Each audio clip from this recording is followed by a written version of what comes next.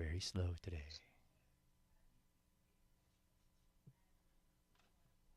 I can't walk and chew bubble gum at the same time. Yeah, It's I hard for got me to that. talk and tweet. I got that.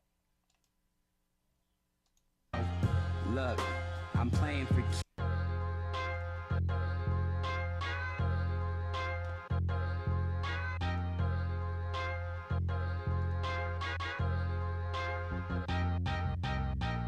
Gather round, I got a story to tell. They thought your boy would fail, but here I am avoiding the L's. You know I'm right, I think it's proven that I'm more than just sales. And the way I make a move, my words are more than just felt. Look, this shit's so hot. No, they play me in hell, play me in heaven too. Think you the one, you playing yourself.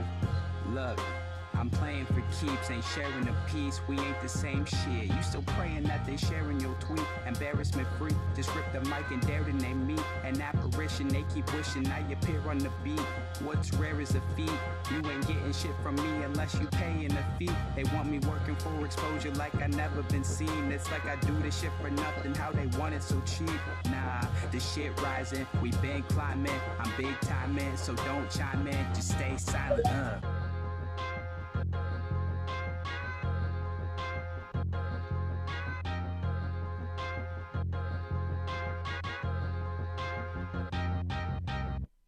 Wake the fuck up, why you still sleeping on me? This your last chance, next shot won't be no warning. This the pen ultimate, I'm still final forming. Yeah, my pen ultimate, you probably missed the former. I'm the leader on my team, they call me Mr. Foreman. Every time I go and drop a track, they say they need to on it. Well, if I'm being honest, I don't really got a team, just a couple of personas.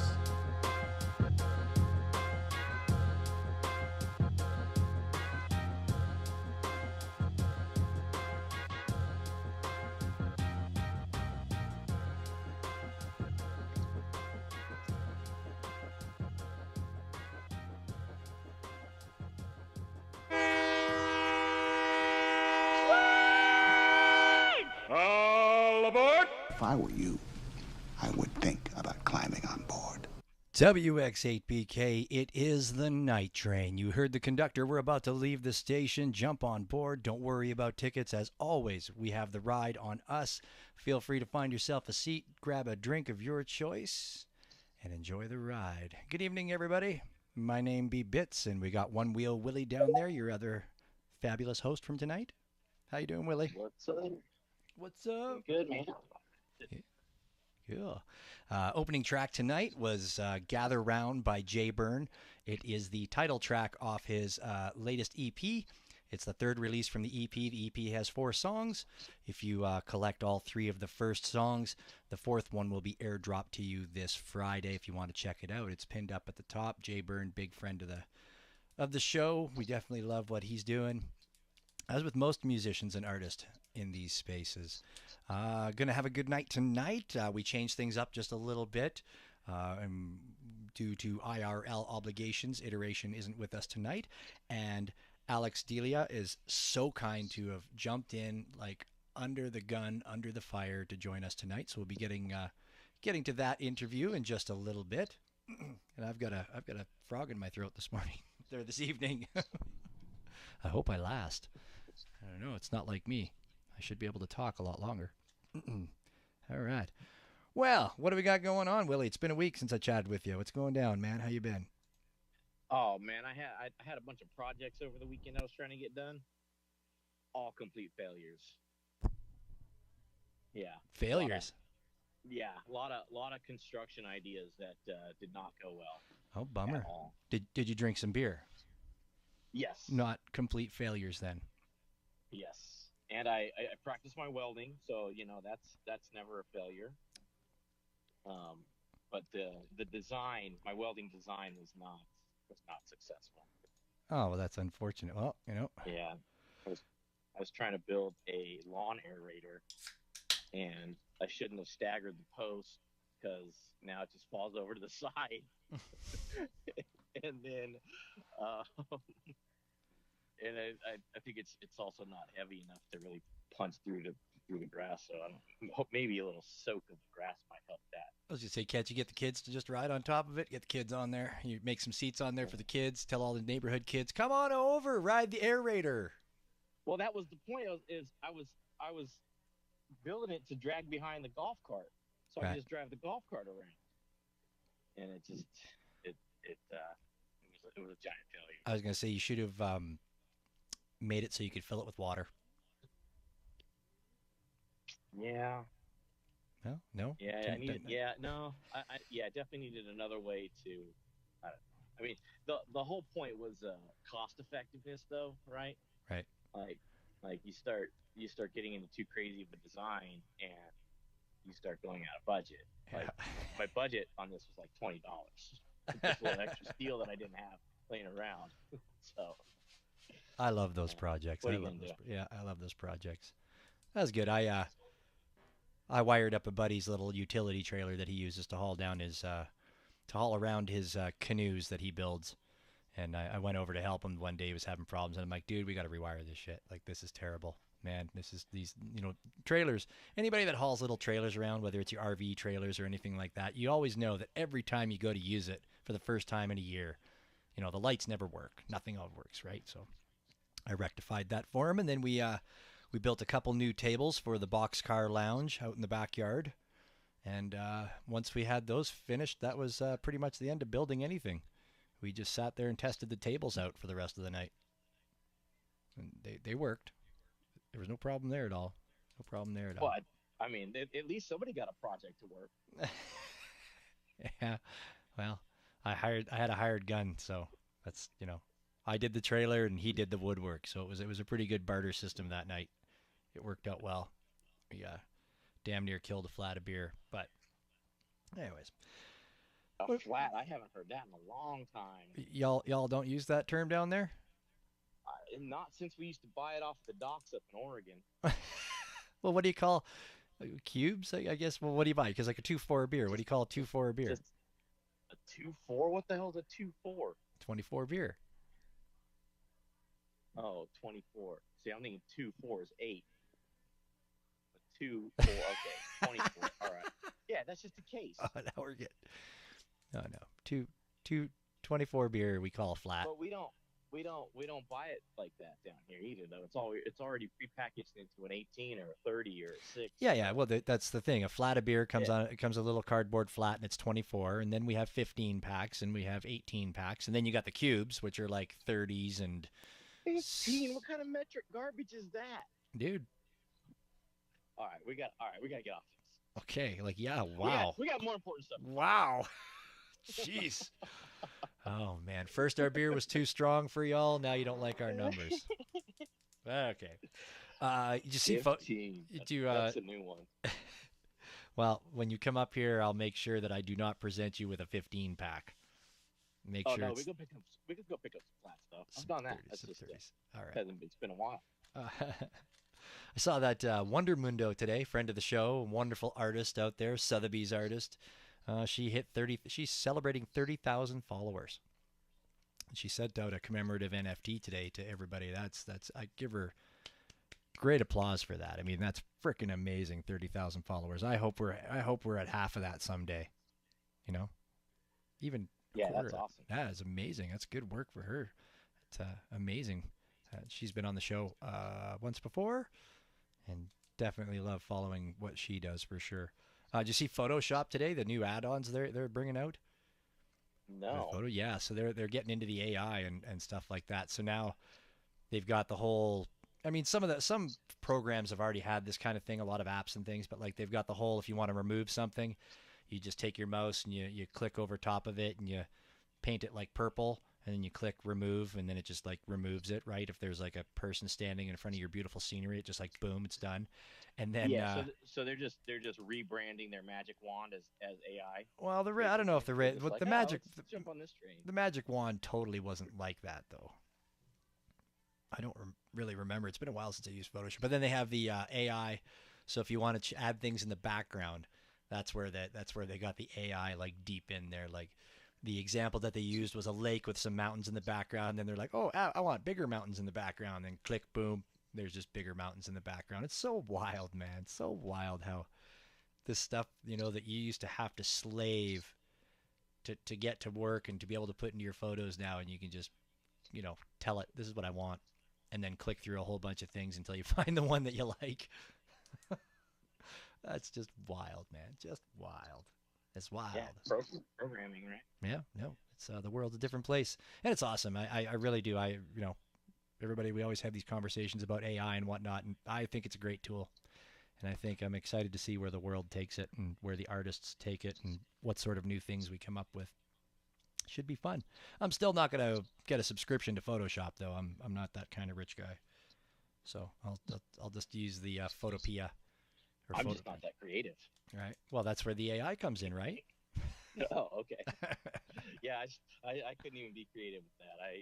I'm starting to think I have that aphantasia that Kurt was telling us about. Maybe, hey, you just can't, no vision. Well, that's right. Yeah, I don't see an apple when I close my eyes. Then you just got to start throwing things at the screen, man. Just start. I do see boobs, though. Is that different? Maybe that's just being male. That's just being male, I guess.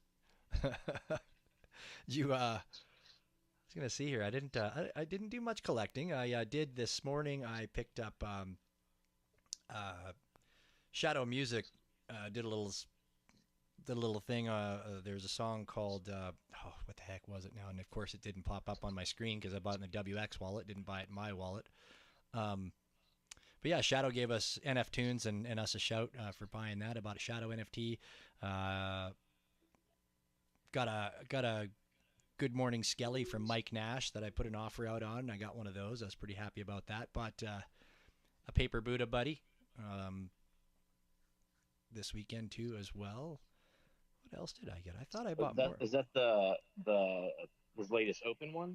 Yeah. It's got move. It's animated. It's got a little bit of movement into it. Yeah. Okay. Yeah, it's kind of cool. I like it. It was a really nice vibe to it. So I bought that. I got that on there.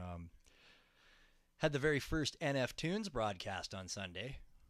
That was fun. That was very cool. Thank you. Yeah. So for anybody that didn't hear it, definitely give it a listen and see what you think. It's basically a new show under the WX8BK umbrella where we're focusing on music. I did the first one this past Sunday. I released it. It's a half-hour listen. If you want to take a listen to it and shoot me some DMs with some critique, I would really appreciate it. It went really well. Already working on episode 2, which should be out in 2 weeks. It's been a really interesting process for me. I mean, on this show here, on the Night Train, we don't do as much. We don't do any writing or producing for it, right? Like we're willy-nilly by the seat of our pants, except for the notes that we've scribbled down on our arms and our Post-it notes.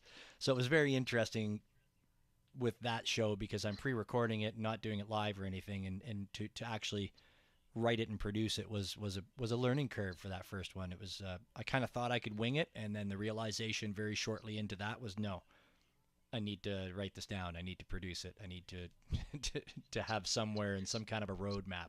But yeah, it went well. It was really fun. I'm looking very much forward to the next episode. It's I think it's only going to get better from here. I've already got I've got people reaching out and sending me music and sending me links and stuff. So hopefully it goes to the moon. It was really enjoyable to make.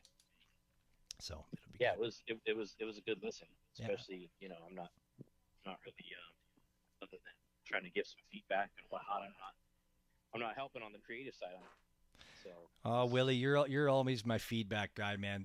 Folks, the amount of times that Willie has me text him, go, well, listen to this, check this out. What do you think of this? What do you think of that? What do you think of that? You do a lot of work, Willie. You help out a lot. Having somebody to bounce ideas off of is very, very necessary. I mean, if I look at my dog, he tells me yes to everything, right? Unless I don't have treats. I'm definitely not a yes man. Yeah, no, you're not. You've definitely you definitely have told me what's what a few times. So I'll tell you what I like, but I'll also tell you what I don't like. I'm not. There's no point in criticizing and just being a yes man. Like it doesn't help anybody. No, and we're helping. We want to grow this brand. We want WX8BK to be something. So the better we can do together, the better we are for sure in the end. But yeah, I've got really good feedback, and like I say, like it's catching people's eyes, and I'm seeing a group of people come into DMs that are new to me and I haven't seen before, and a bunch of different projects and stuff like that that are new to me that I haven't seen before, and I'm really super excited for it. I mean, the last thing I needed in this world was another Twitter, but you know, what the hell? Why not run 3, right? Actually, it works out. Yeah. It works out really well. It works. I'm not with the 2 phones. I've got it managed quite well. And the key is I shut off all the notifications. That's the key. That's the key. Next week. Oh, is that how you do it? You shut the notifications off? No Discord notifications, no Twitter notifications, no email notifications. No, I shut it off, and I found my life became so much better once I did that. Don't feel the need. That's why I told you. That's why you have my personal phone number, and we communicate like that, because not that we ever have anything that's like totally urgent, must be answered at this second, but well, not since that one time that you fell asleep at the end of the show. Hey, it was a good show. I had to have a nap. Next week, who do we have on next week, Willie? I had it. It's Daniel W. Daniel W. Oh, right. I got that. Daniel W. of the De La Creme crew. That's going to be dope. That's going to be so dope. Then the following week after that, we've rebooked Iteration to be on with us. So the next couple of weeks going to be good. Going to be good. Every week is good. I'm excited for tonight. I'm excited for last week. I'm excited for it all. Man, it's been good. Yeah, and that's all I got. You collect anything interesting? Got anything good going on before we jump into our couple things? I won a Ralph Steadman splat, it's like a PFP project that he's doing. Cool. On ETH. I won one of those. Nice. Yeah, you like the Steadman. So you're a big Steadman fan. That was really fan. cool. And then I picked up. He had another drop today, the Dragon that I picked up, which was also really cool. I picked up a piece, kind of the train piece that was the Retro Manny collab with 196 pixel piece that I got for us. Yeah. So I picked up kind of a precursor piece just by 196 from that. So all black and white. Found that today.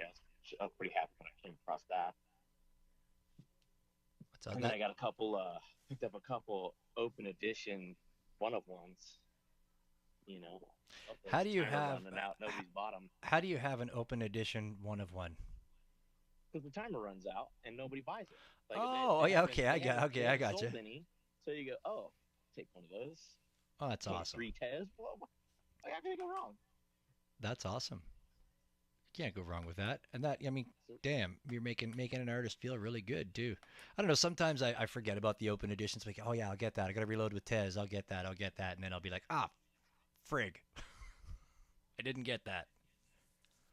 It happens. Yeah, I don't always check them. I was on there, checking some other stuff and just kind of trying to cruise around today for a minute and found some of that. So cool. Retro Manny has the final piece to that Pixel collection. Should be coming out here any day now. I know. I've been waiting for it. That's actually what I was on for. I went to go check my notifications, waiting for that piece to drop. Yeah. Since he didn't like my comment about trading him for one of his trains collabs. I'll trade you your own collab piece of work. Yeah, I guess artists don't always want their own pieces back. I don't know. Someday, worth a shot. Someday maybe he will. His kids will be like, Dad, how come you don't have one of those? Oh, damn it. And then he'll be DMing Willie. So I guess I'll burn it. Since, nobody else wants it, just me and you. We'll burn from 5 to 3. No burning. Yeah, why not? We own them all. Wow. Yeah, I guess so. I guess we could do that. I mean, that only helps us.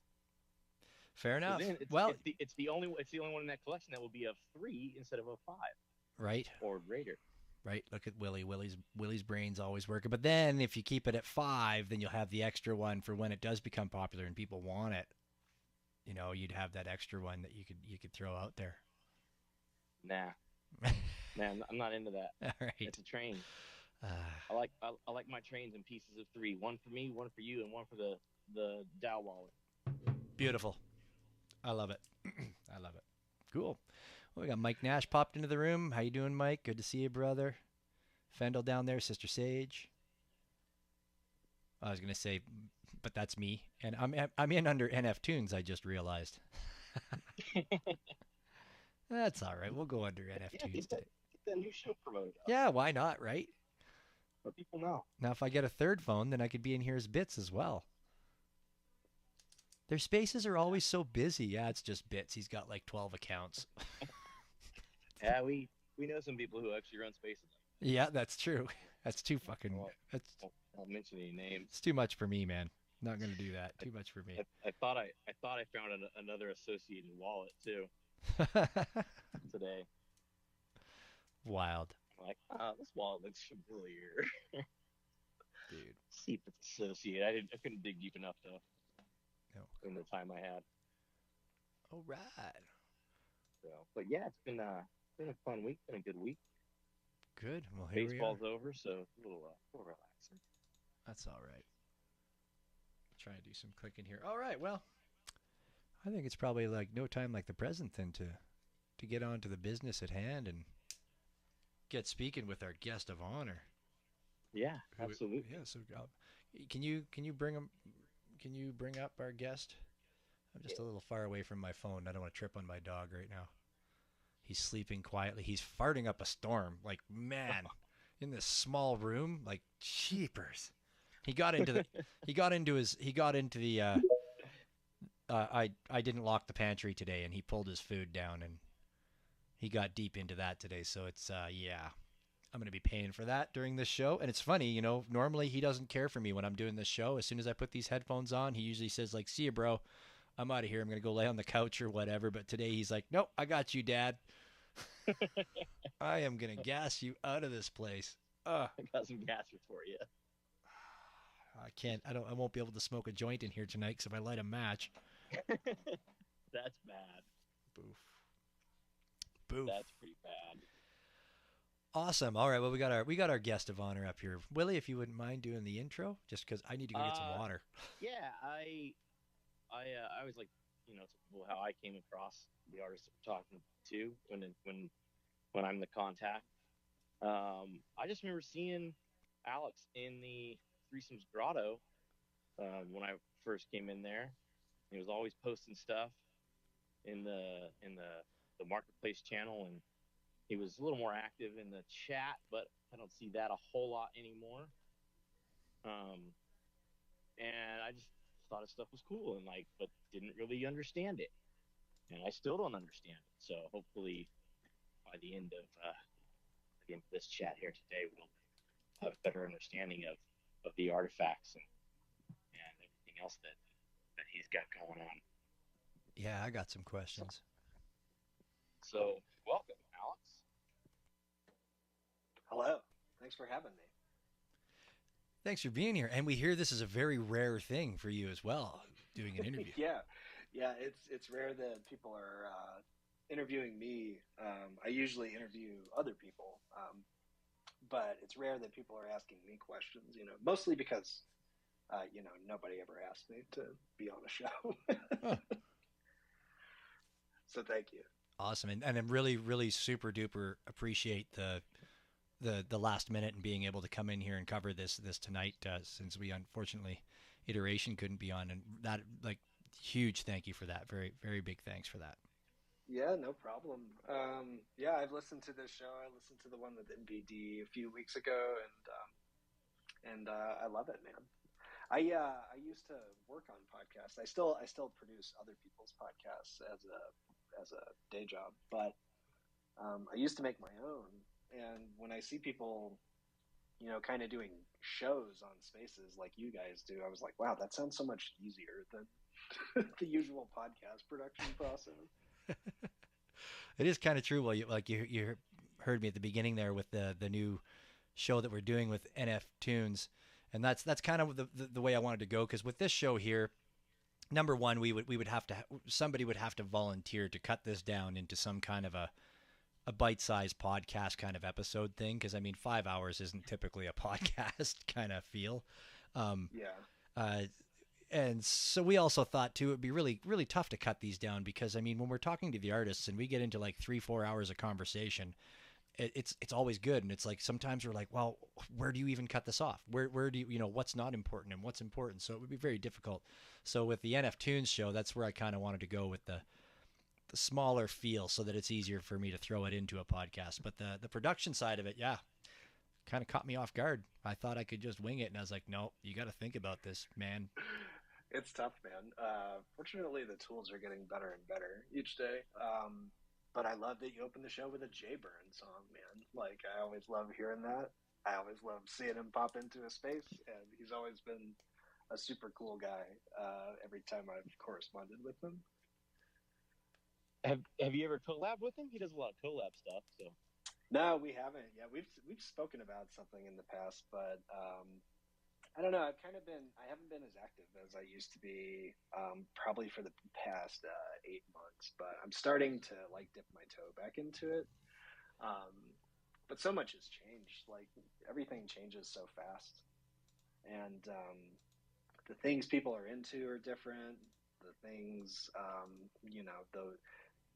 the way that you can devise making a living off of it is different these days than it was, a year and a half ago. So it's a thing where you have to. It can't be a full-time job like it was in the heyday on Hen and everything. So you got to find a way to fit it into your portfolio, so to speak. You know what I mean? yeah. So these days I do art at night, because I'm a producer on a TV show for about 4 hours every day, and so I'm able to do the day job stuff, and it's actually a creative job, so I get a lot out of it. But then I can come home and work on art, and I still make art every day, even though I don't mint it. That's cool. I mean, hey, at least you're not going rusty, anyways. Yeah. Do you sell your art physically in the real world anyway, or is it just you just do it strictly just for yourself? I did in the past. Honestly, not a lot of people buy that stuff. But what I do is I actually I print out random artwork that I've made throughout the year, and I will give it to coworkers and clients and stuff that I've worked with throughout the year. And so they don't realize how valuable what they're getting is, but I do. Right. Because that's kind of the only way to get it, is to sort of know me in real life. Right. Let's go. That's badass. One of these days they'll be like, holy shit, I think I have one. I have one of those somewhere. Where is that? Oh, damn it. We didn't put it on the fridge. Yeah, it's funny. I work at a TV studio, and 1 year I went in to the design tank where all the graphic designers are. And I just had this big wad of photographs that I had printed. I just printed all the art I'd been posting on Instagram that year from my phone, and I just printed a bunch of photographs. And I came in and I was like, hey, I'm an artist. You guys don't know me, but I work down the hall. I've been making this art, and does anybody want to print? And I was shocked to know that a lot of them followed me, and they had seen a lot of my artwork, and so they had favorites from the pile that they could pick out. And I was like, oh, okay, cool. And it was very encouraging. And so doing stuff like that, helped keep me at it, just by getting my stuff out there, kind of physically shoving it in people's faces, getting their reaction to it. Well, that must be. I love that guerrilla marketing approach. Yeah. Take it, you'll like it. Take it, you'll like it. But okay, but here's the real question: is, well, I guess if you were just printing off Instagram and not minted pieces, I was gonna say, did you have a QR code on them when you printed them, so that they knew where to go? Well, this was before this existed, This was in 2019, I want to say. I mean, it existed, but not to the point where you could casually bring it up in conversation and people would understand the concept, Yeah. But I absolutely would have if I did. I would just get like, after I print out all those things, I'd just go get like 100 stickers printed and slap them on the back. Boom. And it must be a little bit of a it must be kind of cool to have like graphic designers go, yeah, no, I know your shit. I already follow you. Like, yeah, and we work in news, so a lot of their stuff that they do is, they have to dumb their stuff down, so they don't really get to do like too much creative stuff. Yeah, simple, quick flash chirons at the bottom kind of thing. Yeah, exactly. So it's like, water in the desert when someone comes in with like fractal 3D art that they printed out that they just want to give to you. They're probably like, wow, this is great. It's great to meet other creative people like in the same space and also get a change of scenery, so to speak, with the visuals. cool.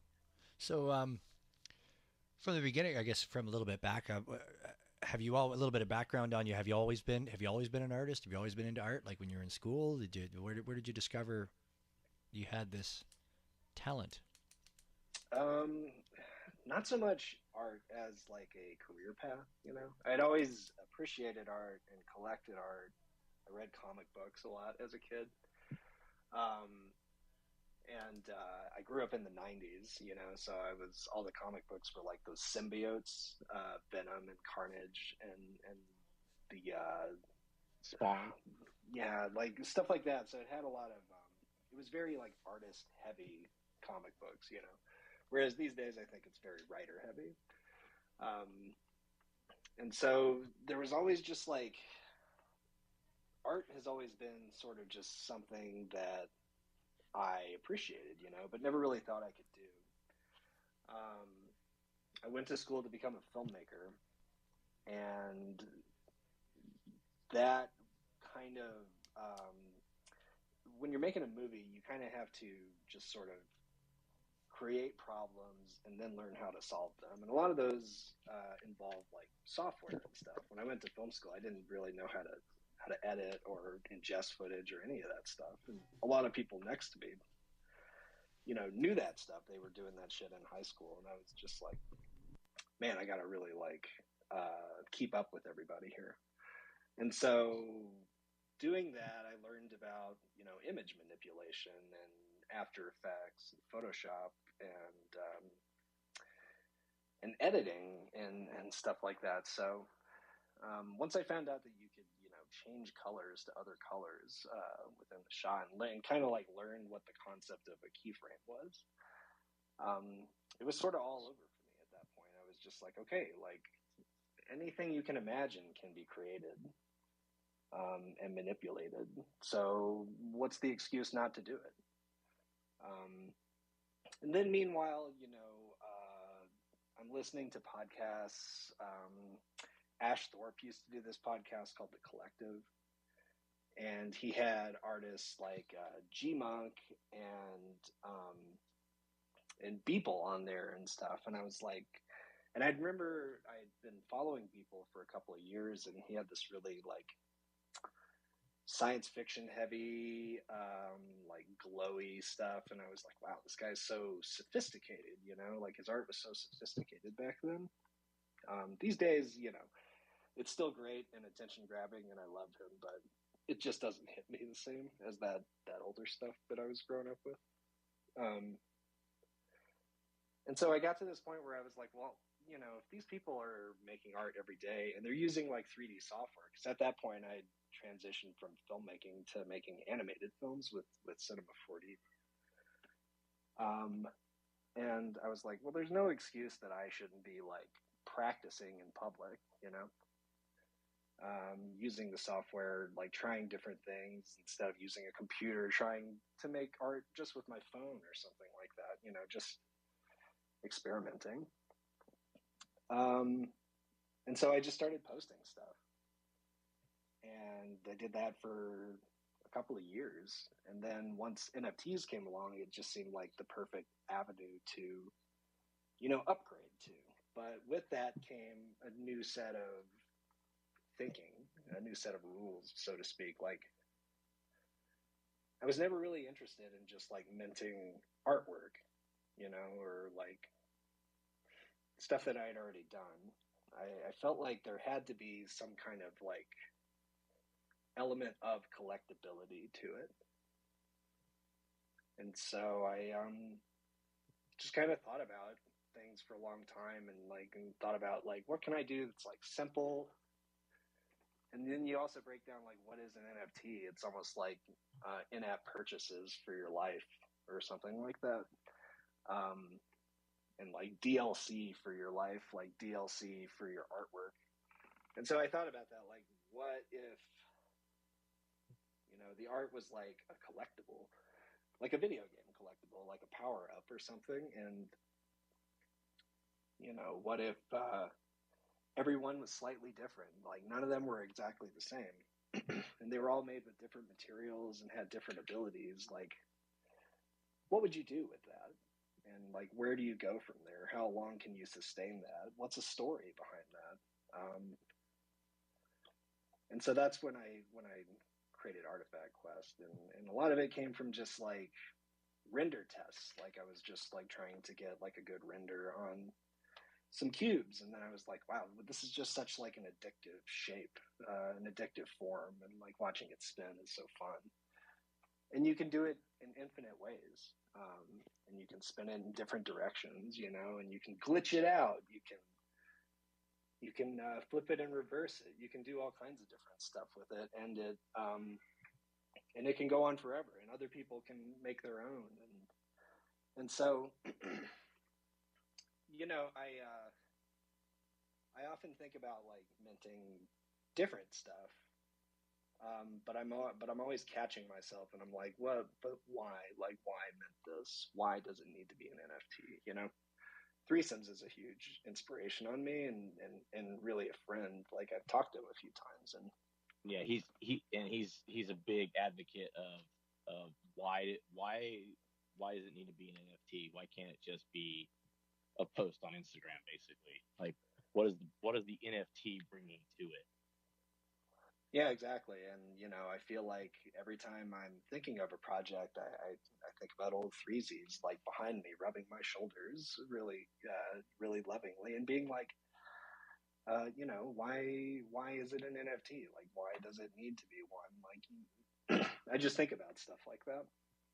And that's why I don't really mint like everything that I put out. Because I feel like, it needs to be fun to collect as it is, as much as it is fun to make. That's a good thought. I caught myself doing that too. Like, thinking about minting something, and I'm like, does it need to be an NFT though? Or can I just share it somewhere? Yeah. Like, what's the point of it? But my collector side, on the other hand, is like the complete opposite. I go all sorts of different directions. I'm like, if I just like something the way it looks, and I'm like, that's cool. I like that. Mm-hmm. I'm gonna collect it because I feel bad. Like I would feel bad even if it's like 0.2 TES or 0.7 TES or something like that. Downloading it and putting it as my desktop background, even. I'm like, some artists spent some effort and time to create it, so the least I can do if I want to use it as a background or put it up on my TV as a in my art slideshows kind of thing, is the least I can do is support them. So I as a collector, I sometimes don't worry about so much as, does it need to be did this need to be an NFT? I just I use that as a way of supporting more than anything. Right. Yeah, I mean, I guess the point is like, it's not just like a revenue stream, It's like, it's a genre really, like of art, blockchain art, in that it does more than what you see, or at least it has the ability to, and utility is a funny thing because a lot of it is just like what stuff that we're making up, like promises that we're keeping, that things will happen if you hold this or sell it or burn it or whatever, and nothing's guaranteed. It's all just like trust in a community, and I think that's why people like and when the they artists start. themselves. Yeah, exactly, and I think that's why people, you know, they look more into or they see more of what's going on here than just the financial aspect, the set making, artists making a living aspect.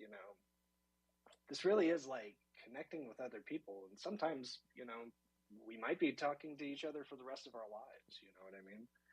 And that doesn't come around very often, and it certainly doesn't really come around too often with technology, and stuff like that. So I just feel like even though Web3 is about an advancement of internet technology, um, there is still a very human side to it with digital art collecting that is way more prominent than I would have expected if you explained the concept to me. Because I don't picture good people going to like art galleries and hanging out and like talking to new people and like making friends, but I do see that happen at NFT art galleries. Yeah, people all come together in a spatial, and then they're following each other on Twitter and engaging and just carrying on a regular conversation. Mm-hmm. It's part of A that. week later, It's part of that warmth, like we've talked about it a million times, and that camaraderie where, like what's being created is community and people caring about each other. Where it's like, we've talked about it where it's like if you went to some like famous artist and said, hey, how do you paint this, or some graphic design, how did you do this and how did you do that, what did you use, what tools did you use, and what's your process, they'd be like, fuck off, I'm not going to tell you this, what are you talking about, these are my secrets, he says, get out of here and get out of my studio. And whereas here it's like, you ask somebody, hey, how did you come up with that, and they're like, oh shit, let's get on a call, let's talk about this, are you going to be at NFT NYC, like let's meet up there and we'll chat about it a little bit, right? Like, yeah, like I could have been doing this and like not made a single dollar like doing it, but I got to like bump into Jayburn at Denver. I got to hang out with Paper Buddha, and like those are memories that I'll just never forget. And it's weird because like you wouldn't get that with like people who like your Instagram page. You know what I mean? There wouldn't be like Instagram Con where like every artist is getting back and being like, oh yeah, I liked this post that one time, I remembered it, I like it. There's just like there's more of a connection where it's like this is actually in my wallet. There's provenance to it. yeah, big time. well, the the part of spending money, gives a little. I'll use the word investment, but not as a financial investment. It's also like a social and kind of a loss for words here, but like it's more of an investment on another level. Yeah, Does that make sense? yeah, and it does. The thing is, like, most of the stuff I put out is under a tez. So like I've always wondered, like, what do people see in this collection, because like um it doesn't have like those splashy prices and resale values and stuff that other projects do, that are like really sexy with those high numbers and stuff. It's just like a very modest, very easy to get into, fun to look at collection. And But you can build towards your own unique piece, right? mhm. Have I kind of understood that somehow?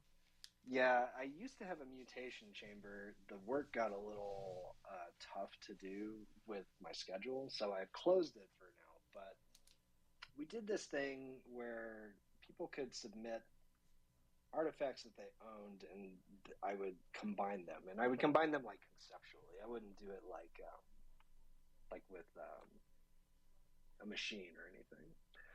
I currently have a series called Artifact Quest Infinity, that is made with AI using prior frames of other artifacts. So it's like blending different things together and putting them in new environments. And I look back at that and I'm like, wow, this would have been great to make mutants with AI, because you really are like making a mutant when you're making AI art, and I always thought that was kind of cool. So most of your stuff is not AI, is that right? Yeah, it's 3D. Right. So you're actually going in and like building the model, shading it, all that. Like it's not AI generated. No. And it's rendered frame by frame, so each artifact takes like 24 hours to render out. Sometimes. Yeah, so I've been wanting to learn how to use Unreal and see if I could make these, in real time. And just because, it gets expensive when you're rendering something for 24 hours, you know what I mean? And then you're selling it for less than TES, for a supply of 25 or something like that. So how is it expensive? Are you renting like a rendering farm kind of thing to do it, or just the cost of energy these days costs more than what I would sell this for. You know what I mean? Okay, yeah. I didn't know if there was more to it than just PC running full. Yeah, no, full energy for a full day. Just the computer getting really hot. Yeah, is basically what it is. Yeah, and I mean, if you were trying to run it like a business kind of plan, yeah, if you took that energy and then did your however many 6.5 times markup or whatever and all that, like, yeah, really, so you wouldn't be selling them, a 25 edition for a couple TES. Yeah, exactly. So I still want to make this like fun to collect. I don't want to be like offensive with my primary prices. But I gotta like kind of pick and choose where I'm diverting resources for the project right now. But that being said, this has always been a super long term, 10-year plus project that's gonna have spin-offs and ancillaries and stuff like that. So I got time. That's an awesome way to look at it. That's really cool that you that's how you feel about it. You're not one of these people. Nope, next year it's got to be done next year, and next year I'll come along. Fuck, I'm dying. I can't do this anymore. Yeah, I mean, I've come to learn that I'll like really bite myself when I try to chase a trend or like try to do an artifact quest version of another project that's being successful right now. Because things are successful because of their own things, and a lot of times because they were the first to do it, So, and I found that I've like kind of wasted a lot of my time creatively by just doing what I see is selling. You know what I mean? Right. Yeah, that makes sense. Build what you know and build with what you're comfortable with. Yeah, and so at a comfortable pace. And then just exploring different like types of media that can be derived from the concept of what started as an NFT project. Like what? Can you expand on that a little bit? Sure. Yeah, I mean, like, there is a story with Artifact Quest. It's not explicitly written anywhere. But it's a story that is being written as the collection is expanding and people and collectors are making choices and like creating things. Like in the reality of Artifact Quest, the Earth was exploded by MVD actually because he created a mutant during a time when the chamber had high volatility. So like now there's no Earth to go to. So like all the people in Artifact Quest that are exploring this planet called Aquaburn are stuck there because we accidentally blew up the Earth. So now there's like we're at this point where we're also ghettoized. We're in this the slums of Scrambler City by this alien race called the Screed. The And screen? I know this is fucking like weird to like talk about and like explain it, but like this is stuff that has like progressively happened within the Discord server over the last 2 years. Oh, I wish I knew this before we talked to MVD. I would have given a lot more shit about blowing up the Earth, apparently. Yeah, well, his name in the server is Destroyer of Earth. And what's funny is I'm still working on his mutant, which was the thing that caused this. That's awesome. I freaking love it. This all of a Yeah, sudden, so this there's all of like a a sudden story, just went and to like, another level. and you know, and like this isn't put in down in text right now, but it could be. You know, this could be turned into a book. This could be adapted from a book into a screenplay. You know, and then you look at like media adaptations, and then you say, well, if the collectors have been involved in crafting this, you know, under the surface story, you know, shouldn't they have ownership over the IP in some way? So, like, I wonder in the future if we can tokenize governance on like how we use the IP and how like we turn it into a screenplay and like pitch it to studios and raise funding and stuff like that. Like, how can you create like a science fiction franchise from just the idea of a shape, and how far can you take it? I mean, I'm thinking, you know, 2001: A Space Odyssey. Yeah. I mean, it's the best movie ever made. And it's about a shape. Exactly. There's probably a little more to it than that, but I might have been high when I watched it last time. No, I mean, that's basically what it is. It's a shape that holds, you know, all the knowledge in the universe, you know, and that's kind of what artifacts are. Like, each one has different knowledge and abilities and effects and stuff like that. And some of these effects won't be felt for years down the road. And some of them happen, you know, quicker. I mean, you say it's not written down, but I've been going through, starting from the back of your created collection here, and a lot of that is written down just in the name of the artifacts. Yeah. You know, you've There got are like, clues. yeah, it's not in book form, but it's all there. It's all kind of chronological and everything in that too. Willie's not going to sleep tonight. He's gonna be. Oh no, I'm not gonna. I'm gonna get as much as we can out of this interview and not have to dig into it. Right. Not have to try to figure it out on my own.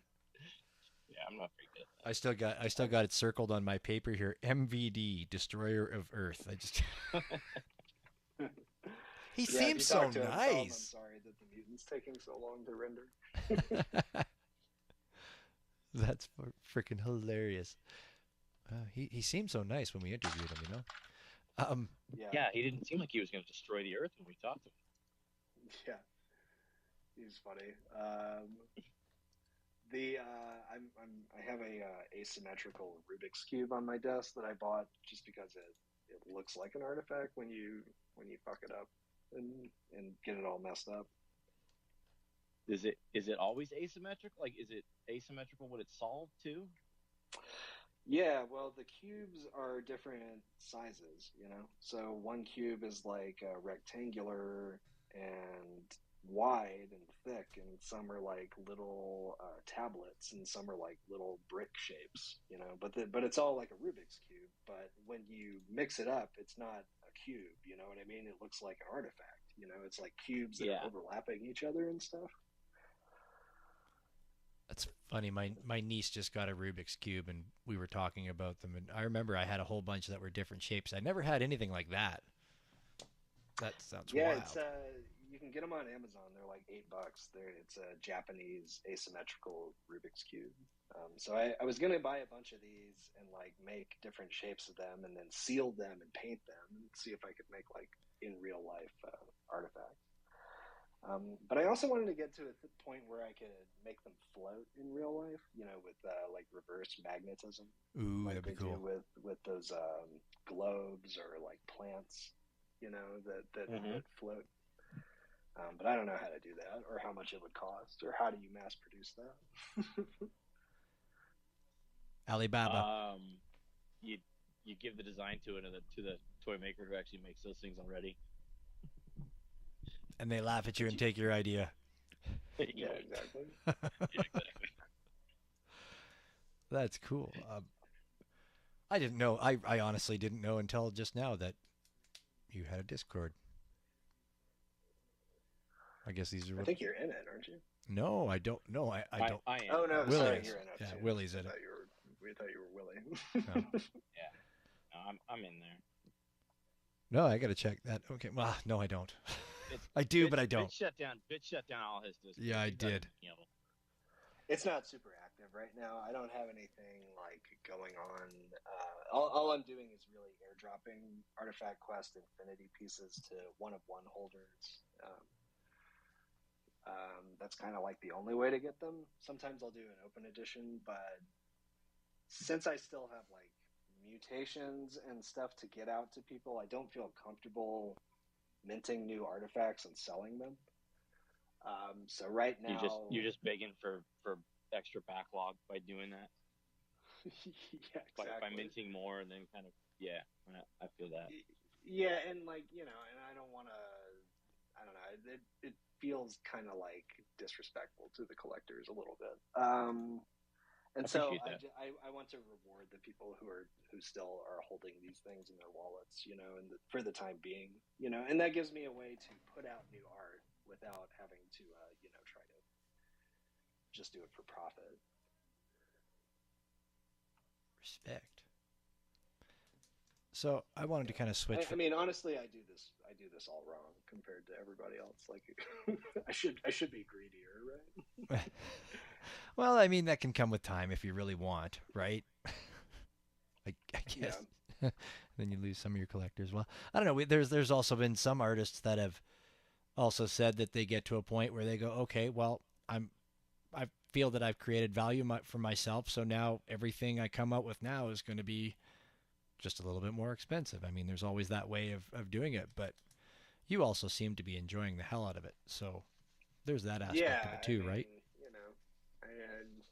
I really just want people to look at the art, Yeah. It's really all that. And I mean, like, the ultimate goal is, like, I want to be able to, like, years down the road, be able to fill, like, an entire building with pieces that I've made, I just want to be prolific. I want to make a lot of stuff, just to feel, that I've accomplished enough in life, like a legacy. You know what I mean? Sure. Absolutely. Most artists, most of the most famous artists, like, didn't make sales at all until they were dead. Yeah. But it's such an amazing experience to, like, go into an artist spotlight and see everything that they've made, or like a good selection of everything they've made, and understand the context of what they were doing with their craft at the time, and how it evolved and how it changed, and like what was going on in the world that might have affected what they were doing, and how they painted or something like that. And wow, this is bigger than I thought it was going to be, or wow, this is a lot smaller than I would have imagined it would be. All that stuff is cool, and it comes from doing it all the time, and putting out a lot of stuff, or like just completing a lot of artwork that you're proud of, and at the same time, like, being your own industry, being your own warehouse, and finding ways to automate things that that you spend a lot of time on. Like, I relate to Banksy and Mr. Brainwash, if you've ever seen that documentary, Exit Through the Gift Shop. You know what I mean? Like, even though they're probably the same person, because I was like, like, I see exactly why Banksy, like, does what he does. That's like a true artist. That's like someone who is challenging the way people think about life and the world through their work. But then I also look at Mr. Brainwash, and it's like, yeah, man, you know, art is a product, and people like the product, and we should satiate what people like. And you know, and I can't do this all by myself, so like I can hire a team that gets the same flavor of what I'm doing. Like there's respectability to both, I feel like, and there's a way to balance both, I feel like, at the same time. Mm-hmm. Well, and especially if you're going out there like that and that's how you're producing, then there's nothing wrong with that. And if people like it, they like it. If they don't collect, right? So it's no. Yeah, I agree, 100%. I mean, people still listen to Taylor Swift, right? Yeah, more than ever, I've heard. Usually. Right? I watch her on mute. More than any other artist. So Yeah. I remember years ago, my dad, we go for Sunday night dinner, and my dad's like, you know, I think that Taylor Swift, she's gonna go places. She's gonna go places. And then me and my sister like looked at each other. We're like, yeah, Dad, she's gonna make her someday. I think, you bet. she's already gone. Right? Like back. I'm just like, then my sister's like, you have no idea who she is, hey? Yeah. She's ready to go again. You should ask your dad what the price of Tezos is going to be Right. in 3 years. Oh fuck. Yeah, it cracked me up. I was like, yeah, I don't even listen to her, and I know that. Yeah, okay. Anyway, he must have heard a clip on like, you know, some talk radio show or something like that, and they played it. Oh yeah, she's an upcomer. She must be an up and comer. Yeah. Yeah. Anyways, I digress. Can I ask you? I just wanted to kind of jump away from the artifacts for just a second and talk about this Solstice Fall 22 collection. What do you got going on? What's happening here? This is working with somebody, right? Or is this just you? Yeah. Was it a collab? It's with an assistant that I've had for many years. Her name is Monica. I don't think that's her real name, but that's like her art name that she goes by. And she actually did some writing on a comic book that I used to publish in Denver that was about a female serial killer who killed her husband and got addicted to the feeling of murdering people. Oh, super! And so she became like this dark legend in the city of Denver at night. And then she was recruited by a sadistic inventor to be participating in a death match under the international airport. So Monica would do a little bit of what's called back matter in that. She would write that in the past. And so I've been working on this magazine for about a year now. I've been interviewing a lot of artists, and Monica's been helping me with like the editorial stuff. And we wanted to do this. We've been doing a lot of AI art for the filler art that's like in between the interviews and the advertisements and stuff. And so we created this like portrait series, and this was in like, I think it was Midjourney V3, so it's like kind of primitive looking now. But at the time we were just like, oh my God, this looks great.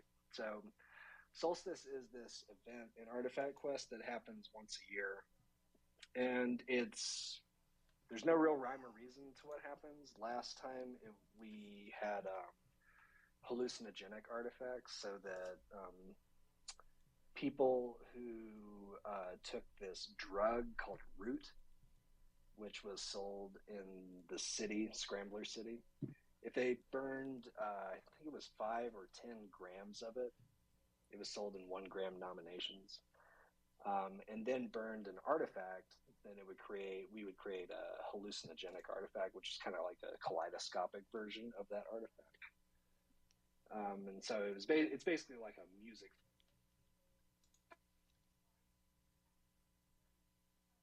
Oh, no, he just went mute. Maybe he lost headphones or something. Yeah, well, he's over there. He's over there taking the root, or going on hallucinogens. Yeah, I want to know how they got the root and how they sold the root, and what, is this a real thing, or are we still living in the NFT world? I think we got to start a campfire in the middle of the room here, man. I need to get cozy. I'm liking story time. This is getting No, I mean these are all tokens. So like it's the idea of burning something. So I was like, okay, well, like there's utility in drugs in real life, you know. Like you burn a drug, you get high, and then there's like an effect to that. So like, how can we translate that to were you NFT hanging out with ownership? Paper Buddha and High at the time? Of Yeah. This is actually before I ever met them. Okay. But it was fun. I think there's still some root on the market if you look for it. I think like a lot of it's been burned, but I think you can still buy grams here and there. And you never know, you might need them for something in the future, at the next solstice. I'm like freaking out looking for some root now. I know, dude. Just so you know, root is spelled with 2 zeros, not 2 O's. Oh wow. So it's a little bit harder to find. Oh, yeah, of course. That's why it's hard to find in the streets. I've been spelling it wrong. Been going downtown like, oh, you want root? Shit, homie, I got what you need. I thought you wanted root. That's and I think root is the slang term. So I believe the like the scientific term is the name of the token. So you have to kind of like you have to read and find it. wild. So deep. Yeah, all right, so I think some people are holding on to at least 5 grams because I believe it's 5 grams is what gave you that utility to create a hallucinogenic artifact. And you can find the hallucinogenic artifacts on my page as well to see what it turned them into. yeah, there's a lot to go through. You have a lot to go through. I've been. Yeah, there's a lot of digging. Yeah. Yeah, But I guess if you're uncovering artifacts, you got to dig for them, right? Yeah, pretty much. Yeah. That's wild. Okay, so that was an event. So this solstice was an event as well. Yeah. Well, that happened during solstice. So solstice is this thing that happens. And it usually lasts for like a week or two, and there's no like set date, but it's usually near the end of the year. And then we do kind of like and this time, this fall 22 collection. This is because like since everybody is segregated to Scrambler City in the lore of Artifact Quest currently. Scrambler City is split up into 676 districts with a bi alpha structuring. So it's like the AA district, the AB district, the GM district, you know. So there's all these different districts, you know, and so That's where Bits lives. It's a GM for sure. Yeah. And I have a collection coming out called District, where there's going to be these 676 districts, you know, that all have these different like bi alpha designations. So you could buy the GM district, and then like different things happen in different districts, and then like just like in the real world, you can gerrymander it. You can like combine districts or like rezone districts, and then different things can happen. And then there's civil unrest. So like if these are minted on Ethereum on a custom contract, then the artwork can change. Like, so if there's civil unrest in your district, then maybe your district is on fire, you know, and there's like riots happening outside, but it looks kind of the same. So anyway, that's a project I've had done for a while, but just haven't been able to launch it. But it's the idea of like, what would be a good like NFT project that would encourage right click saving, because you never know when the artwork is going to change or if it'll ever come back. Huh. Interesting. Mind blown. Yeah. So anyway, this like Solstice Fall 22 collection is just a fashion show that we had during Solstice in one of those districts. I believe it was the FV district. Freaking cool! I just found the Solstice poster artifact. I found the 21 poster. Yeah, that's the one I just put up here on the screen on the old YouTube machine. Dude, working in news must be so freaking boring for you. Actually, it's great because I don't really work in news. I work on daytime shows, so I actually interview celebrities and stuff for a living.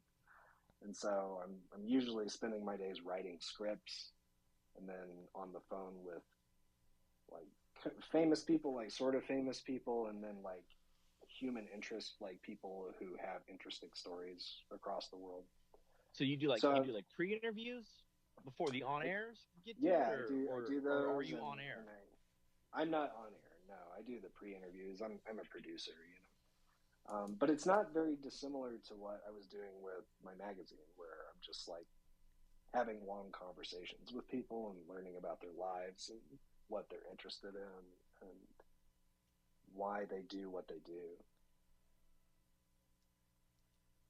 Okay, so that's what we do. How do we capitalize that? that's been our longest running question. We need big Doritos to sponsor us.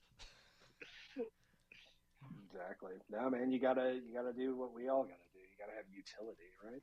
You gotta promise more than what you currently do, right? And get people to pay for it. All we promise is that we, the host, are gonna have fun week after week. Yeah. If you want to join us, please be. Nobody's. Yeah. It's nice. Nobody's asked us when Lambo. That's true. We've avoided that crap. Perfect. Yeah, I mean, you could make a token. Like I'm honestly shocked that more podcasts and stuff don't have tokens these days. Yeah, I've over the past year, I've seen a couple try and it just disappear. We had a contest to kind of create like a DAO token. Well, we just ended up with a bunch of tokens. Well, we haven't minted anything because at first when we started doing it, we kind of wanted to kind of get away from the giving people stuff to be here. Because whenever we did that, like as soon as you put giveaway into the title of our space and say we're giving something away, like instantaneously, you jump like 2 times, 3 times in who pops in. But then it's not. I mean, we were kind of struggling with it's not genuine, right? Like it's easy to build something when you're just giving something away all the time, but I don't know, it didn't seem to make sense to us. But yeah, I guess so that's where we kind of looked at, we'd like to do that, but we want to make sure that we're doing it properly. Somebody said minting the episodes as well was another way to do it. Mm-hmm. So yeah, we've been thinking about it. Yeah. I like how you pronounce it genuine too. That was really cool. Did you like that? Yeah, that was a nice flair. I'm looking into that as well. Like the pony playing in the background. Like tokenized, decentralized journalism look like? And how can authors and interview subjects even make money off of minted articles and podcasts and stuff like that? Yeah, because I mean, you kind of run into the right click save argument with all that, right? Yeah. Like what's to stop somebody from just listening? So right. That's why you have to offer like utility. Like people who collect the podcast can get free admission to a live show if we ever do one. You know what I mean? But yeah, a coffee mug. Who knows if people would see the value in something like that? Yeah, I was gonna say that's the other thing too. Like offering admission to shows or stuff like that doesn't. I find that one really turns me off, like even when I'm collecting and looking at things, because it doesn't work for me, right? I'm not going to be in England once a year or, and I'm not going to plan that, that kind of, that's what I found with that. But yeah, no, I totally get that. But that's where like sometimes it's like I shoot myself down with stuff like that. I'm like, well, it doesn't really work. Number one, we don't have a show. Yeah, and I also think it's weird, like when utility offer is like the opportunity to spend more money. Whereas other people would not have the opportunity. It's like, well, I don't know if that's really like adding value. You know what I mean? Unless people are just like ravenous collectors, Yeah, yeah. Like I think about like Nike. Didn't like clones? Weren't they able to like buy a $500 pair of shoes or something? I don't know. I'm not a sneakerhead. I don't follow Nike stuff. Yeah. Oh shit! I just lost my train of thought. I mean, there was also like the internal struggle of like we didn't really want it to be like this project. Like we didn't want to be like a PFP type project where there's like a roadmap and what is your utility? It's like, well, this is the utility, the interview. And then it's like, well, you don't necessarily want to token gate it because now you've blocked everybody out and you don't get as many eyes. So I don't know. It's monetizing has been a big struggle, and There's also the other point of that, had we been doing this in better times in recent past, that we likely could have had easily done lots of advertisements and stuff like that and sponsorships or whatever. But I mean, you just look around these days and things really aren't happening. I mean, if you're an artist that's selling anything these days and doing relatively good, you're one of the very, very rare few in this Web3 world at the moment. Yeah, and ETH Denver happened here a while ago, and I bumped into this local artist who's pretty well known. His name's David Ariev, and he's this pretty mind-blowing 3D artist that lives in Colorado Springs, which is a little bit south of where I live here.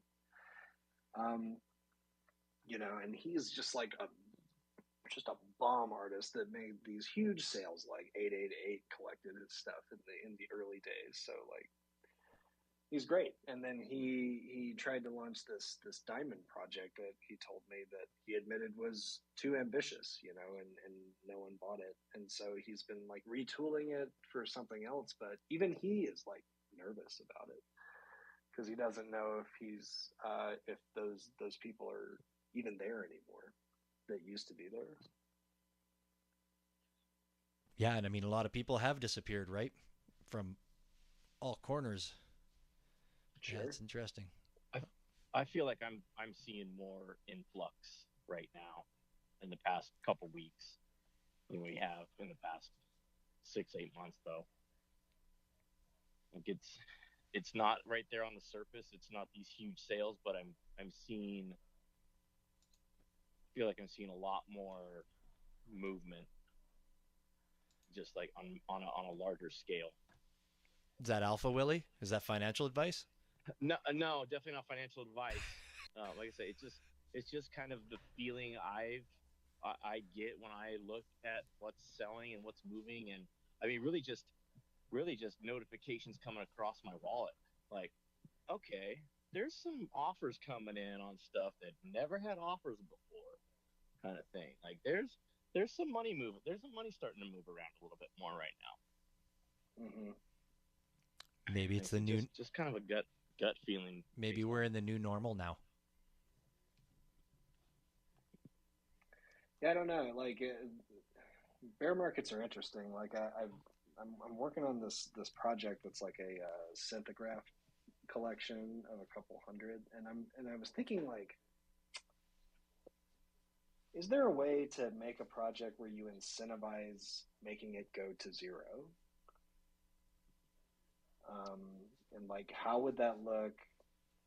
Where does it go from there? Like, is it going to zero the beginning of a new phase? I can point you to one that's already out there. All of them? I guess that's the idea with Three's project, isn't it, really? To make it go to zero? He wants you to burn everything. Oh, well, yeah, that's what I mean. But I mean, like, without burning the token. Like, how can you make it, like, just devalue itself? Okay. What do you do with I gotcha. this dead token after it?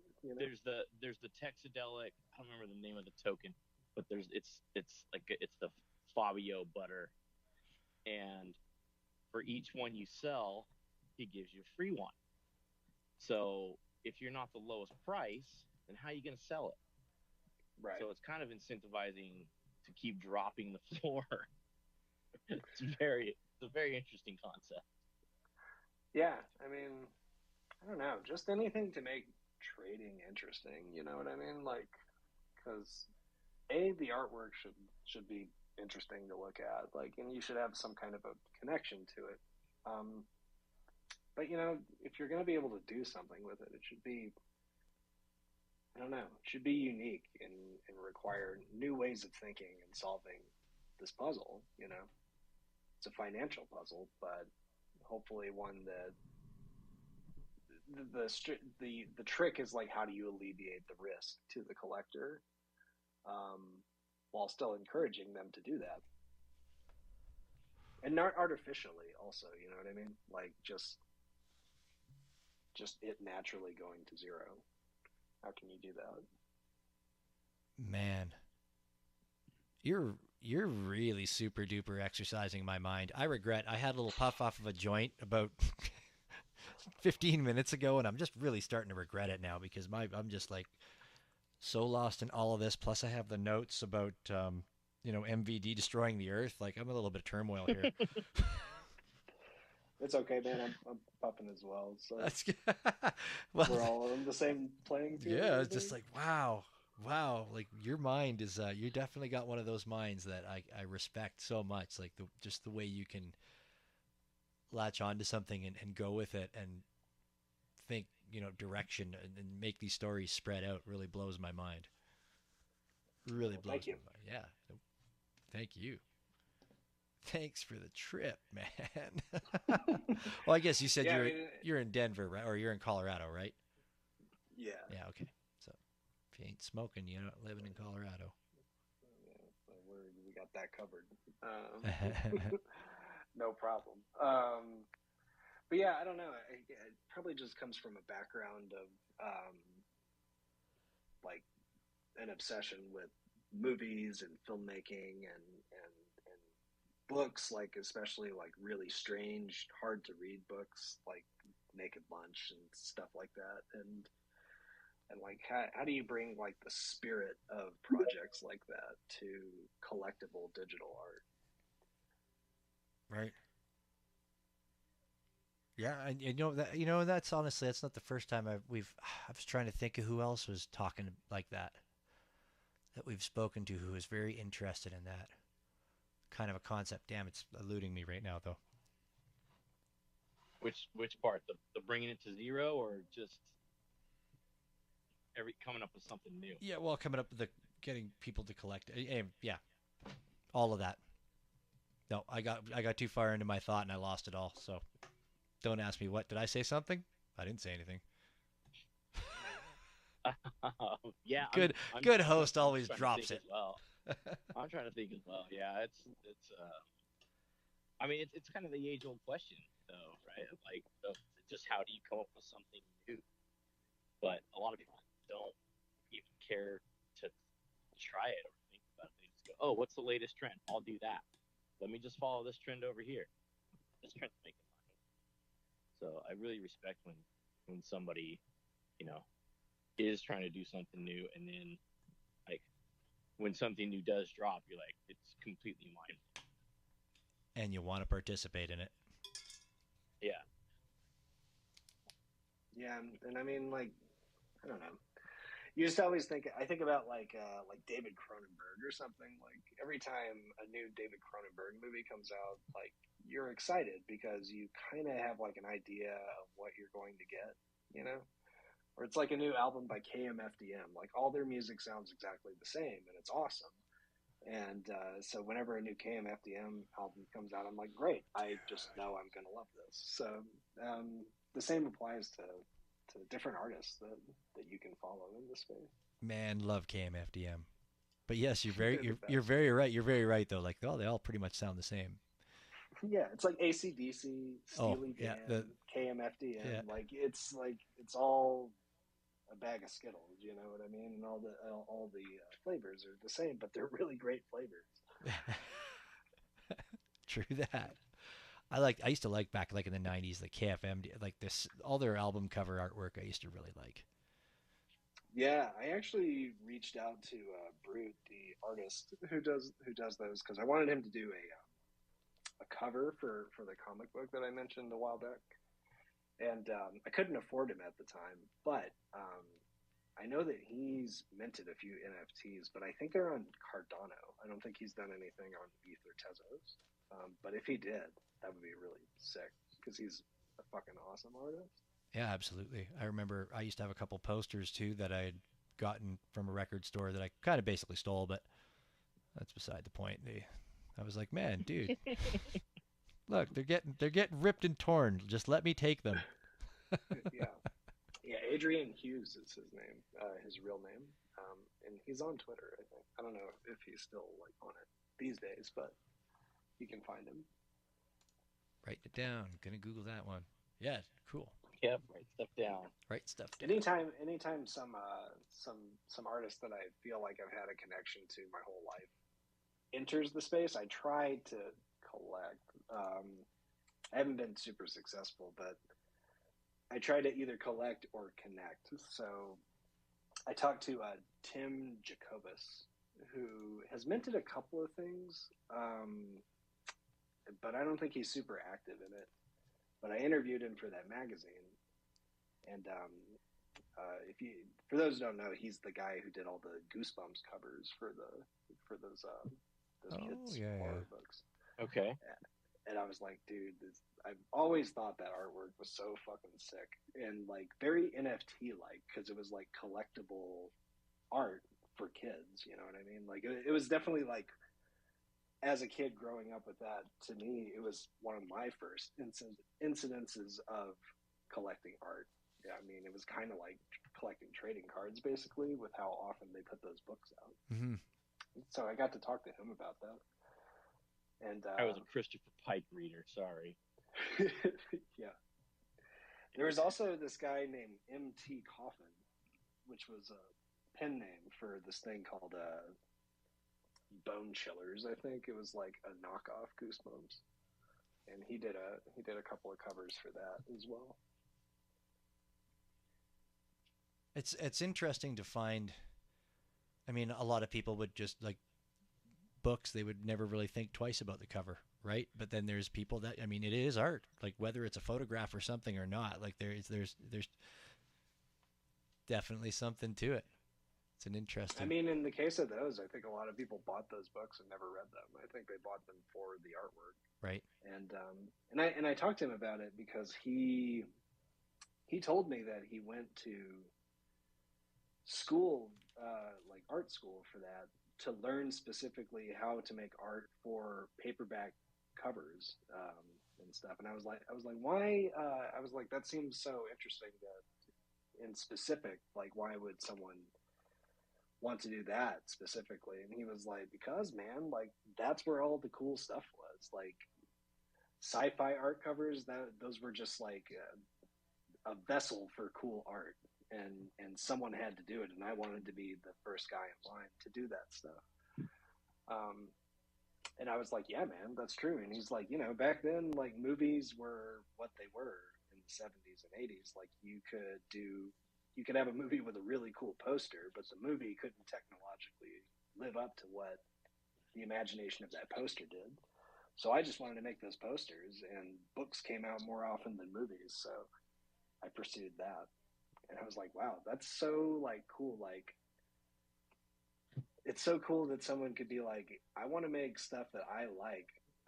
So what's this niche that I can conquer to do that? And that's kind of stuck with me ever since he told me that last year.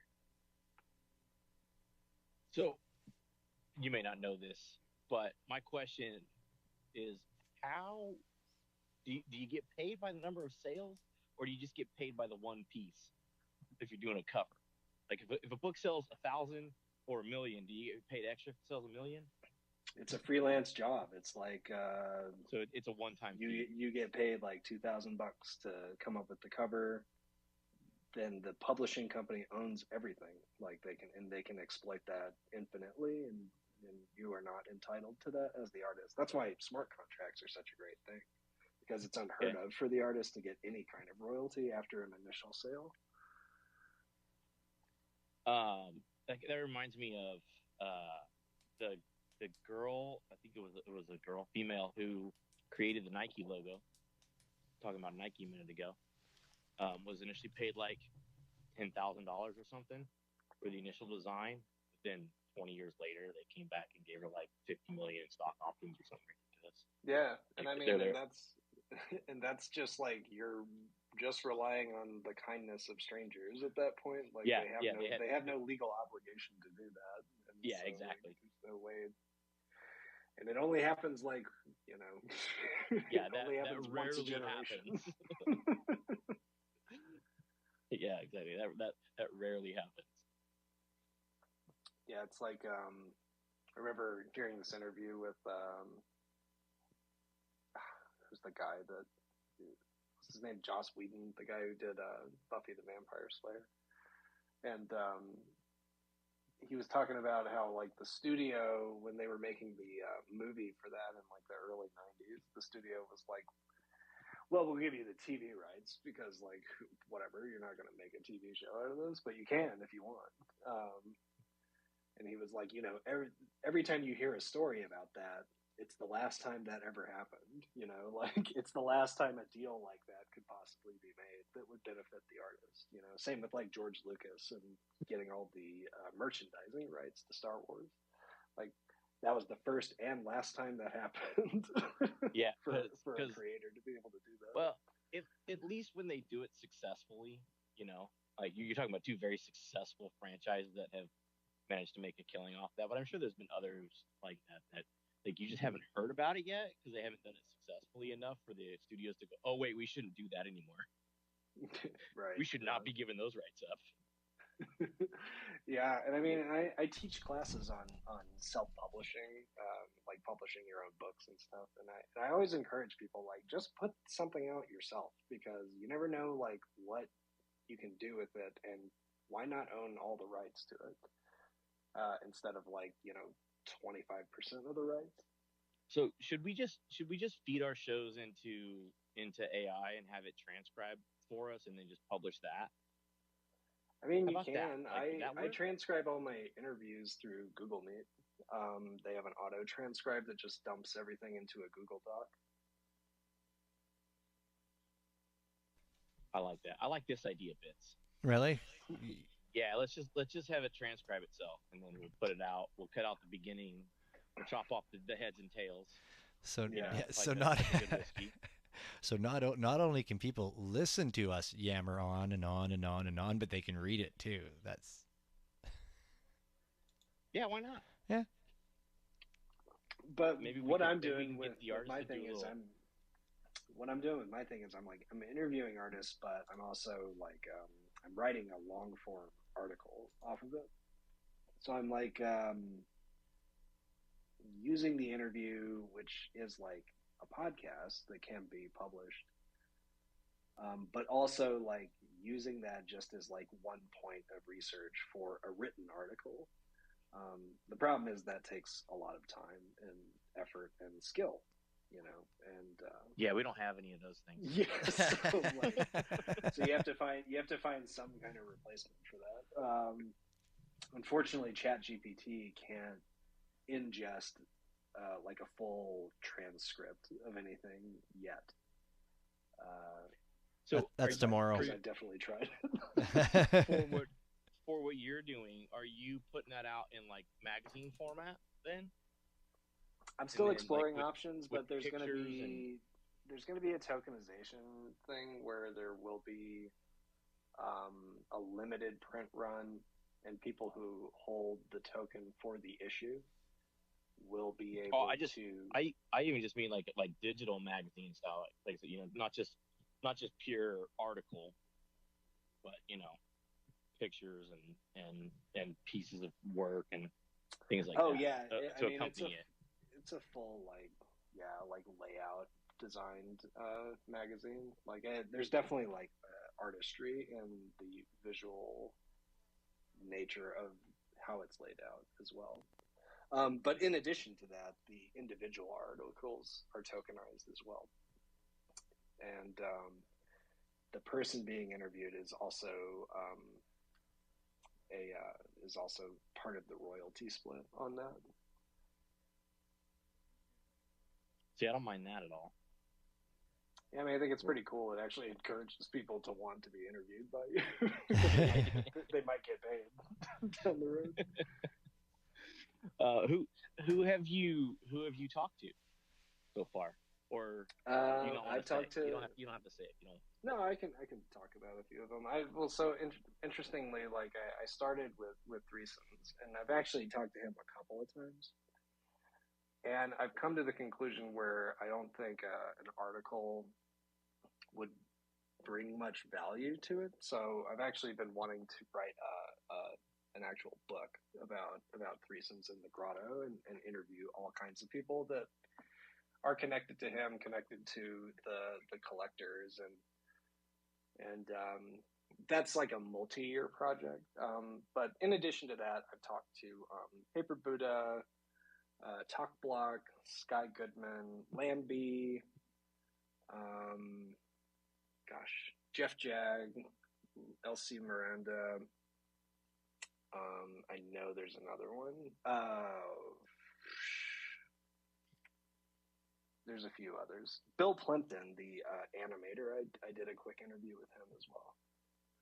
Why does that name sound so familiar? He did this thing called Your. I think it was called Your Face. You would know it when you saw it. He has this really distinct animation style, and he won an Academy Award in the '80s for I think it was called The Tune. It's about like a musical note. But he's a guy who makes like feature film animations with from his own like small studio in New York.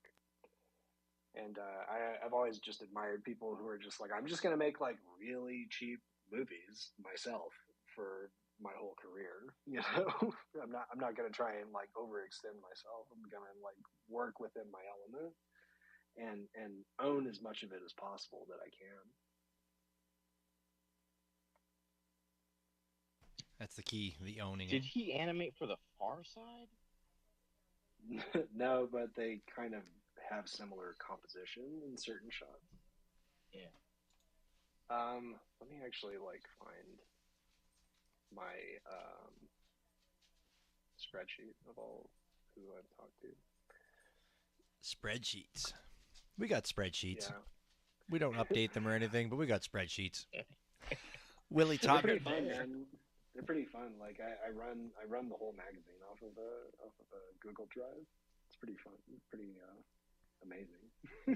Yeah, Willie taught me how to use the old Google Forms or whatever the hell what are we using? Is it just spreadsheets, Willie? Forms, sheets, docs. Yeah. So here's a few other people. Die with the Most Likes, Tim Maxwell, Cool. Postman 3D, who's really fucking cool if you don't know his art. And Max Capacity. I actually talked to Max Capacity for 4 hours. We have the whole thing recorded. Damn, that's some WX8BK Night Train. Take that as a challenge, Bits. What about you? Yeah, we can. 4 hours? That seems like child's play. Well, I was gonna say if you talk to him for that long, he's gonna talk to us for 5.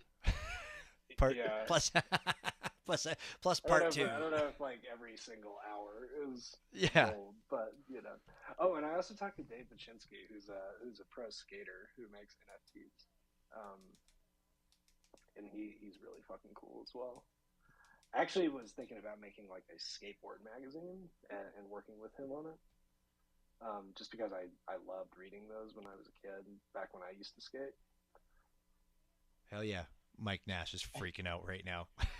I think I collect some of David Chinsky's stuff.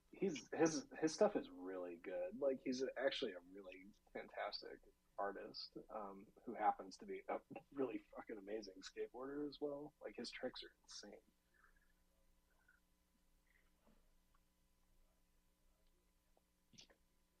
I don't know. I know I've collected some from a skater. I can't remember who it was. Terrible at knowing. Yeah, I think you sent me. I think a while back you sent me something about some skater you were buying stuff. Big fan, Yeah. Willie. You don't even remember his name? I can't believe it right now. Who knows how far down in the collection it is? I know. Because he hasn't the guy that I'm talking about hasn't minted anything, at least on Tezos, in like 2 years. Yeah, I don't So think he has done Tezos for a bit. If he does, I know he collects on Tezos. He collects like FX hash stuff. Um, and his he his might. style's kind of black and white with a splash of color in it. Yeah, I don't know. I No, don't think it's the same. A lot of Dave's stuff is like drone footage. Like he has these really well composed drone shots that look oh, like is he the one that does like the infinite loops of yes, trips? yes. So Dude, I love those. when I talked to him, I didn't even like know what those were, and so he like showed it to me, and I was just like, oh my god, dude, this is like some of the coolest NFTs I've ever seen. Like these would work so well like mounted on a wall. Um, I and think I it's like one of the first times I've seen true like artistry with skateboard photography in like a high art sense. yeah, I think I first saw those in Mike Nash's collection, going through his stuff. Like, yeah, those are super cool. Come on, Mike. I don't think I own any of those though. Come on, Mike Nash doesn't have those. Homie, I just put some in the mix. Oh, I thought you were gonna say you put some in. God the damn, I love all you Pinball. guys. Oh my goodness. I'm just hanging out back here, you know, in the corner. Hell yeah. Nobody puts Mike Nash in the corner. Nobody puts Mike Nash in the corner. Holy moly, here we go. I was gonna. Okay, I'm gonna try to get us back on track here. Alex, what? So, okay, first of all, we talked to threesomes for 4 hours and 14 minutes. After we made him wait 14 minutes, he was very specific about that to us. So that's on you. I only say that because that's on YouTube. So if you want to check that out, you can find that full interview on YouTube. Okay. but I wanted to ask you, because you said like in your day job, you interview a bunch of celebrities. Who was the most famous person you talked to? And then I have a follow-up question as well. Gosh. I mean, all these people like are famous to me. And they might not be like. I was gonna say that's all Hey. relative, right? I mean, What'd you say? I was gonna say yes. It's all relative. It's all in the eye of the beholder. I mean, Willie's the most famous person I talk to. Fortunately, like everyone I've interviewed, I have some kind of a personal connection to. Like they've made a movie that I really love. Like earlier today, I spoke with B.D. Wong, who is a Jurassic Park and Law and Order SVU and stuff. Love B.D. Wong. And he was fucking awesome. Like he was just such a sweet guy, and I just loved doing that. And then I'm trying to think, I talked to David Arquette, and he was amazing. It was like he was like so high, and I just love that because it's everything you just kind of imagine that they are. Trying to think of who else. I do interview like comedians pretty often, and that's actually like kind of tough because you want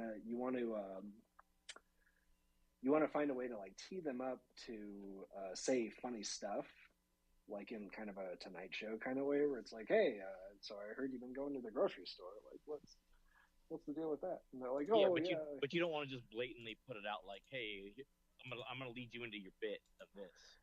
Yeah, exactly. Right. So, but there is like pre-production where I'm kind of like, hey, do you have like stuff in your back pocket, like material that is not in a special or is like some kind of a supplemental part to a special that you're working on? I just interviewed Lewis Black, and oh no shit, I love Lewis Black. Yeah, and I saw him when I was in high school, and so I always like tell them that. I'm like, hey man, I saw you when I was in high school, and it was like a great show. I still remember like this joke and this joke and this joke, and so like everyone I interview,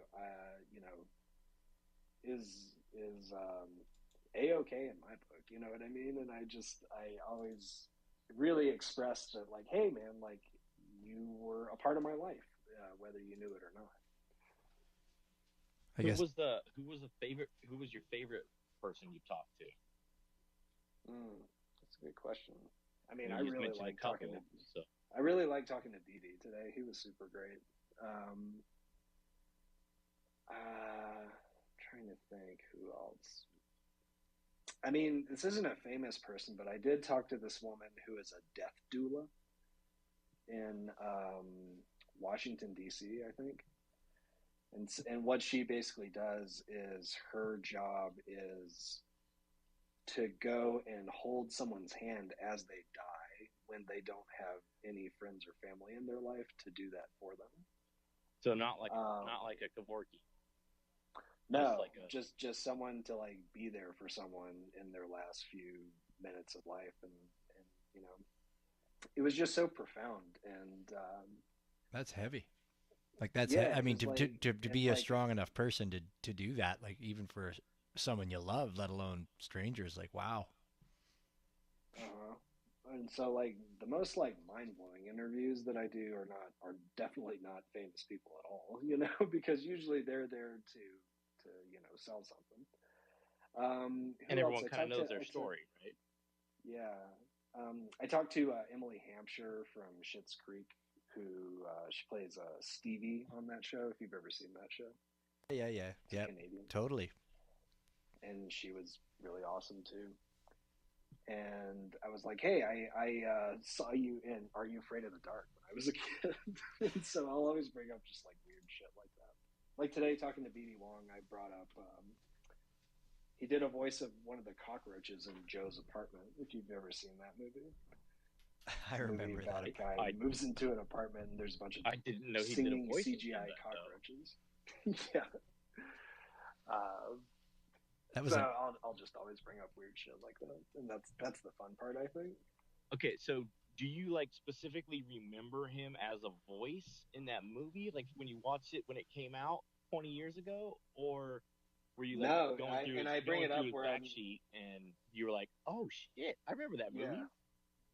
Well, like I saw Joe's Apartment twice in the theaters when it came out when I was a kid, but I certainly didn't like know that BD Wong was one of the cockroaches.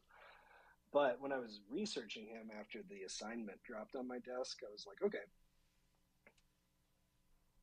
That's cool. Looking through like I always try to find like what's something that I've probably seen, because I've seen a lot of weird shit that they probably haven't been asked about since it came out, you know. And I was like, I guarantee nobody asked him about Joe's Apartment. Well, I was going to say, who talks about Joe's Apartment anymore, right? Yeah. Well, we are. And so I told him I saw it twice, and he was just like, God, I can't believe you did that. That's hilarious. I'm sorry. I know I watched it a few times, but I did not go to the theater twice to see it. So that's big. Yeah. That was an MTV movie, wasn't it? The most surprising part about it is that everybody's just really nice and super normal. Like I've never really met anyone that's given me like a diva attitude thus far. Well, it's cool to have those little, like, you're saying, you bring up those little tidbits, and people appreciate that. I'm sure they do, because I mean they probably get asked the same damn questions all the time, right? So if somebody comes up with something that's just a little bit different, probably makes them happy as hell. Yeah. And it brings that comfort. It brings that comfort to it. I mean, that's how our conversations on this space end up, 4 or 5 hours or 3 hours, whatever they end up being, is because, I mean, eventually over time you'll something will come up where you'll find this other connection, right? And then it just makes it that much better and that much more relaxed, for sure. Yeah, I don't think we've talked any dicks either, have we, Willie? I don't think so. Mean, that's a loaded question, I think. Yeah, that's technically it's a loaded question. But no, really. I mean, I think everyone we've interviewed has been great, really. Definitely something to be said to be handpicking who you talk to as well.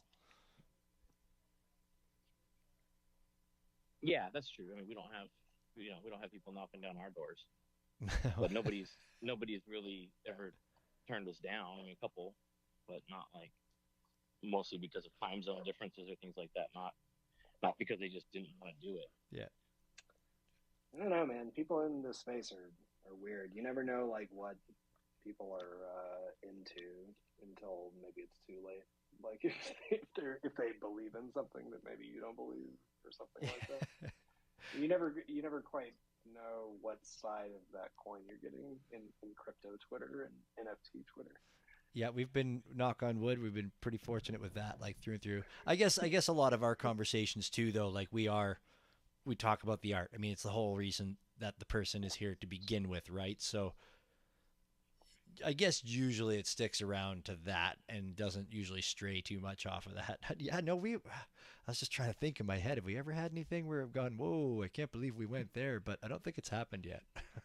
I mean, yeah, kind of. MemCXI kind of went some places where we don't normally go, but we had a great conversation with her about it, and she was very down to earth about everything. And it wasn't this like, oh, I don't agree with you kind of thing. Like it was just not, it was just a little more political and things like that we normally just don't, we just don't bring it up. That's true. It tied in with it. Doesn't matter when it comes to the art. It tied in with her art though as well too. So yes. I guess we had to expect it a little bit. But no, yeah, you're right. Cool. It's tough these days, man. Like things are so things are lacking nuance more and more every day. Right.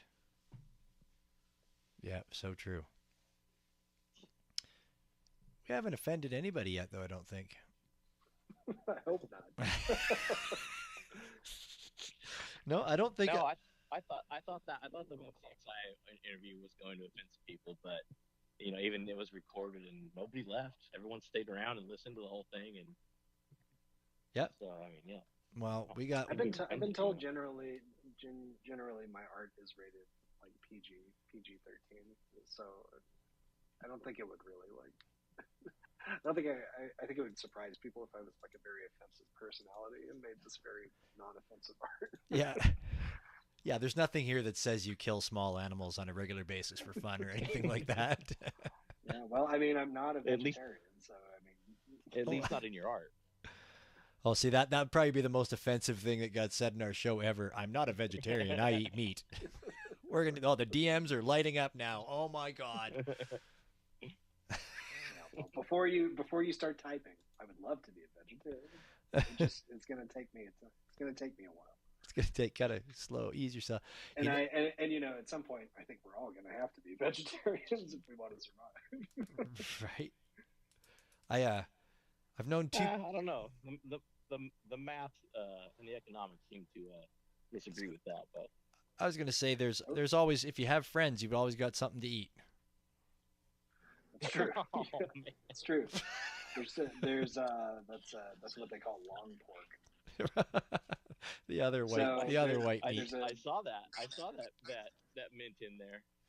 There's a token that I put out that's made of long pork. And that came from when we executed a prisoner in Artifact Quest that was caught during a protest at the city capitol.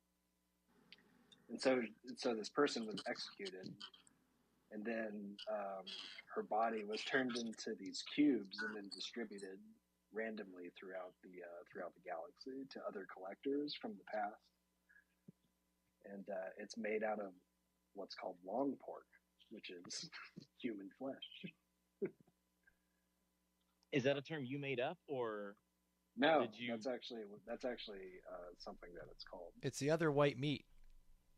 Yeah. The other. Yeah.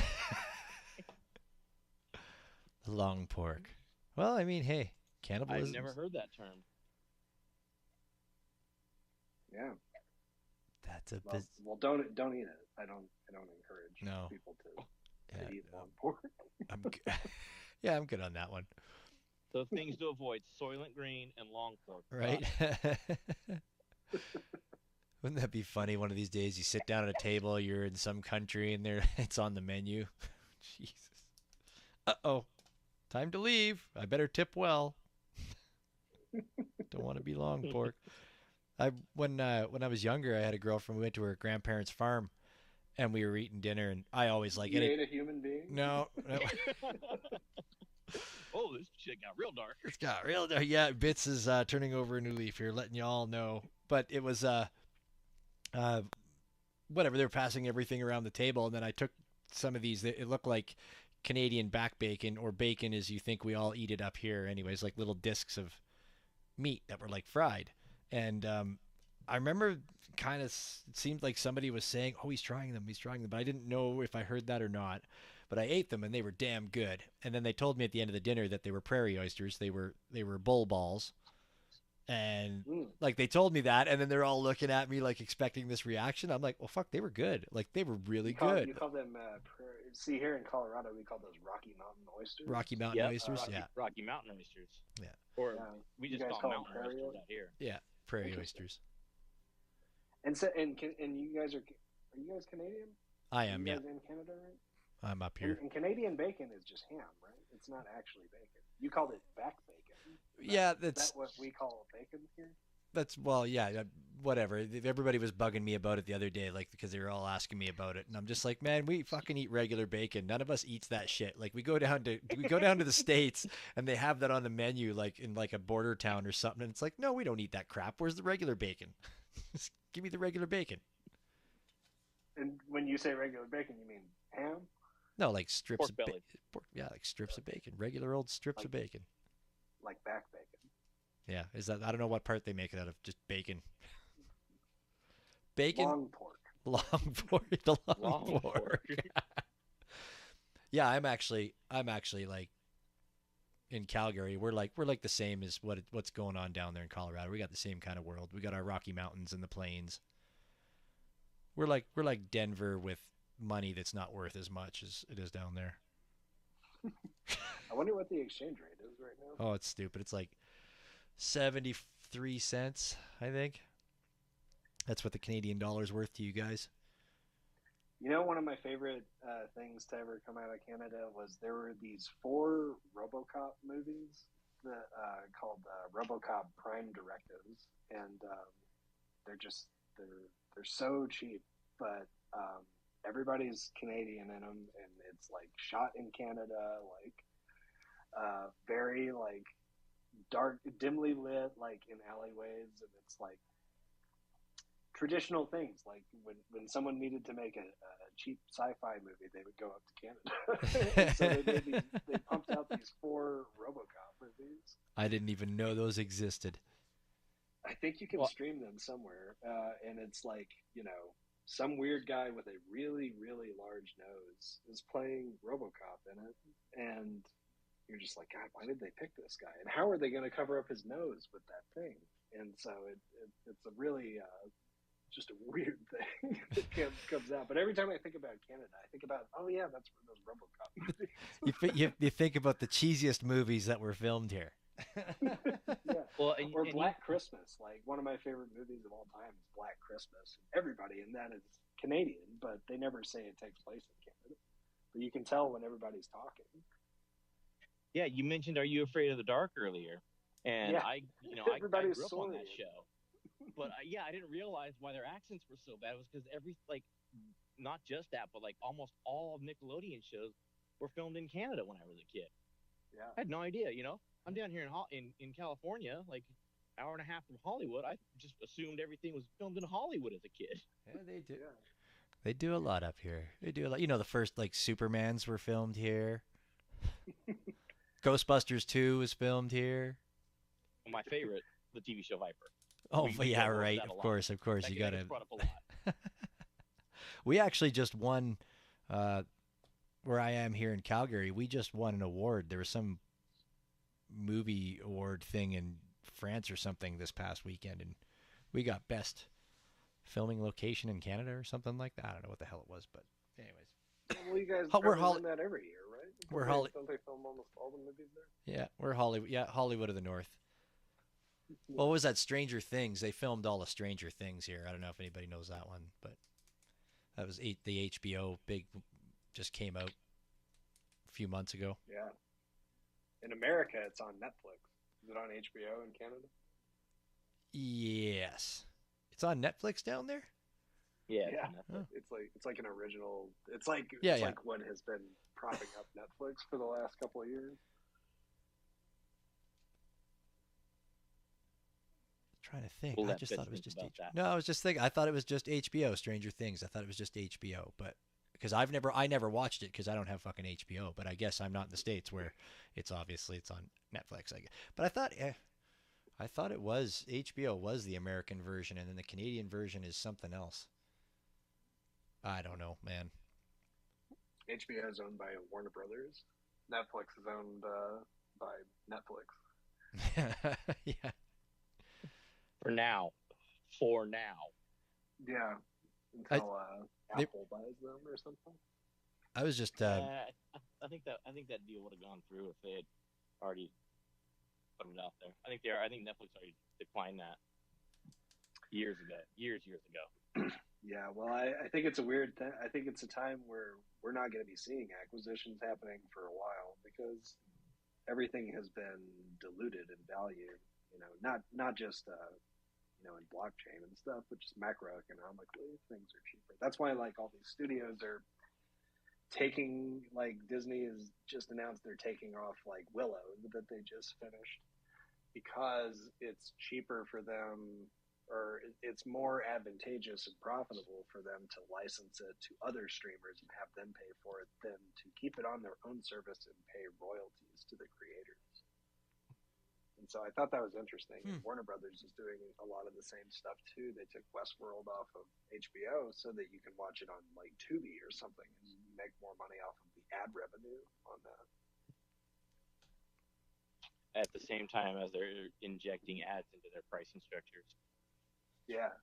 I mean, everybody's just like squeezing it right now because they were living fat for the last few years, and now they're like, holy shit, like there are no profits in this stuff. We need to find a way to keep people aboard, but also we gotta like just slightly squeeze them a little bit, They were spending on future earnings when future earnings never showed up. Yeah. Kind of thing. Yeah, so it's been fascinating to see. And then when the other shoe drops, it drops. You know what I mean? Like, and you just feel like they're like, oh my god! They wake up one day like, what have we been doing? And you just wonder like how expected are these things? Are these people seeing like 3 years ahead, or are they being reactive to what other people are doing in the industry? Great question. From since I'm gonna go back to, you were kind of talking about like gamification when we first started talking about the artifact. You're kind of talking about gamification, and what I was thinking was, the way you were talking about the artifacts as being these unique items like you would in a video game, but we kind of started to see a trend there where we were gonna see NFTs in video games as character shirts and swords and unique items, right? But then it kind of died back, and I just I wanted to know, since you've obviously kind of thought down that road, kind of what your thoughts on that were. I mean, I really liked what Ubisoft did with I forget what it was, like some kind of Ghost Recon game. I mean, to be perfectly honest with you, I thought that the games industry and the people who play games and stuff would have been all about this, you know what I mean? Because this shit is worthless usually, and this actually puts value to stuff that is normally what many consider a waste of money, like skins and stuff. Like, it doesn't do anything. It's just something that you do for a serotonin rush.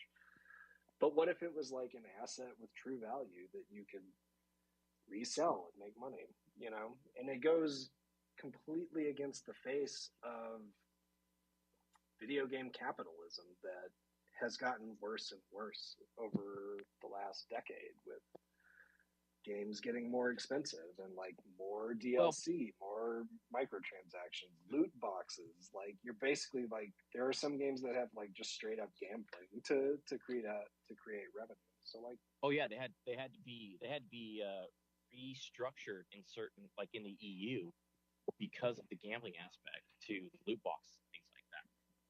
Yeah. So I was just like, I don't know. I just feel like people would embrace the sort of like anarchic power to the people aspect of what NFTs could bring to video game DLC. But Well, and it's everybody, not like everybody, yeah, you nobody say liked it.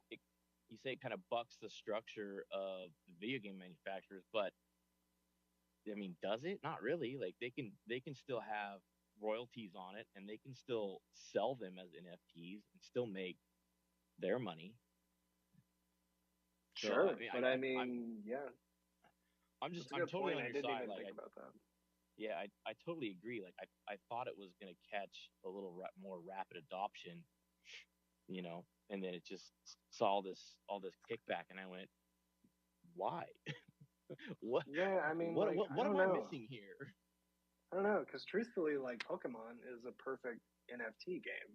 Like, and if they ever did that and like tokenized Pokemon and every Pokemon was a one of one, or an edition, you know, there's only like 100 Pikachu in the world, and these people have it, like that would just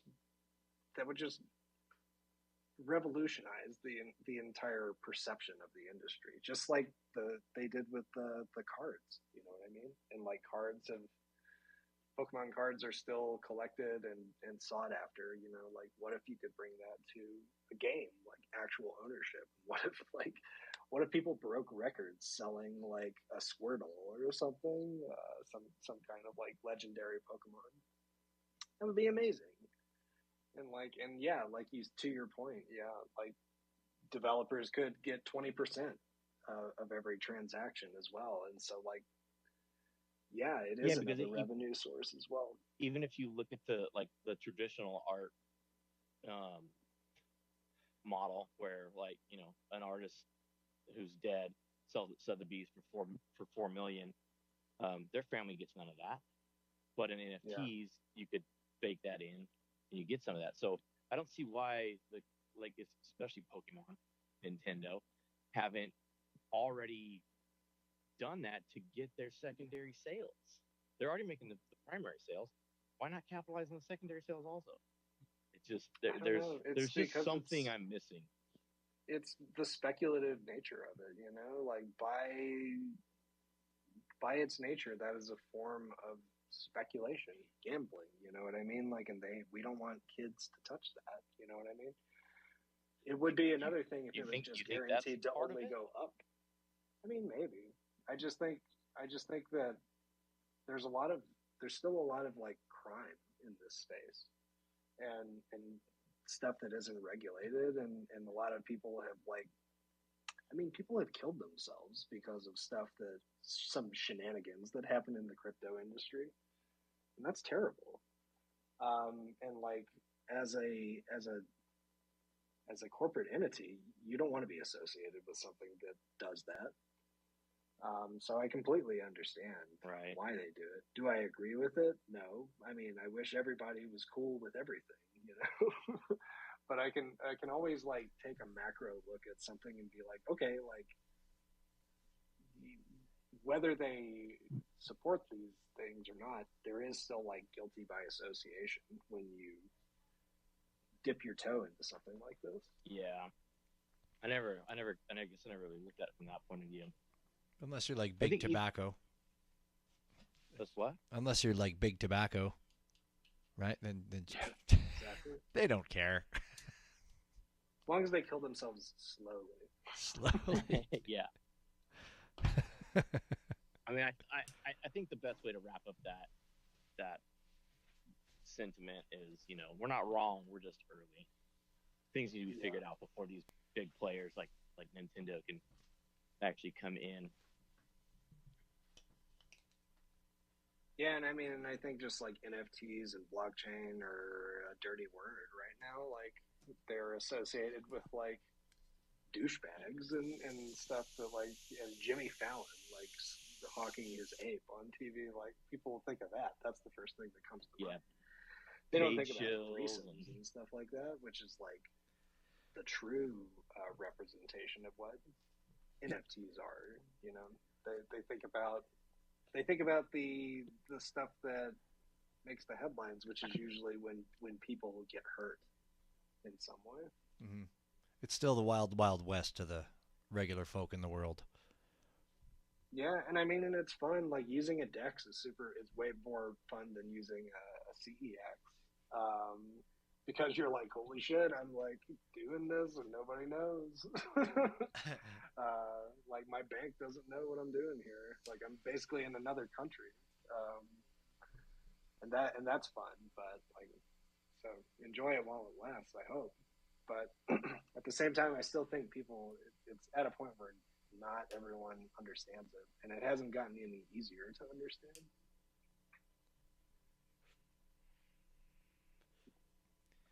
Coinbase, I don't know if they did it down there. Sorry, this just randomly shot off because we're talking about the wild, wild west here. But Coinbase, it was just about 2 weeks ago, 3 weeks ago up here.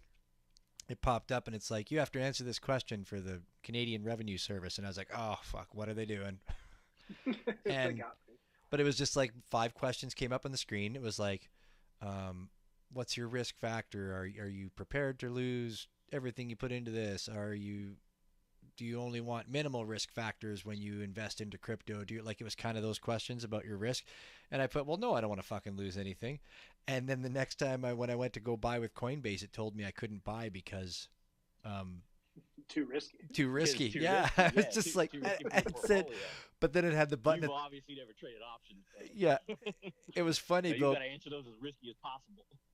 It was funny because right at the bottom corner there was the button, and in really tiny lettering it said, "Do you want to answer the question again?" And I was like, "Yeah." I fucking clicked on that, and I'm like, "Yeah, fucking, I want to lose it all. Thank you. Yeah.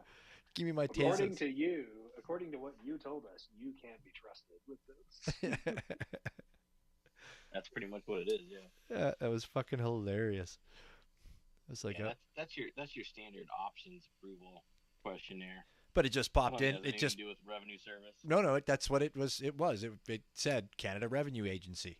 It came up. Oh, I'm not questioning what it said. Yeah. I'm questioning that it actually has anything to do with it, though. I'm sure Coinbase put that on there for sure. It could be, but yeah, it was interesting. I was like, fuck, man. I'm only buying Tezos for Christ's sakes. God. It's like nobody wants Tezos. Yeah, right? Like this is fun. I'm just gonna keep you from buying. This is fun money, man. This is fun money. It's good times. I just won't have a beer. Just won't have a case of beer. I won't have a flat of beer at the end of it. That's all. So we always called it a rack of beer. A rack? Yeah, for a 30 rack for a 30 pack. For a 30 pack. Yeah, that's a kind of a Midwest term. I've heard that before. Yeah, but don't they in the States? Don't they come in those? Don't they come in the flats though? Like, don't you guys? No. Yeah, but no one calls them flats. Oh. Flats are like what British people call apartments in America. Yeah, I've never bought a flat of beer in California. Wow. They don't sell it like that here. Yeah, they don't. You can buy 4 6-packs individually. Yeah, but those 4 6-packs, how do they ship? How do they ship those 4 6-packs? Like, see, that's how they ship our 6-packs. It doesn't matter how they ship them; they don't sell them that way. So the store strips them down and sells them individually as 6-packs. Yeah, well, that's the thing here. You can take a 6-pack right out of that in the cooler. You don't have to buy the whole flat, but if you grab the whole flat, that's what it's probably cheaper. Yeah, it is a little bit. Yeah. Yeah, that's why they don't do that here. No. Fuck well, that. We're gonna take each individual Cheeto out and then sell it individually. Well, your beer's down there cheap anyways, so. It's cheap. Well, yeah, I don't pay for beer. My sister works for a brewery. It's pretty bad up here though. When I'm down at the cabin and I zip across the border, I can buy 24 beer that are made here, shipped across the border, and I can pay less for it down there, even with exchange rate and the whole thing. Like, it's ludicrous. That's pretty bad. It's fucking ludicrous. I just remember standing there at the cooler the one day going, like, how is this even friggin' possible? I saved $8 was what it worked out to. By the time I went across and I paid my duties and my fees and everything like that with exchange rate, and I still saved $8 than buying it out of the frickin' liquor store that's down the street from my house. I work with a Canadian lady, and she's very proud Canadian. I often wonder if like people get offended when people just bring up her being Canadian all the time. But she brings it up herself all the time. um, I asked her about, because I've never had poutine, and I've always wondered, like, can it be made in America and taste like something that you would get at a Canadian diner, like with basic ingredients, or is there something special to it? We've actually had this discussion on the space. So, real true poutine has these cheese curds that come from one of the provinces here, which is like your states. I don't know if you know that or not, but anyways, the province Can that be imported? Yeah, oh yeah, I guarantee you could probably get those curds in the states somewhere. I don't doubt it. But for all with like the northern states like Wisconsin and Michigan and places like that. But have when curds like that, I think. But when you Those go are extra squeaky. Yeah, they must be. They that's the true authentic way, but to get it that way anywhere like at restaurants up here, it's very rare to find it. Like you'd have to hunt a restaurant down that actually brings those curds in and makes it that way. Otherwise, it's just like whatever. Like you're using marble cheese, you're using mozzarella, whatever. Like people, like when I make it at home, I just use marble cheese and just grate that shit on there. Fuck yeah, it don't matter, man. It's cheese. What's marble cheese? Like a Colby Jack? Yeah, like what is marble cheese? It's like I guess white it's and yellow? cheddar and yeah, it's white and yellow. Yeah. Yeah, like Colby Jack. Yeah, or you just use straight up Canadian Colby Jack. They call it marble cheese. marble. Oh, that's what it looks like. But yeah, like I mean, let's face the facts here. French fries with cheese grated on top and then hot gravy over top of it. I mean, it doesn't matter what the cheese is. If you ask me, I don't care. And what kind of gravy are we talking about? Can you use just like a standard jar of it, or is there a special God, what jar of gravy? Really? Eh? Well, mind you, I say you say jar of gravy, and then I'm going to tell you, no, you buy this powdered packet, and that's. I was thinking powder pack. Yeah, no, that we do specifically have. You're like, not a jar. Jesus, no, Jesus, get a powder packet, fuck's sakes. Classic moments. Yeah, there's I grab a packet off the shelves. There's people that make their own gravy. Like again, it's one of those things. You just do it however. That packet is good. My wife likes the jar, but I like the packet. Yeah, you can use the regular stuff, but then up here on the shelves we do have specific poutine gravy in a packet too as well. But I mean, again, it's back to the point of the cheese too. It's like, man, you just give me French fries with cheese and gravy, like fuck. And then there's offshoots of it now, where like people are like shredding barbecue pork on it or adding different, beef to it and stuff like that. But I don't really care for those ones as much. I just like my fucking cheese, gravy, French fries. Done. See, I think that's fucked up when people do stuff like that. Yeah, it doesn't make any sense to me. It's like when people put meat on a grilled cheese and say it's still a grilled cheese. No, it's not. I agree with that. No, it's a grilled sandwich. It's a melt. It's right? Yeah. There you go. Yeah, I agree with that 100%. Like it's like you guys have Clubhouse sandwiches down there, right? You have Clubhouse with like 3 layers of bread and then chicken, bacon. We just call them clubs. Clubs. We don't call them clubs. Yeah, well, yeah, that's what we call it too, club. But it's Clubhouse. I'm sure if you look it back historically, okay, I don't want to get nitpicky here, but I hate it when like restaurants should always have some basics on their menu that are popular, right? And a club is definitely something you have on your menu because lots of menus have it, in a regular bar kind of steak or whatever. But I hate it when you order a Clubhouse and people fuck with it. It's like, no, it's a club. It's just supposed to be made this way. And like, especially if they take that middle piece of bread out, like, no, that's not how it is, man. Like, put that piece of bread back in there. Like, I hate it when they mess with stuff like that, where you come out. What do you trying to be keto with a sandwich that's 14 feet tall? Come on. Yeah, right. Well, there was one place here. They do what do we got there? The Philly cheesesteak sandwich. You guys have that, right? They're shaved. Yeah. I would hope so because it's Philly, but and that's for Philadelphia. Yeah, but like those. So I went up to this pub. This was actually very recently, and I was like, oh yeah, cool. I'll have this Philly cheesesteak. and it comes out, and I bite into it, and there's like this barbecue sauce in it. And I'm like, and the waitress comes over. She's like, is something not right? I'm like, well, what's this barbecue sauce? She's like, oh, we make that in house. Isn't that the most amazing? And I'm like, oh, I didn't fucking expect this. Like, why?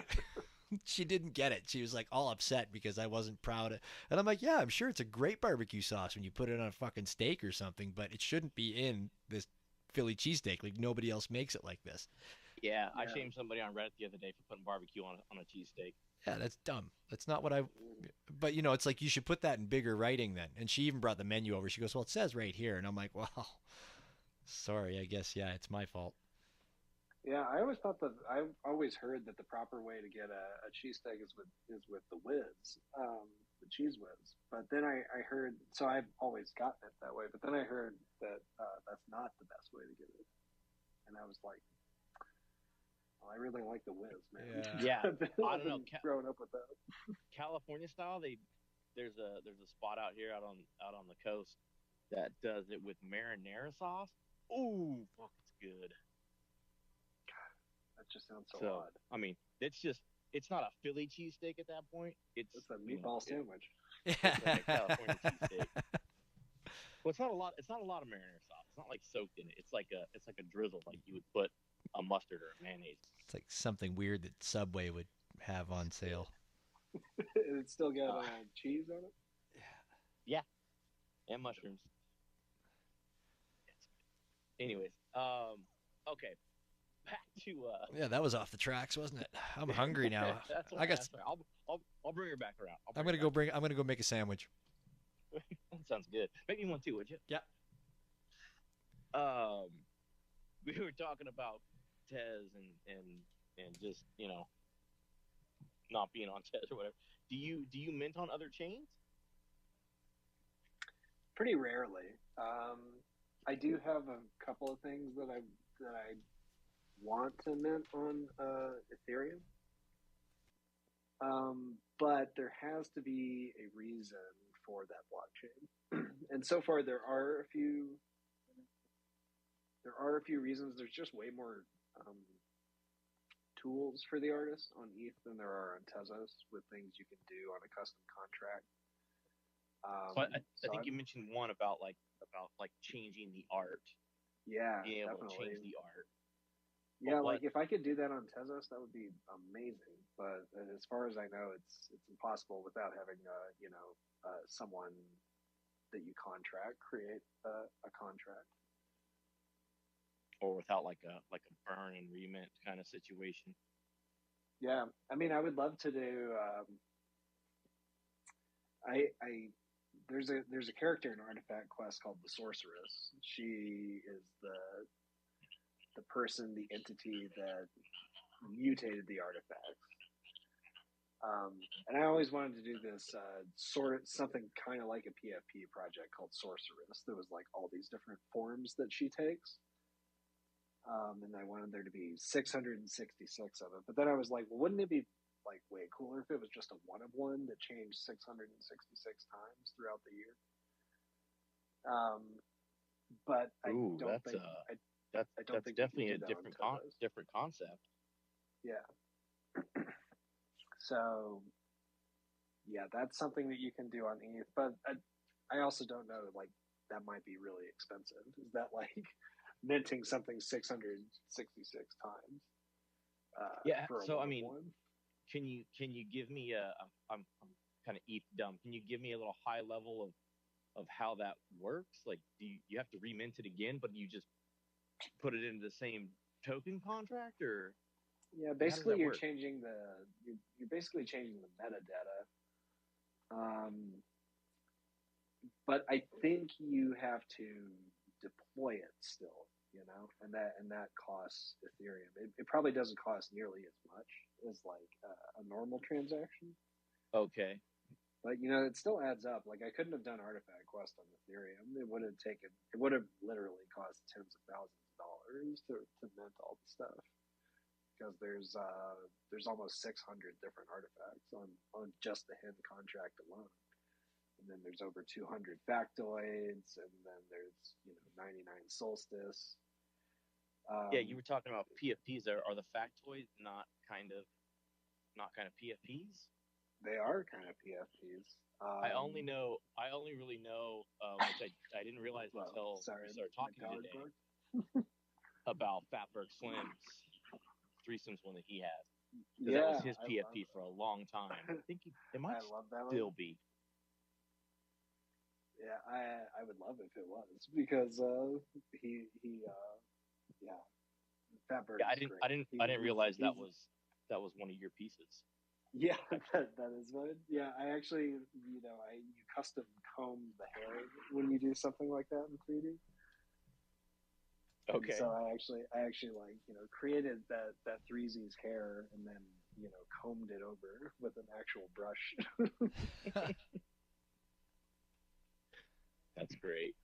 Yeah, I was planning on making more of those, but I don't know. Factoids are really not that popular. Like a lot of I really love them. I think they look really sick, but they just never really took off with a lot of people. I still have like 100 that I haven't minted yet.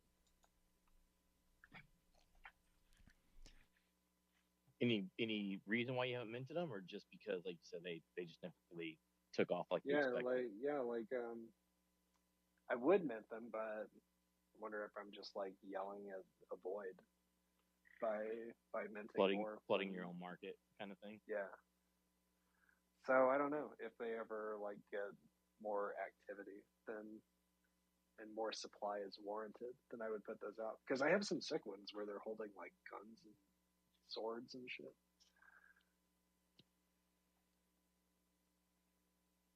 I was talking with the mic off. Those sound like great video game characters. Bring it back around a little bit. I just had to go. I just had to go look that up. If I knew how to do that, and you could bring these things into Metaverse, it would be pretty cool. Yeah, that would be. I just had to look those up. That's right. I remembered. Yep, that's totally. I see that PFP. It's like it's Fatberg through and through. Yeah. Cool.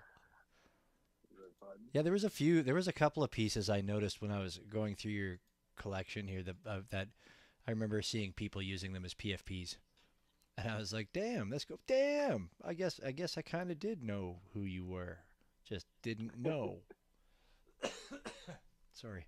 Yeah, I mean, I've had some very loyal collectors like Fatberg and a lot of other people that have just their support has just meant the world to me.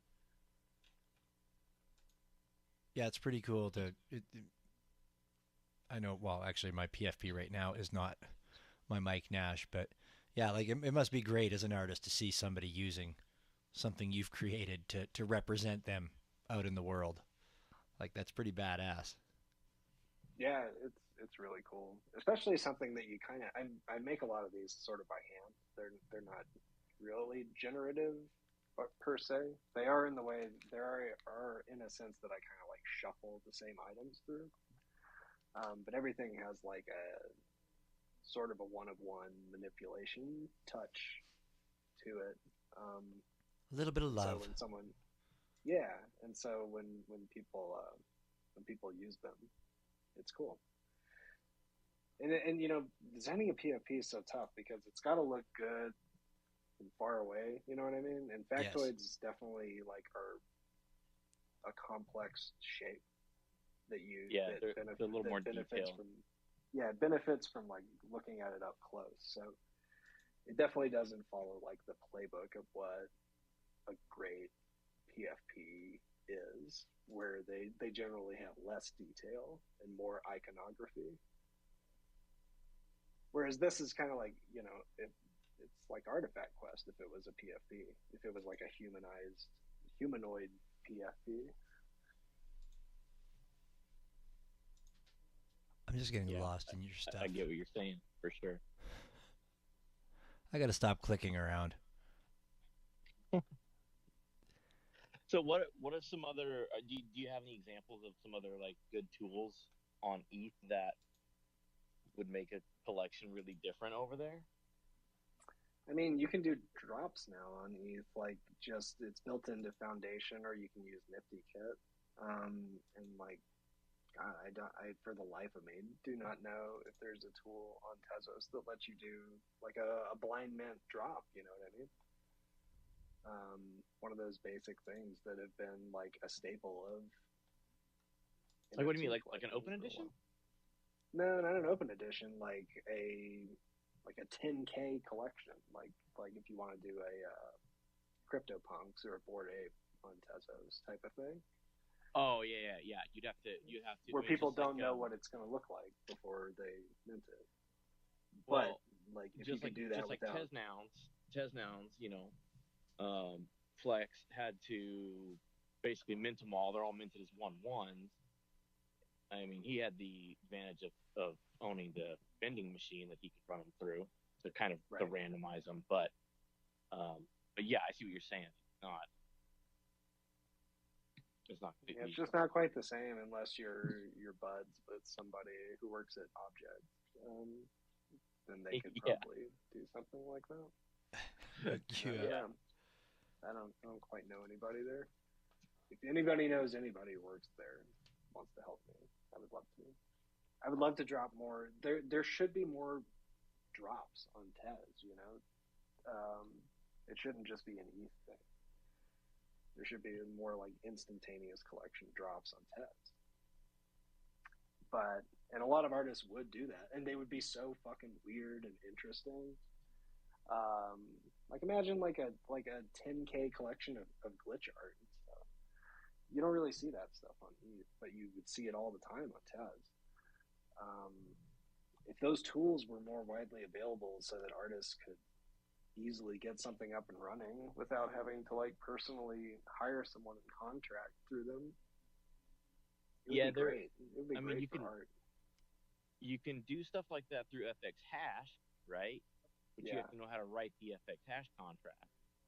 A couple out there like not quite the same, I feel. I mean, again, where I'm dumb on the back end side, so I'm asking the questions to try to understand more for myself. Willie's just a pretty face.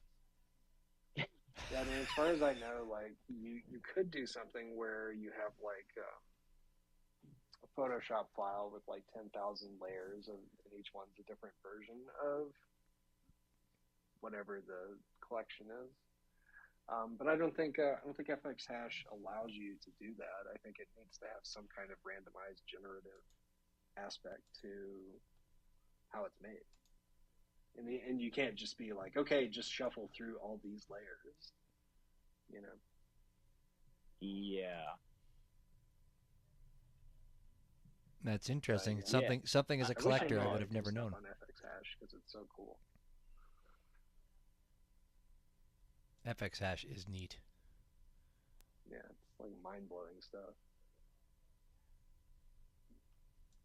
That's funny, it's just stuff that I guess as collectors I don't really think about. I mean, like Willie says, dumb on the back end stuff. Like we don't often think about this as collectors, but what it takes to things that are happening on one chain that aren't happening on another chain and why. Mm-hmm. But yeah, that's food for thought. Object. I know Object's working on a lot of stuff. I don't know if that's priority or not, though. I mean, it's really cool that they can do open editions now. But it would have been way cooler if we could have done open editions back in the Tez heyday, right? Like, would have been mind-blowing sales, like 20,000 editions and stuff. Yeah, because you were still limited to like minting 999 or something like that, right? Yeah, 10,000, I think it was. Yeah. And a lot of people did. They used that as like a way to make, tokens and stuff.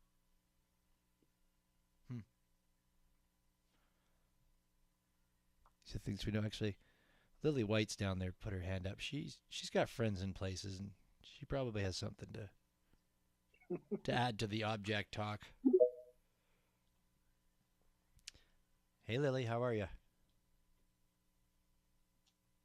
Hey guys, I was just listening. Hey, Lily, you're actually a collector of mine. I know.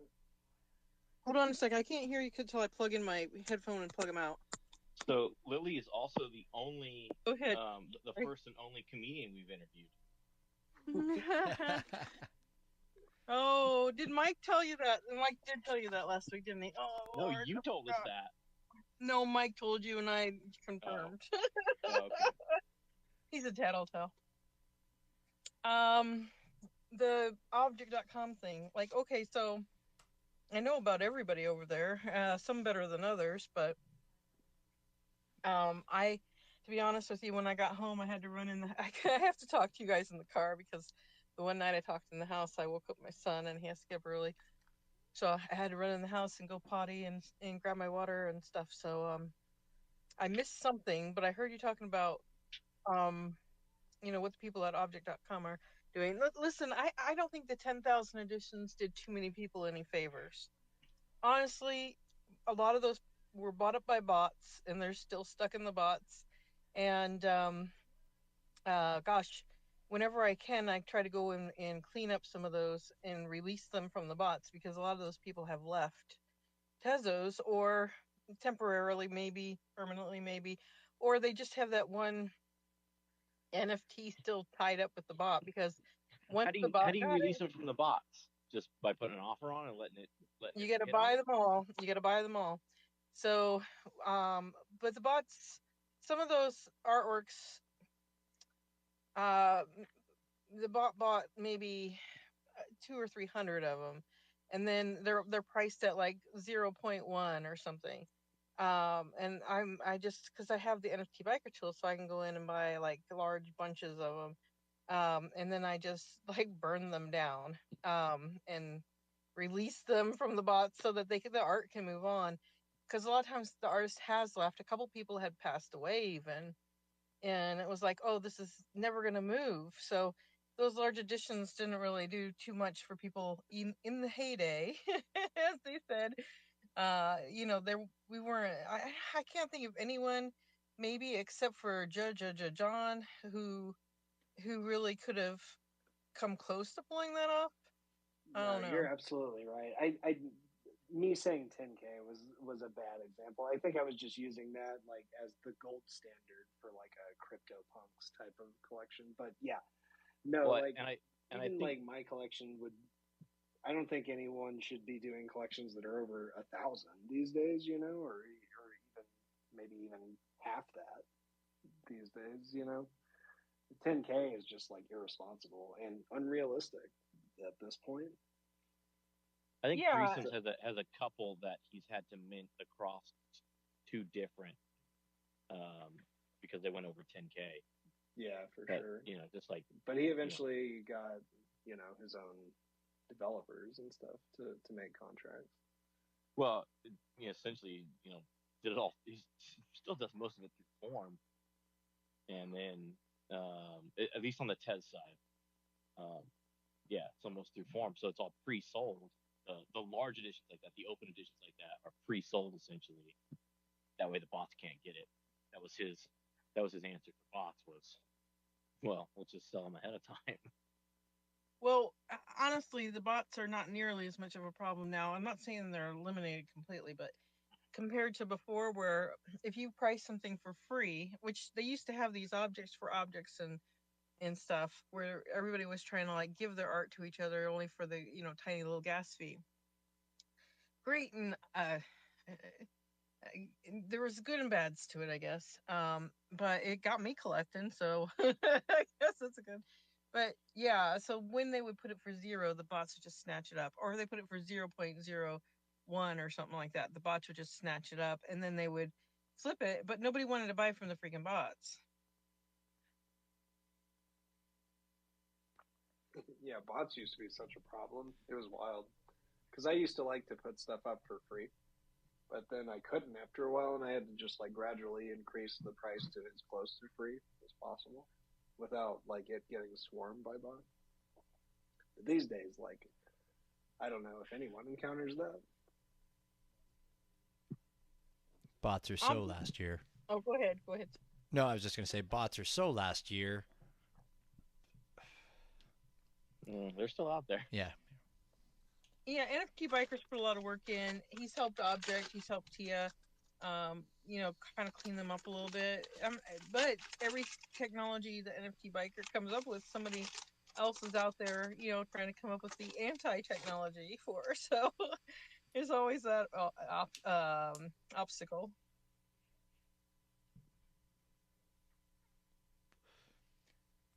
Where there's good, there's bad.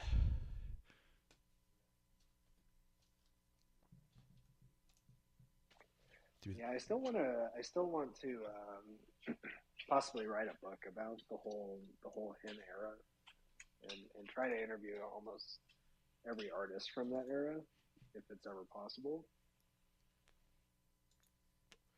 Those are the OGs. I mean, a lot of them that I've tried to go back and find, because I wasn't really around in the Hen era. Like, I came in after that. Only been in the Tez side a little over a year now. But the ones that I've tried to like search through and find that I don't know, that I don't see on Twitter, that aren't super active, like I don't see mints from them anymore. So I don't know, like how do you go back and find ghosts unless they show back up? Yeah, especially if they're not even using their real name, and you don't know how many times they've changed their name over the years. Yeah, and they could be minting something new on ETH or Solana or Cardano or any other chain under a different name, or like a lot of them that I've tried to find too, like they don't have names associated. They don't have Twitter accounts associated to. Like, it's just at this point just a page on object that I'm looking through. I'm like, all right, well, I can at least hit the follow button and maybe something will pop soon. Yeah, I can tell you at least off the top of my head, I'm going to say at least 15 or 16 different artists that are still in Tezos. They're still minting, but for one reason or another, they scrapped their original account, changed their name, and built a new Twitter. And they have nothing hooked up to the old ones now. But I know who they are. I know who they are, those sneaky little devils. Well, it's like even when we talked to Paper Buddha, he's like, yeah, I have mints on Rarible because you'll never find them. That was a different name. That was a different account. That wasn't Paper Buddha then. But, all right, well, I'll get that done. I guess that's kind of the beauty. That's kind of the part of the reason that some are in this space, though, too, right? Is not doxing, and it gives you the advantage to do that kind of stuff. You can be the new kid. You can be the new kid at the new school over again. Oh wait, I fucked this up. Hang on, I'm gonna disappear and start back over again. Yeah, that's good and bad, right? Yeah, I guess so. Yeah. Yeah, but somebody probably knows who they are. Like, if you dig deep enough, you're gonna figure it out who that person was or is, or I know. I got a lot of secrets. I can't tell them all.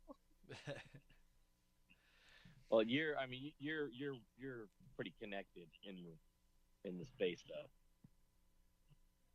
Yeah, when you talk about back in the Hickett Nunk days. Oh, looks like Poke's dropping out. Or Poke was just partying over there. But thanks for coming in, Poke. So, Alex, before we get too off track, because I feel like we're kind of at that point where we appreciate your time. So if you have real world stuff that you have to do, we'd love to talk to you for another 2 hours. But if you got to go, but before we get too far out there, I want to know who your favorite comedian is. Oh man. You said you've interviewed a lot of them. Like someone I talked to, or just like my favorite comedian of all time? Let's go with both, I guess. I mean, I would probably say like George Carlin was the best comedian of all time, and like his stuff is so prescient and fun to listen to years after he first said it.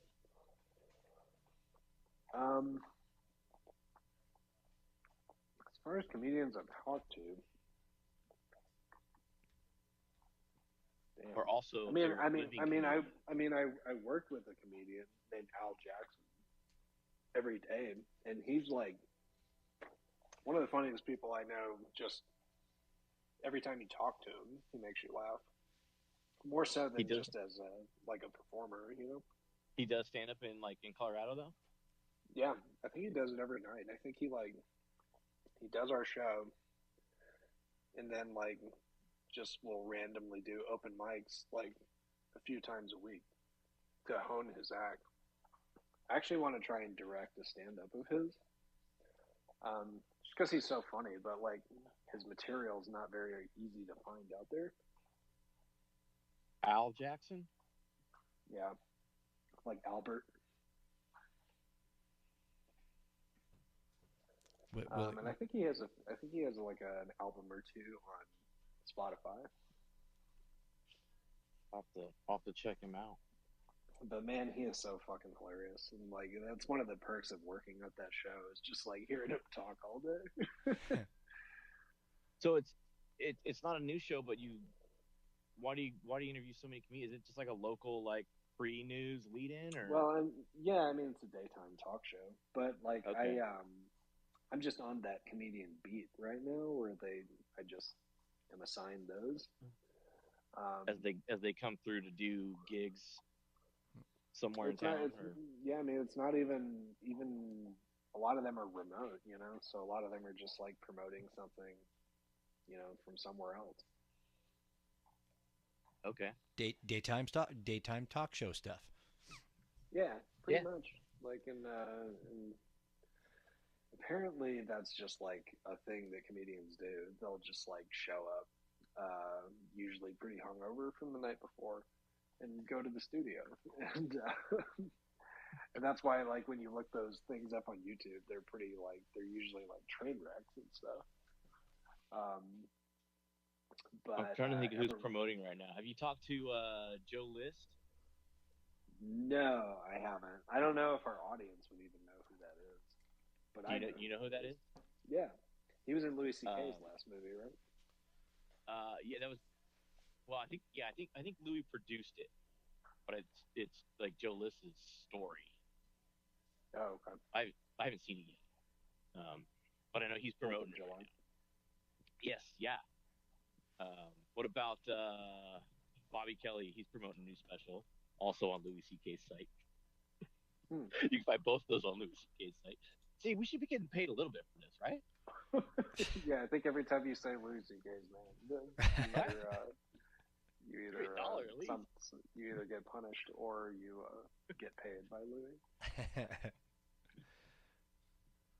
Well, then when we got compared to Joe Rogan, we should have got big bucks then. Well, that's a standing quote though.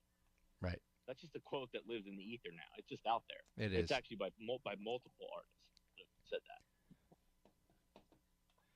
What about? Okay, so have you talked to Bobby Kelly? No, I'm not sure if I know who that is. But that guy on. Excuse me. Was he on that Dane Cook show? Yes. 20 years ago. Yes. Okay. Yeah. No, I haven't. But I know who that is. Okay. Yeah, he's out there, or he's been out promoting his new special, and the other one I'm thinking of is Big J Okerson has a new special that he's promoting. Oh man, these are obscure folks to me. And I guess now inadvertently we're promoting them too. So right on. Well, exactly. I want to interview comedians, dude. This Tez artist thing is just a stepping stone into my comedy interview show. I interview a lot of comedians that I find out are clean comics. You know, they're not necessarily family comics, but they just don't cuss ever. Nate Bargatze was one guy that I talked to. Okay. And he's actually really funny, but whenever I get assigned him, I'm a clean comic. I'm always bummed out. But yeah, a lot of them. Bargatze's hilarious though. And he's not clean if you ever hear some of his other interviews. Yeah. If you hear some of his stuff on whenever he does an interview on series or something like that, he's not exactly clean. He still tries to be, but he'll go off the rails a little bit.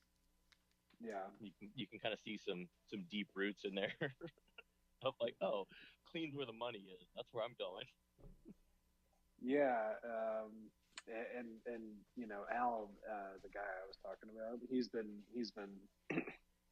you know, carefully wondering if he should craft like a clean set and like one and see if he could like become a clean comic, you know, just because it's like it's infinite opportunities as far as gigs go. Once you do Yeah, that, the upside's a lot larger. yeah, It's a lot harder though, you know, having just heard those guys like Brian Regan and Nate Bargatze, just having heard them do interviews. It's a lot harder apparently. yeah. I mean, you have to actually be like funny. You can't be disarming, right? Yeah, You have to be clever and stuff, and that's kind of why that really old George Carlin stuff is pretty impressive because you know how filthy he's capable of being, but then when you go back and watch his really like clever early stuff that isn't quite as like crude, you're like, holy shit, man, this guy was such a genius. He could do anything. Like he could play any angle of it and do it expertly. yeah. He was an amazing dude. Whereas, like, you know, that would be like one persona for the average comedian. He was able to have both of them and do it better than anyone. Well, and so much content, so much material year after year that he put out, like, and it's always new, it's always fresh. Like, how do you? It takes a really different mind to just come up with that much. I could never be. I mean, I would love it if we could do a kids podcast or a kids show or something like that. But there's no way that I could talk for 20 minutes without dropping f bombs all over the place. Hey man, you haven't dropped an f-bomb in weeks, bro. Really? Yeah. No way. I swear. Oh. I swear. Once I told you that YouTube doesn't like it in the algo, you it took you a couple weeks to get there, but yeah, it's pretty. I've noticed it's pretty easy. Like especially if you're around people on television all the time. Like you get to a point where you're so afraid to say it like off camera because you might accidentally say it on camera. Yeah. Or say it into a hot mic, even though you're off camera. Exactly. Yeah, exactly. And you don't want to be on YouTube. It's like you'd rather be on TV than on YouTube. You don't want to be an A's baseball announcer right now either, apparently. If you don't know that one, you'll have to Google it. I'm not going to repeat it. I was just gonna ask, but okay, I'll Google it. No, you're gonna have to Google that one. All right then. That's tough. I guess I can do it. I mean, as I clear my throat there, I know I can do it if I have to, but man, like around kids is not where it usually works for me. Like on this on this space when I would drop f-bombs and don't really care, it's because it's our space and you know whatever. But then Willie informed me of how the YouTube algorithm works. But yeah, like in front of kids doesn't work for me, man. I drop the f-bomb so much in just like my regular conversation. It's like so bad. Yeah. So bad. It's not that that's why I'm just never around kids. Yeah, right? Same here. Same. I mean, that's facts, but maybe that's what makes it worse. I can you believe that my kids never, I mean, I never cussed in front of my kids or in front of anybody really until my son was 17. Like my parents used to cuss in front of us like so much. I said, I'm not going to do that to my kids. And I didn't. And then, my landlord wouldn't fix anything. And so my boyfriend at the time and my best friend at the time were like, you're going to have to cuss them out. And they're like almost making, you know, because I was like so embarrassed to say it, I would like giggle and stuff because I said a bad word. Now I drop the F-bomb like it's nothing. But the first time my son went to cuss me out when he was 17, you know how kids are, and they got to go through that. And then I cussed him out back, and he was like, whoa, Mom, dang. Like, he was like, he didn't know what to think of it. He had never heard me cuss before in his whole life. And I guess he thought I didn't know the words. Yeah. Just because we don't use them doesn't mean I don't know them. I guess you're qualified to be in the AR department now because the AR department, you know, curses like a sailor. That's where she lives on a boat. I'm like, would you stop? I remember. That's funny. I remember one time my niece, I think when she was about 8 or 9, she was fighting with my sister or whatever. And nowadays, I mean, you're not allowed to beat your children anymore, unfortunately. I'm glad I never had kids because I don't see it working very well for a lot of people. But Just like financial advice, you just can't say that you do on well, that's in I know public. that's yeah, that's true. That right. What happens behind closed doors? Oh yeah, go ahead, call that phone number and see if they take you somewhere to live that's better than where you are now. Um, Yeah. but Yeah, but I remember she went storming off and she yelled down the stairs, "You're all a bunch of fucking assholes!" And I just kind of looked, I looked over at because my mom was there as well, and then I looked at my sister, my brother-in-law, and they're just, "Oh my god!" And then like they just go up and talk to her, and then I'm looking at my mom. I'm like, "Oh, that wouldn't have ended that way with us back in the day." She's like, "Fuck no." She's like, "You would have had a few less teeth." I'm like, "Yeah, I know." Like, wow, kids nowadays, they just get talking tos. What the hell's up And, with that? I I have 2 kids, and they're well, I have foster kids and stuff. That's another story. But 2 kids that I gave birth to and raised all the way through. Um, my daughter got 2 spankings, both in the same day as a child, and one as an adult. So I smacked her on the bottom with a brush because she was really being bad. But my son, I mean, I'm telling you, I just trying to keep him alive. He got spanked, and I'm not a big spanker. But I mean, that boy, like he was always trying to kill himself or somebody else, not on purpose, but like electrocuted himself. I don't know how many times. I swear to you, I told my daughter, don't touch the electrical outlets, they'll bite you. She didn't touch them. When she was 10 years old and you wanted her to plug a lamp in, she was crying because she was going to get bit. Like, this is how Is that child works. My son, you say, don't touch the electrical outlets, they'll bite you. And he says, oh, I wonder how hard. is Oh, this where you tell us he has to get up in the morning to go to his job as an electrician? no, no, he's a carpenter, but, you know. Close enough. But yeah, I mean, he's good now, but I mean, it would just be like I literally had those baby plugs in with duct tape over it, and the furniture was like, if you came in my house when my son was 2.5, you'd have been like, who decorated this? Because I had to move the furniture wherever the plugs were, just so he would forget about them for a minute.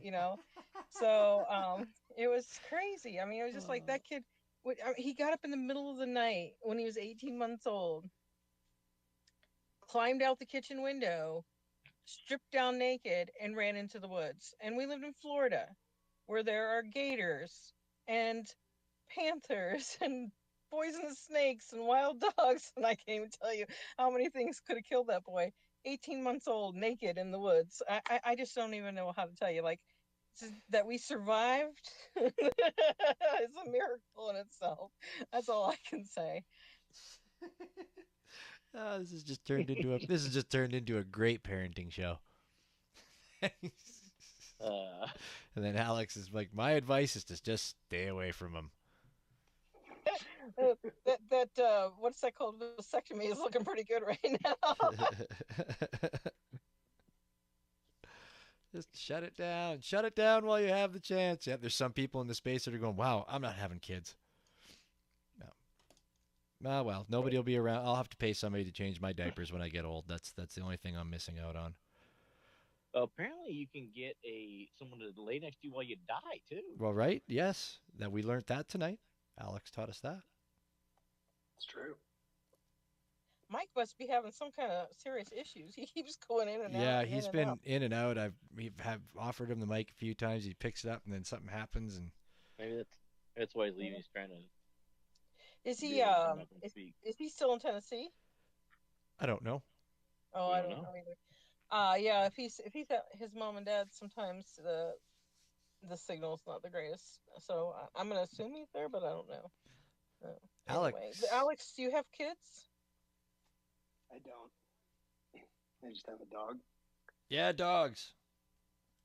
What kind of dog you got? Little Shiba Inu. Oh, they're all right. I was gonna say, oh, a little shit dog, but I mean, Shiba Inus are kind of cool. They're all puffy and Aren't they like super mean? They're like super mean, right? No, not at all. this is my second Shiba. You know, we lost one last year, but we just got one that's 2 years old, and he's so sweet. He like sleeps with us and everything. But you've had it way before Dogecoin was minted. Yeah, sounds like I did, yeah. But I do like hold some Doge and some Shiba just because I love the breed, you know. Oh, I get that, but like at this point, you know, at this point in the culture, you have to be like, you know, almost like if you're vegan, you got to tell somebody. You have to be like, well, hey, I've owned before Dogecoin was minted. Yeah, it's like it's not a vanity dog for me. Yeah, it's like people who owned a corgi before Cowboy Bebop became popular or something. Yeah, exactly. I got a black lab farting up the floor right now. Stupid me. He left, and I was like, I realized I couldn't smell him anymore. So I'm like, oh, the dog left. Where'd he go? What's he up to? And then, of course, I went and found him, and I laid a blanket on the floor next to me, and then he came back in, and then I'm like, oh, that's right. I didn't actually want you back in here, did I? He just smells disgusting tonight, man.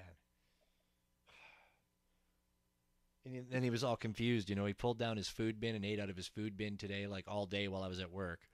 And then he was wondering why he didn't get dinner tonight. Like smashing his bowl around. And I'm like, dude, like your stomach's about to explode. Jerk dogs. Yeah, I used to have a little Italian Greyhound, and I left some cookies on the counter wrapped in foil. Somebody brought, and he jumped up on the kitchen chair to the kitchen table to the counter, jumped over the sink to get those damn cookies, and ate the aluminum foil and all. Had to take him to the vet. Dogs, when it comes to food, they're not the brightest. Oh, especially a lab, man. Mine eats. I worried for the first few years. I was so worried that it was going to cost me like thousands of dollars in surgeries or something. But yeah, I'm lucky, knock on wood, that his system works really good, and it all comes out the end in Technicolor poops. You go out there in the backyard to clean up his poops, or if I'm at the park, and it's like an Indiana Jones archaeological expedition. It's like, what is this? What the hell? Did you eat half a plastic shopping bag? Like, oh my god. What's your dog's name? Rolo. Or were you asking Alex? Oh, well, I was asking you in that case, but Alex can tell us his dog's name too if he wants. My dog's name is Nacho. Nacho? Nacho. M-E-C-H. Oh. That's just... Well, no, I think you should change to Nacho. It'd be even better. I tried to name my kid Nacho. Michelle. No lie. Tried to name my kid Nacho. AR department, would that be?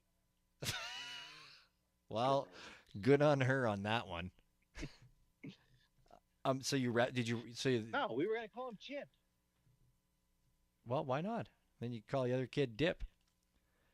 Well, he is more than Dip. Don't ever let him hear this episode. All right? Oh, I'm gonna save this one. I love them both the same. Uncle Bits is coming to visit one day. You guys want to hear what you want to hear what your dad said? A few times. He thinks this is the only time he said bad things. Back. Alex, I got more questions. So I'm looking at some black and white pieces in here. To the Moon and Retirement. Mm-hmm.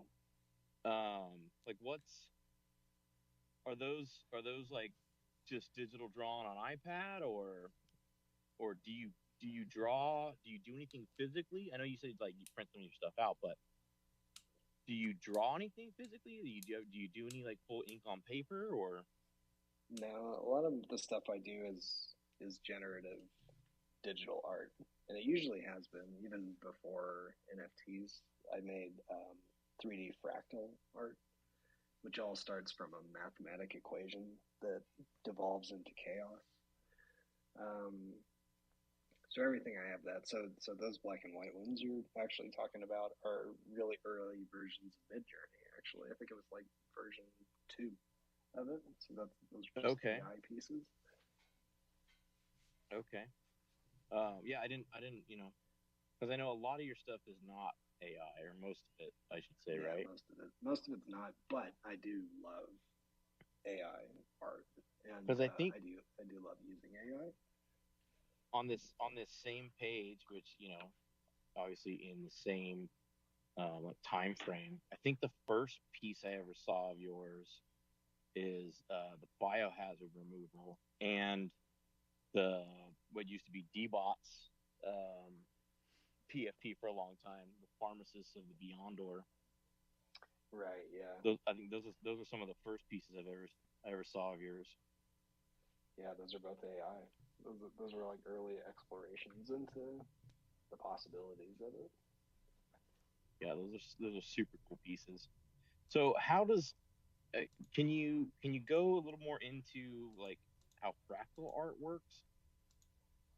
Like I understand what a fractal Sure. is, but like how do you come about generating it, I guess? Sure.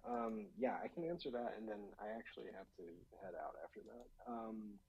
But yeah, what's cool is that anyone can make fractal art because the program that I use for it is free. It's called Mandelbulb 3D, and you can just download it. It's an open source program. Um, and there are different ways to do it. You can actually you can search online for pre-made parameters that other people have made that you can modify, and it's all text really. Like you're really just like copying in strings of text, and it creates 3D geometry from that. Um, but you can also start from like zero and then just start kind of moving sliders around and creating these infinite structures that go on forever. If you search on my page, there's a series I did called Impossible Buildings. That's an example of that early artwork that I was doing. I saw a couple of those. Yeah, I think there's like 16 of them. And then there's this piece called Sweet Map that I also sold, which unlocked the Impossible Building series. Okay. So all those are just various things, either modifying an existing basic parameter and building upon it, and then relighting it and getting different camera angles and stuff. But what's interesting about working with fractals, at least at this program, is there's no undo function. So if you make a mistake, you can't go backwards. So you either have to start over or, own the mistake and then work within that mistake and then go further into it. So it results in some like really interesting parts because of the lack of being able to undo mistakes. Right. Don't you don't do fractals, Willie? I mean, come on. I figure you would, being the designer kind of guy. There's no calling for that. Honestly, like when you very first start, with AutoCAD, you like not fractals, but you work with arrays. Everybody who I've ever known who's ever touched AutoCAD for the first time wants to design wheel rims, like vehicle rims. So you start doing that and building with arrays, and you can kind of like manually fractalize that a little bit, but no, other than that, no, I haven't done that in 20 years. Well, all right then. I work with real world objects, pipes and tanks.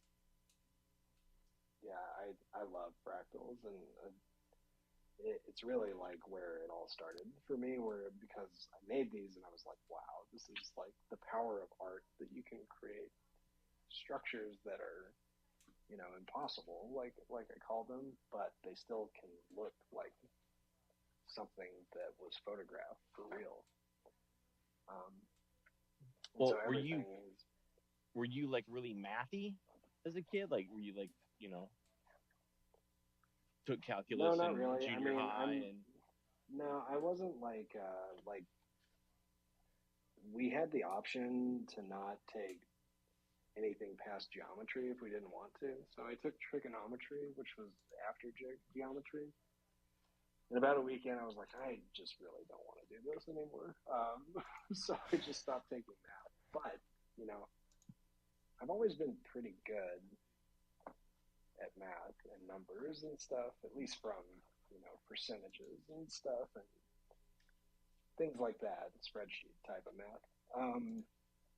But like, you know, conceptual theory and calculus and stuff, I've never been anything like that. But, you know, working in 3D, you flirt with math constantly in it, and you pick up a lot of different things from that. Just so everybody knows, he's saying math, not meth. Yeah. So glad you clarified Although, that. although I was methy in school, just not mathy. Let's go. Oh, I thought you said math. No, meth. I was all into meth. Yeah. Oh, fuck. Sorry. Earlier you were saying, "Oh, we've never had anybody like say anything really offensive or anything," and I was thinking back to all the shows, and I'm like, "Okay, not intentionally." Yeah. Sometimes Lily just misunderstood. Yes. Oh, killer. We never intend thank you to guys so yeah. much for this tonight. I've really enjoyed talking to you guys. Thank you, man. And especially thank you for you know, being able to help us, you know, fill in on a short notice. You know, you've been on my radar for a long time, and I've been wanting to talk to you for a little while. But it's especially, you know, especially grateful that you can help us fill in on a short notice. So Yeah, really and I appreciate that and appreciate your time and everything. Hey, man. Thanks for thinking about me. I really appreciate it. Well, and now I have a much deeper appreciation for the artifacts and the rest of your art, and I kind of know what's going on now. So. Yeah, it's one of those things that you know, I know that people haven't discovered everything that's there, but maybe they weren't meant to discover it for years and years and years.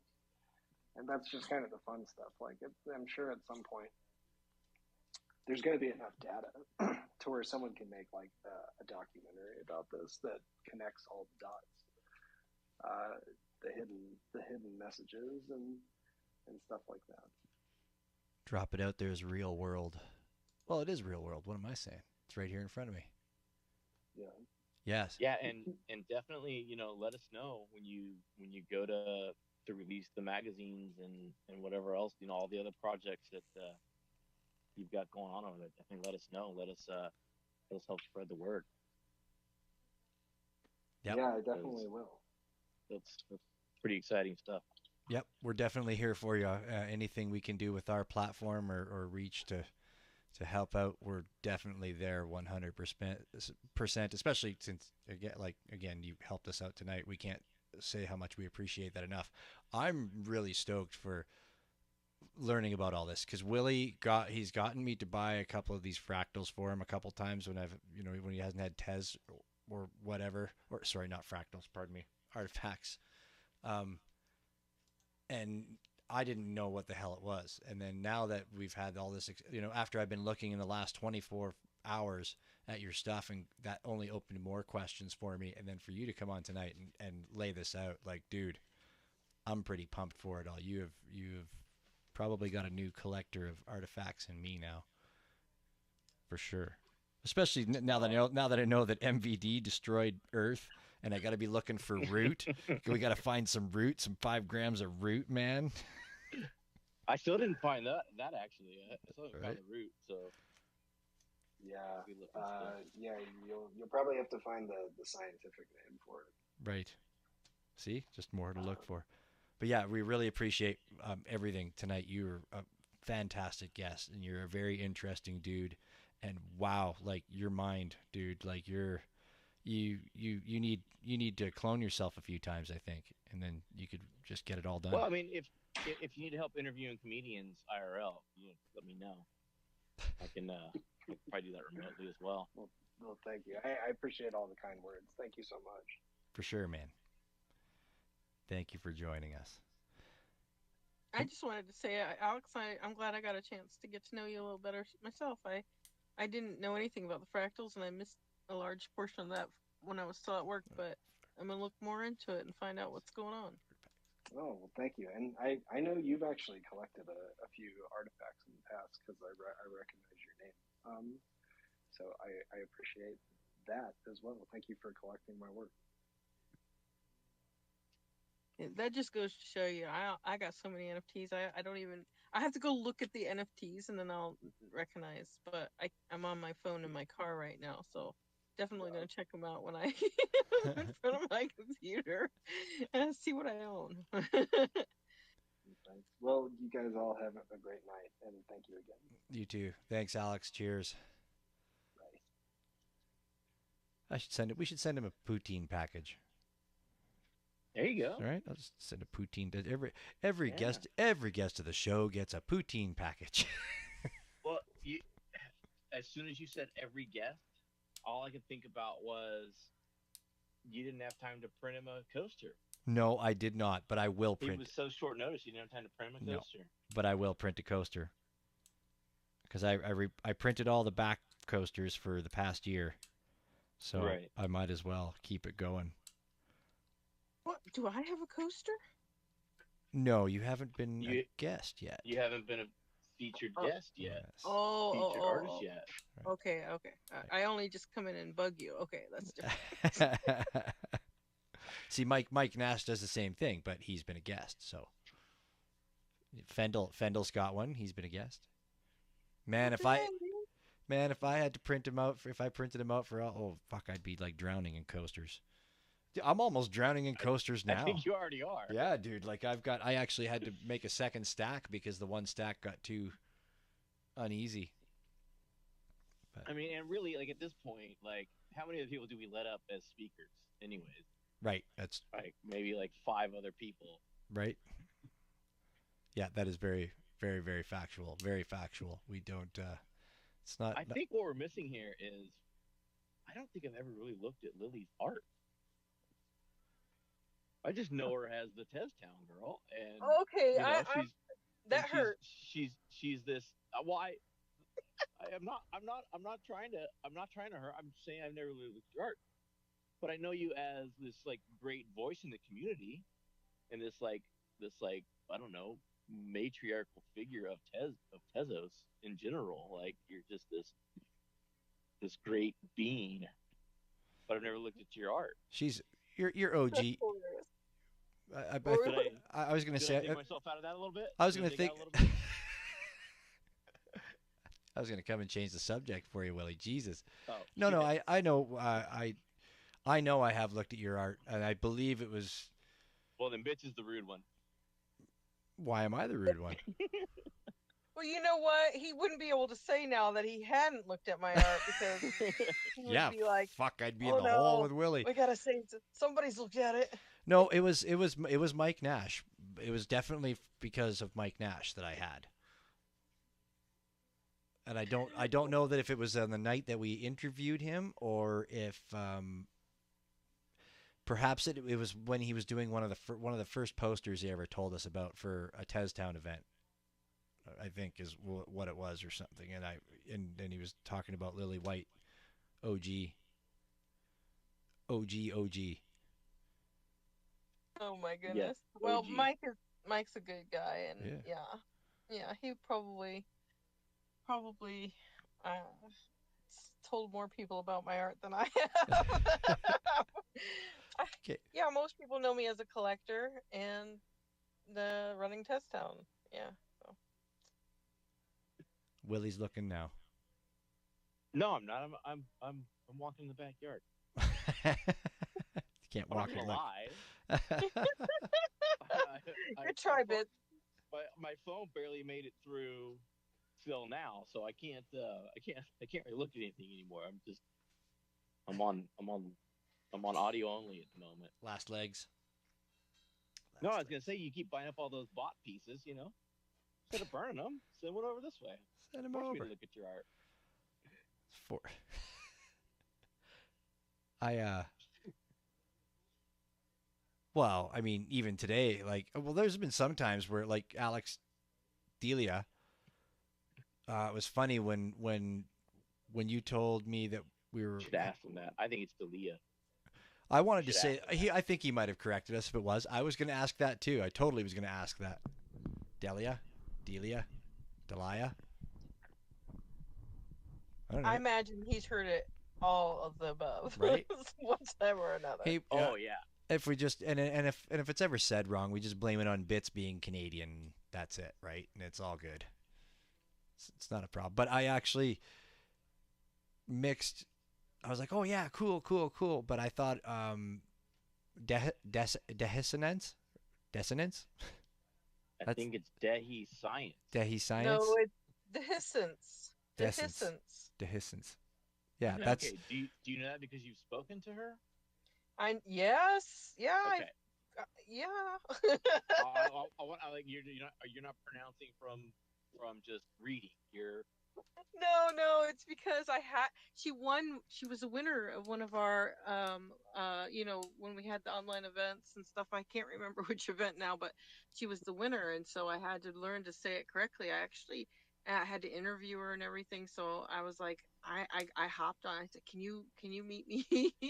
Can you meet me in Discord and like teach me how to say your name correctly? Because I was so afraid. I butcher everyone's name though, and they usually forgive me at some point. So, you just do the best you can. Well, I mean, Dehiscence. Okay. that sounded pretty good. Dehiscence. Yeah. I didn't know that they were female until like a month ago. I've been following them for almost a year. Hey, I didn't know Alex was male either. I wasn't sure. You know what? Actually, I wasn't sure for a long time too. Actually. Okay, so that's not so bad. Those names could go either way, but you know what?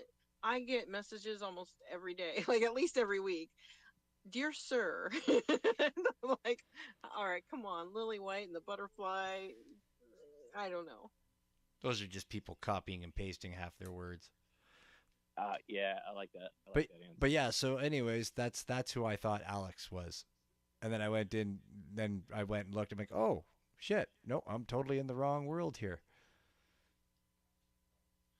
Oh, because especially that, what the collection is, PFP is? Yes. Yeah. Looks a lot like her stuff. So yeah, I see that. I thought that was, interesting. Did you ask him, did they do a collab at all? He said that collection was from like an assistant of his. No, it was just his assistant worked with them. It wasn't. I feel like maybe he's just shared a lot, like retweeted a lot of her stuff and vice versa. Yeah, very possible. I'm thinking that. She's Canadian too. Another Canadian. Well, was Alex Canadian? I missed that part. No, Denver. No, Colorado. Yeah, Colorado. Oh, not Denver. Yeah, Colorado. Close enough. Yeah. That's that same state. We're same good. mouth, right? Yep. Same water. Well, I got to tell you, my son and I are planning a trip to Canada over the 4th of July, and I'm really wondering whether or not they're going to let me in, because they did not let me in the last time I tried to go to Canada. Do you have a DUI? No, I don't even drink. No, I don't have a DUI. So that's a very big reason why they won't let you in. You didn't have a real job? You didn't have a real job? No, I was working for the U.S. government. I was working for Space Force at the time. Oh, that's why they were like, "Fuck that, man! She's coming up here for secrets." That's not a real job. Yeah, I was hiring people to write curriculums. So it was a real job. I mean, it was a contract job, but it was a real job. and it was the craziest thing because I was making fun of the Space Force. The Space Force. Force. I had to travel all over the U.S. and then I was actually going to talk to some people in Buffalo, New York, But I hadn't been to the Canadian side of Niagara Falls, and I wanted to go. So I booked my Airbnb in Canada, never thinking it was going to be a problem.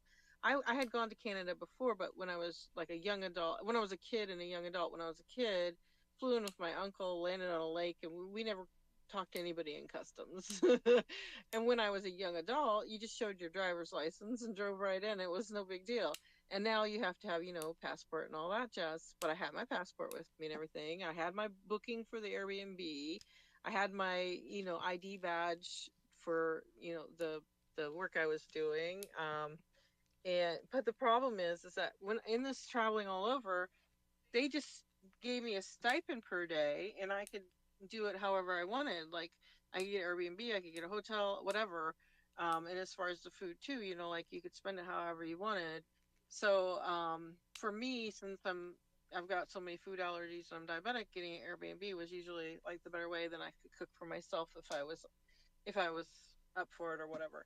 But anyways, some of the time I camped, some of the time I stayed in hotels, some of the time I stayed in Airbnb. So I had all this stuff in my car. Like I was on the road for like 6 months. So I had all this stuff in my car. And so camping gear and then, like pots and pans and stuff that you would need if you were camping, things like that.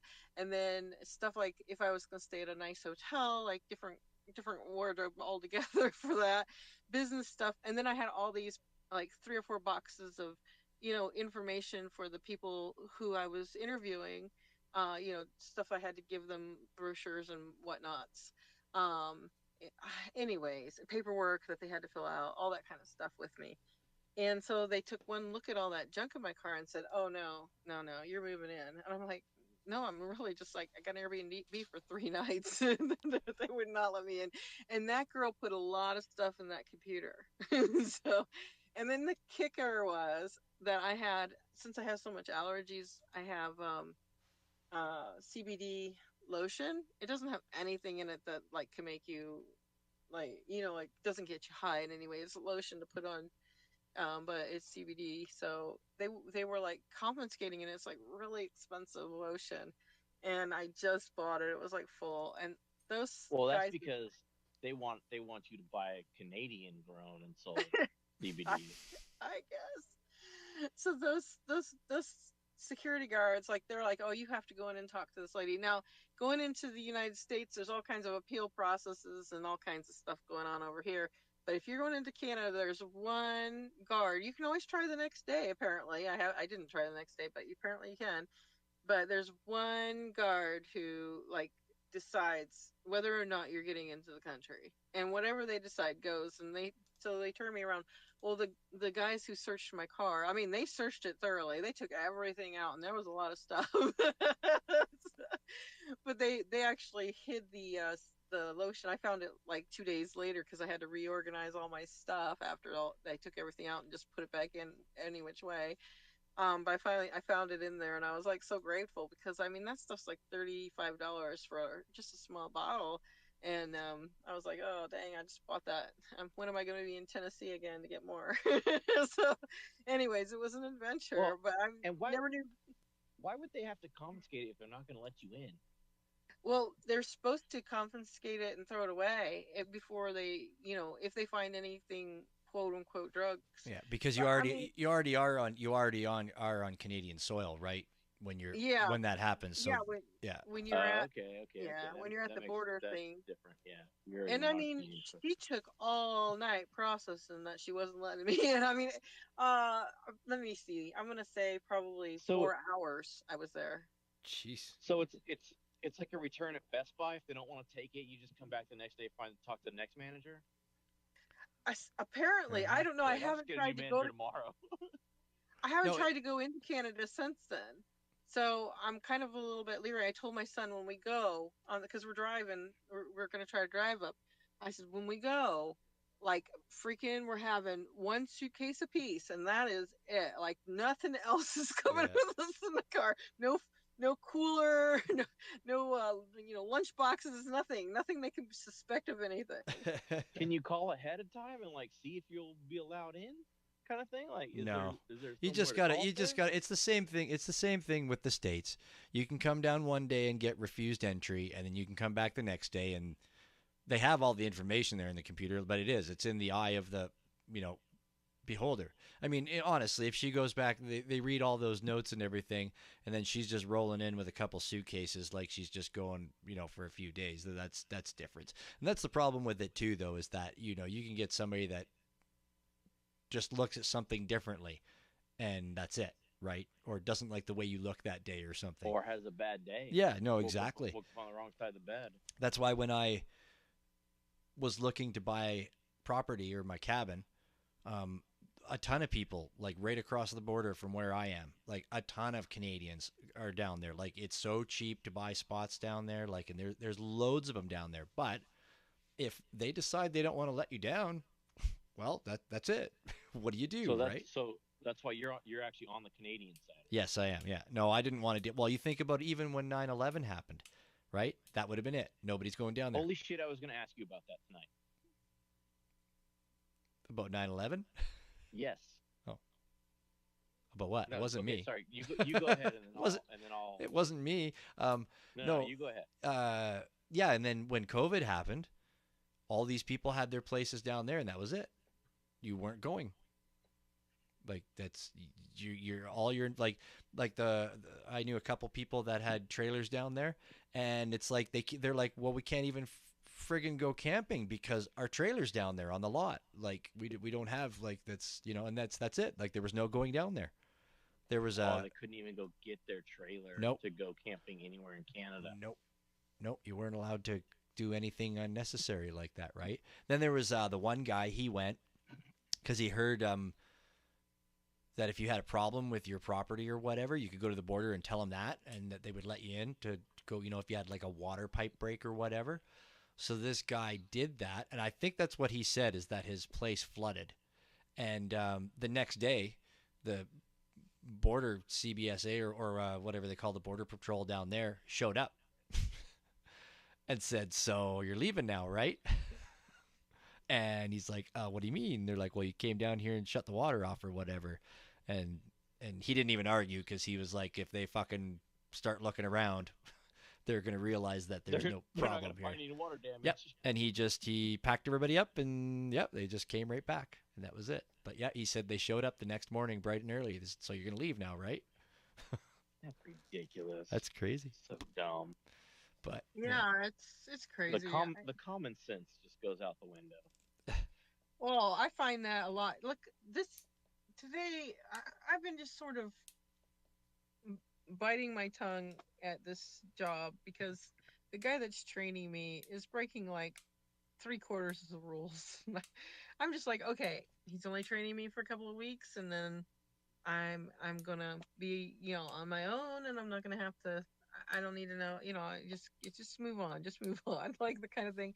Well, I passed my certification test a while ago, but I don't have access to this one computer program yet. I just want to make it clear to anybody who might be listening on the YouTube or tomorrow that this is, you're talking about training for the body parts processing, right?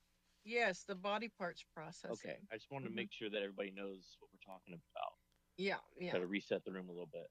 Should we tell them any more about that, or just let them? No. Okay, we'll let them worry about how you pull about the dead cadavers that you pulled them out of. Yeah, they'll have to come to a test town space to sort that out, I guess. Yeah. We'll leave them hanging. Well, obviously, it's a legit job that needs certification, kind of thing. Clearly. Yeah. So I don't have access because the tech people haven't figured it out yet. I've been signed off on everything else, but I don't have access to this one program I need in order to work on my own. So I'm still with the guy.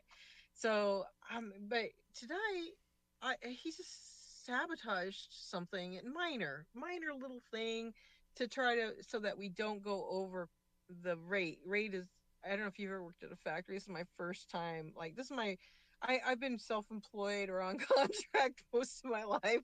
This is definitely my first time working in a factory. So you know, they want you to get X amount of bodies processed per day, and well, I'm gonna go with it. And so he doesn't want to go over that amount, though, because if we go over that amount too often, then they'll raise that rate, and you have to do so many more, you know, kind of thing. And that's fine and good and whatever. If you're too efficient, you have to maintain that efficiency. Yeah. And so I mean I kind of get that. I don't necessarily buy into it, but I get what he's not real work Prickle anyway. So he's just sitting at the desk waiting for me to come so that he can click the little button on the program that I can't access. That's it. That's all he does. I do everything else. So I'm like, okay, whatever. But I'm just like, well, I see that you like um did an empty run, and he's like, no, I didn't do that. And I'm like, yeah, you did. He says, no, you messed up. You didn't have it loaded. I'm like, I had plenty loaded. And he says, well, there must have been an alarm. I said, no, there wasn't. And that and it was just happened that this empty space happened when I left the room to take the empty boxes back to where they go. And then I come back, and my computer had somebody had been on, like, any the computers are public, like anybody can log on to them, but you're not supposed to get on it if somebody else is logged in. I was logged in because I was working in that area, and I noticed that my computer was on a different thing, and then the machine had the washer machine thing had skipped, and I was like, okay. And he was gone. He was just gone. And so, not to be questioned about it or anything. But when he came back, I questioned him. And then, like he mansplained the whole thing to me. Didn't really care for. And I said, no, I know that's not what happened. I don't care that you did it. It's not a big deal. We're not gonna get in trouble. But like, don't just try to turn it around and blame me. And he's like, oh, like you can never do anything wrong. Like 10 times a day, I go to somebody and say, oops, I did something wrong. I could definitely do wrong things. I have dropped body parts on the floor. I have, But put this the one I wrong ones didn't in the do. basket. Huh? But this one I didn't do. But this one I knew for a fact I didn't do, and I know who did it, and I know why they did it, and I'm like, I just like, and he says, you can't disagree with me. And I'm like, I'm so sorry, but I can and will disagree with you if I damn well want to disagree with you. I'm like, that's not that you can't just go tell people they can't disagree with you. I don't know. I wasn't nasty about it or anything. I wasn't talking any more aggressively than I'm talking to you all right now. Oh, come on! He You were like snapping your fingers and like twitching your head back and forth. Oh no, you can't tell Yeah, me. yeah. My head spun around 3 times. No. He ran, and we have a new manager. Our manager moved to another department, and we got a new manager today. And haven't even had a chance to talk to this woman at all, like for 5 seconds even.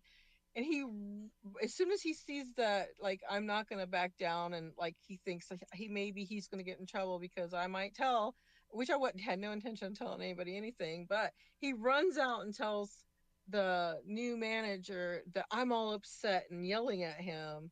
And and she comes in, and I'm just like busy doing my work, and she's like, are you okay? And I'm like, I'm perfectly fine. Why? And she said, oh, well, I'll just call I'll just call him Joe. It's not his name. To protect the guy. And she said, well, Joe's all upset because he says you were yelling at him. And I'm like, I was not yelling at him. He came in and said I did something I didn't do. And I'm like, I make mistakes all day long. If I make a mistake, I have no problem saying I made the mistake. But I said I didn't do this. He did it. And then she's like, well, he's like really good, and he's like a really good trainer and all that. And I'm like, you guys need to reassess. Like, she doesn't know me from Adam, so I'm like, but I'm like, I personally, I just don't want to work under him because there's like a lot of shady stuff he's doing, like nothing big major, but just a lot of little things. And I just would prefer, like, when he does cross a line, to not be like in the same, like umbrella or Yeah, whatever. you don't want to get caught in the crossfire. Right, exactly. And so I guess tomorrow she's gonna have me work with somebody else, which the other guy that she's gonna have me work with, um, is a friend of his, but honestly, I think he has a lot more integrity. Let's put it that way. And I don't see him like breaking the rule like he's not been caught on other people's computers constantly, and like just a bunch of stuff. I don't want to get into the nitty gritty of, but just little things that, like, when you're dealing with people's body parts, like every little thing counts. I mean, if you had to have one of these body parts you would want to know that everything was done like above board, right? I mean, that could be So Mike Nash's mom's hip or something. You said, right? Shoulder. yeah, Yeah. yeah, her shoulder. Because this is what I think about. What two things I think about? Like Terry's mom just had a shoulder replacement. Mike's mom needs to get a new shoulder. I know people who have new hips and knees. I mean, I know these people. I think of those people, but I also think I'm like I'm getting older and my shoulder hurts a lot, and I'm like I may need a new shoulder one of these days. And I don't, I want. I'm not like I don't even know how to explain, but It's kind of like you it's one of those things too though. It's like you never really want to go into the kitchen at a restaurant that you like. Also, right? Happens yeah, everywhere.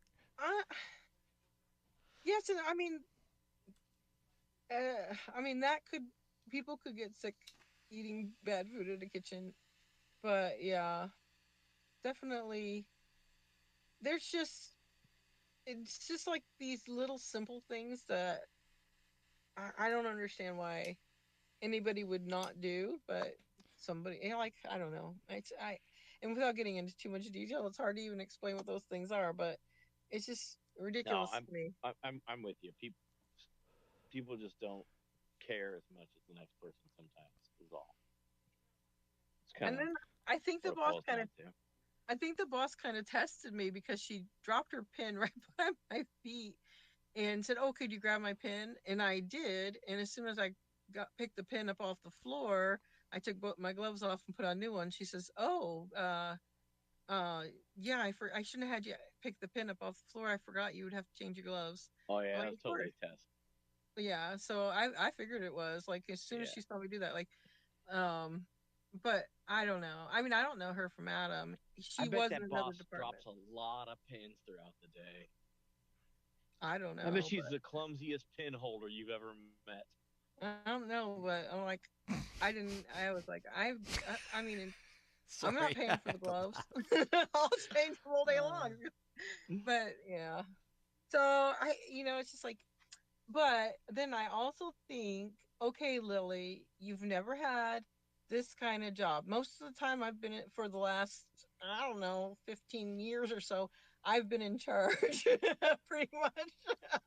So maybe it's a little bit, like I try to be really conscientious about like, mm, just, and then also most of the people that work in this factory, not all of them, but let's say 85% or more, they've been here in this small town for their entire lives. Maybe they've gone on vacation or something, but that's it. So when I start saying, like, they ask me a question and I answer, like, and I'll say, oh yeah, both my kids are, were actors or something like that. That's just like normalized for me because my life has been that. But to Because you've them, led a very interesting life, apparently. yeah. So then they'll be like, I don't know. It's just like I'm I'm trying to be something I'm not to in their eyes, but I'm like, yeah, it's just normal. And then the one guy's like, why are you even here if you've done all these things? Nobody who's done all those things would be here. And I'm like, bad economy, bad economy. I'm like, not just, like this Did isn't you where say I want to be bad at either, but comedy? yeah, yeah, bad, I bad said at that. bad at comedy and bad economy. It's like the Oh, Yeah, I don't know what the first both one of meant, those but things. well, just so because you didn't make it as a comedian, yeah, I didn't make it right? as This yeah, that's what bad comedian. I bad wasn't a at good enough comedy. comedian. I was making it funny. Didn't work out. I'm bad at fucking comedy No, too. I was Yes. with you. We were on the same page. No, I got you. Oh, I all got right. you. Okay. All right. Yeah. Well, I I don't guess know I if the just wrecked it there, audience didn't I? understood because they weren't here last week when we talked about that whole thing. But I still think this whole last couple of minutes here has just been great because every time we talk about and there's body parts falling on the floor, but it's just so funny, if somebody's listening to it and they didn't know about the medical body parts, and not Oh, thanks for opening the fourth wall there, Bits. yeah, we were trying to like Jeez, let oh we were people. we were Wonder. jamming on something here, man. We had a bit going. What? Bit, Gosh. bits ruin the bits. And Bits ruined the bit. right, once again, we blame it on damn Canadians. Fucking Canadians wreck everything. Damn it. They won't even let me in their country. Yeah. Yeah, so I don't tell. I've learned this though, being in this small town for the last couple of years. I don't tell any stories unless I have a photo I can show the person to back it up. Not that I feel like I need to do that in the real world with anybody, but like this isn't the real world, really. This is not quite the real world. So Yeah, like I think the NFT world is different in that regard.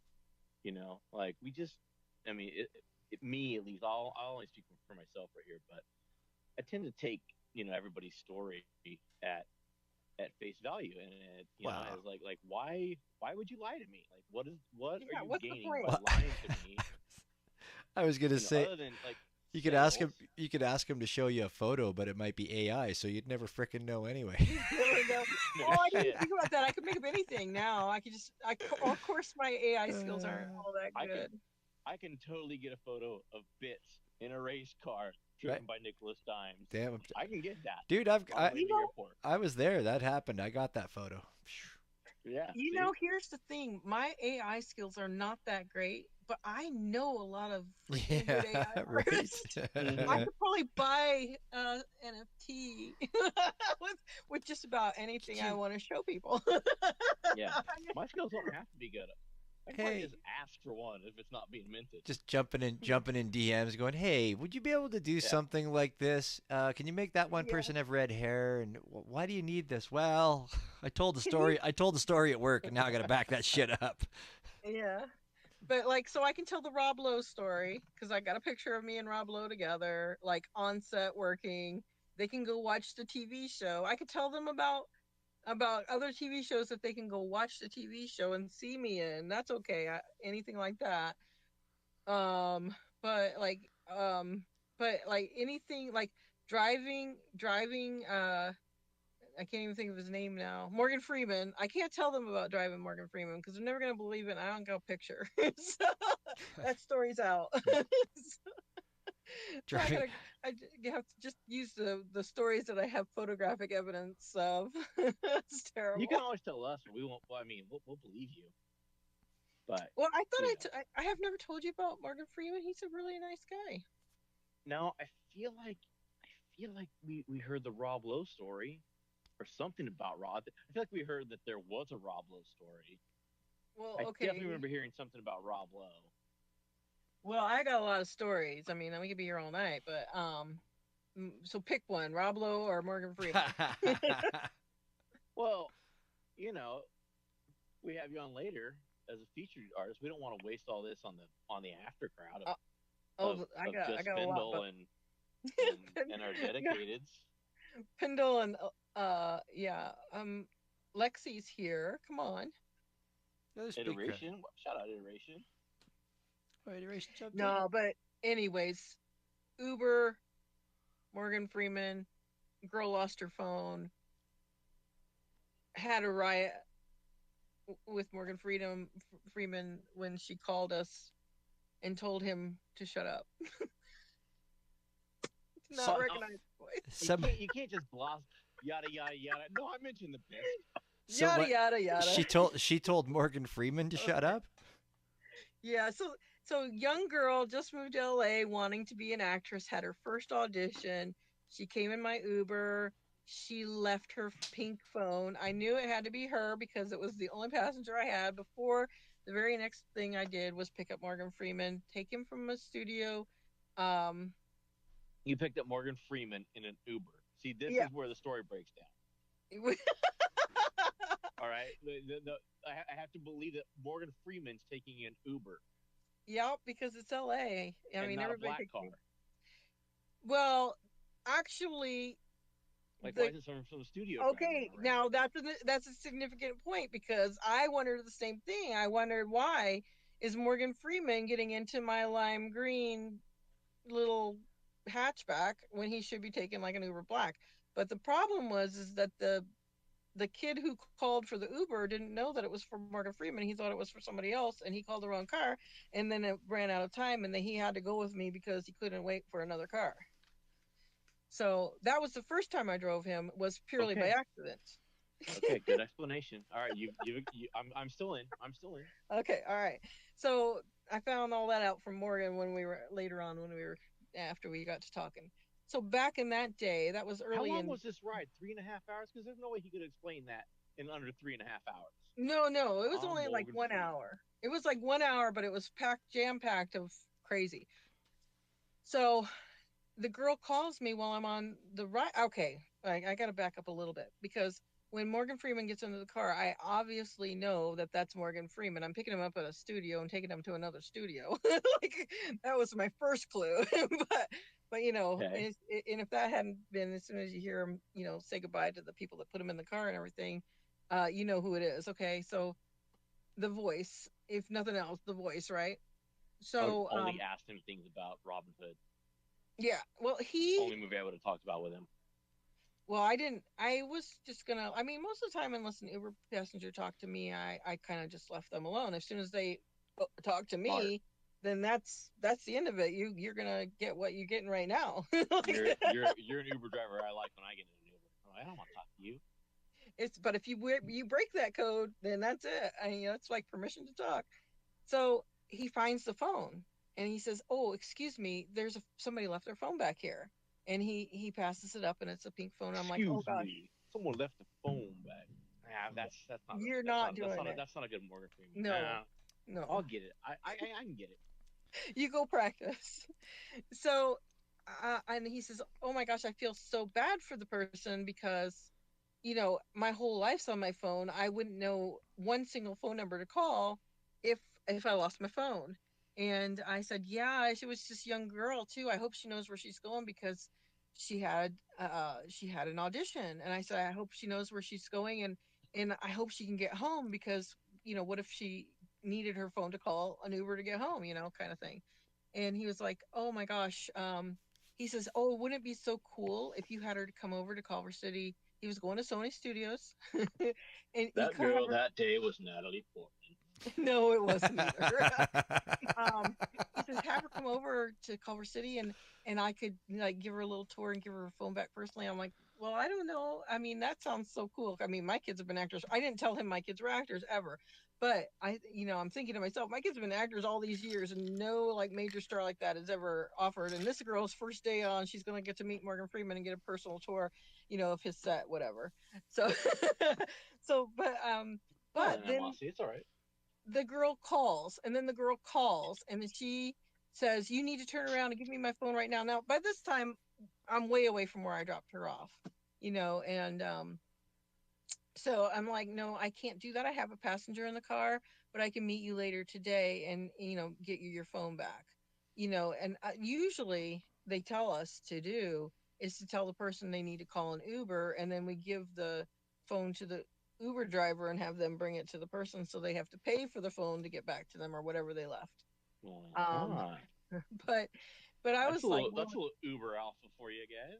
yeah, but I was willing to just like take it back to her later after I dropped off Morgan Freeman where he had to go. And she starts yelling and cussing me and stuff. And I hung up on her. I was like, "Oh gosh, I'm so sorry." And he's like, "Yeah, by the way, I don't want her to come to the studio anymore." So she ruined that right off the get go. And then she had the nerve to call back. Like 2 minutes later, the phone's ringing. I said, "I'm just not going to answer that because she was so rude the first time." And he Are says, you "Oh willing to say no, the ethnicity of the female passenger? white." Okay, all right. Yeah.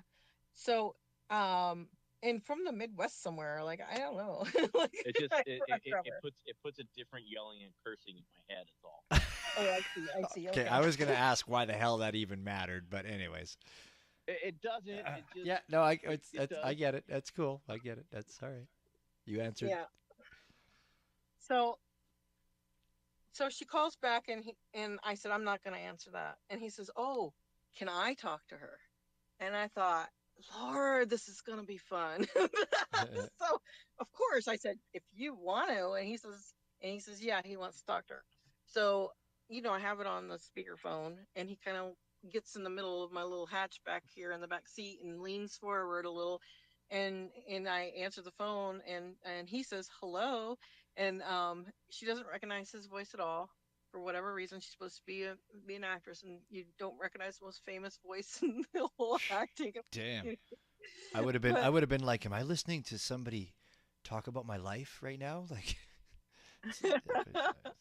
well, she starts to, get all excited again, and he says, "Listen, young lady," he says, I'm paying for this ride right now, and you're distracting my Uber driver. She's really, trying hard to like get me safely where I'm trying to go." And she says to Morgan Freeman, and I'm not lying because she doesn't know it's Morgan Freeman. She says to him, "Old man, I don't care where you have to go, but it's not nearly as important as me getting my phone." Ooh. And he looks at me and he says, "Lily, can you hang up on her?" I'm like, "Yep." She called back again, but we didn't answer. So So you think this man is Batman, and you're going to blackmail him? what? That's a terrible rendition yeah, of a line. that was, dude, from just Batman stop. that he was in, Oh, okay. playing Yeah. the correct line. Okay, I don't know that line. It was But about that time the young lady realized she had fucked up. Much Well- better, Morgan Freeman. We're gonna have to work on that. Yeah, we'll have to maybe watch a couple of. I just don't think I could be. I could really try and get close, but I just don't think I could have the calmness and the of Morgan Freeman. Man, that dude's just like, God. yeah, well, yeah, Yeah, right, no, yeah, we're- exactly, right, We're both a little too wound up. To Yeah. be, yeah, to be right. Morgan, Let me to hang have on. Let the- me. to I'm gonna slow go down roll. enough. I'm gonna go roll a joint, and then I'll try this again. No, hang on. No, I'll forget. I don't know, man. I think you only smoke sativas, so. Oh Well, no, by the I'm time- on the indicas today. By the Okay, time I got let's continue with the story. yeah, I just by the time I get off the phone with that girl the second time, like we were both all wound up about all that whole, crazy, like somebody that just be that entitled, and he was a really down to earth guy. We had a really great conversation. He says, "Listen, how can I get you again if I do an Uber?" And I'm like, this is gonna be the car, And he's like, "No, it's perfectly comfortable back here. I don't mind." I said, so back then, if you were the closest one. If you were the closest car when they called the Uber, you got the ride. They Did he don't just do that stay there? anymore. Well, no. So yeah, whenever he needed a ride, one of the PAs would just call me and say, "Are you anywhere near?" And if I was, I went. So I got to drive him like 3 or 4 more times, which was really lovely. He was a great person. We had a lot of fun conversations. I never told him my kids were actors. That's the craziest thing. But we talked about racism, and we talked about life and family and just all kinds of it's crazy stuff. We talked about God, and it was fun to like He be able played to, God. yeah, I He know. fucking played God. I think I think it was funny because when you started all of this storytelling, and you said, or just before you started telling the story, and you were like, "Oh, driving Morgan Freeman." I was like, "No, don't you mean driving Miss Daisy?" Oh, we talked about that too, like how I was thinking that too, actually. But yeah, we did it. We were laughing about it and everything. But yeah, he was a really good, really down to earth guy, and the nicest guy. I mean, the only better story I could tell you about a celebrity in Hollywood, because I really enjoy the time I spent with him. But the only better story I could tell you was Robin Williams, but I can't tell that tonight. I'll have to save that for another time. Oh, please, yeah, save that for Nick. Okay, well, Willie, has Lily convinced you enough? Well, I guess we don't even have to have her on as a guest. We get her almost every Tuesday, anyways. But we should have her on as a guest. We could do that, Willie. I've never said no. I'm always enthralled. Oh, I think it was. I think I remember. I remember. I said, "Oh, we should have Lily White on," and Willie was like, "Fuck that! It sounds too much like Willie. Like we can't have people with the names on that sound just like mine." We're the twins on Rugrats. We'll give Bitch a night off one time. It'll be the Lily and Willie show. Look, bitch, you're losing your job and everything. That's okay. I believe I would not. Off. I'll sit back and relax and listen for a little while. I got no problem with that. I mean, contrary to what Dude, people believe. I gotta put my PTO in for July now, guys. I'm gonna be off one Tuesday in July for sure. Oh, you better talk Well, HR the department. first week of July, I'm off from the body parts job. Where are you planning on coming? Week, though, So we're gonna go in through up there close to Detroit, and we're gonna go over to London, and then I think if I can get in the country, that is, then I think we're gonna spend a day like doing nature stuff, like kayaking, and I don't even know what all my son wants to do, but we'll probably do the kayaking, and then he'll go back to the hotel, and I'll go on a 10-mile hike, and then he'll come back and get me. That's probably how it'll play out, because he does not like to hike. Cool. Well, one of these days you'll have to come to the western side. I feel the hiking and kayaking is better out here. Oh yeah. You have mountains out there, right? Big, yeah. Like, what's the east side of Canada have? Just prairie land? That's rock. What they call them, prairie oysters? No, it's a lot of water over there. A lot of the Canadian Shield, it's called, but it's like there's no big mountains at that end. Definitely no. Yeah. Rocky. No, but it is beautiful. It is beautiful terrain all on its own out there. Like it's just a different. I remember the one time I was here skiing at Sunshine in Banff, and I went in to have a bite to eat and a beer, and I was sitting there up at the bar, and there was a chair next to me, and this guy's like, "Oh, is anybody sitting there?" I'm like, "No, go ahead, man." Right? And so he's sitting down and chatting with me, and he goes, "Do you come here often?" I'm like, "Oh yeah, every couple of weeks or whatever." And he's like, "Man," he's like, "a black diamond run out here is way different than a black diamond run out in Eastern Canada." And I'm like, "Oh yes, yeah, we got mountains here." And he goes, "Man," he's like, "But like you'd figure a black diamond run's a black diamond run." He's like, "But you guys have like rocks and trees and fucking like all this shit that you can hit and crash." But I thought it was funny, so I hung out with him for a couple days. But yeah, still. So then after our day of nature, we'll spend a day in Toronto. The center of the earth. And then, because my son's never been to this area of Canada, he's been over like north of Washington, and he's been to Victoria and that, but he's never been to this whole area. And then we'll come back the third day, stop at Niagara Falls on the Canadian side, and then drive around the other side of the lake through Cleveland, Ohio, or something. I don't know. So that's cool. That's the I don't know if you know this, cool, but I hear that Cleveland does rock. I've heard a rumor. I've heard a rumor. Yes. I've not seen the show they did about it, but it may only be a rumor at this point. I'll let you know if I find out anything. Figure it out. Yeah.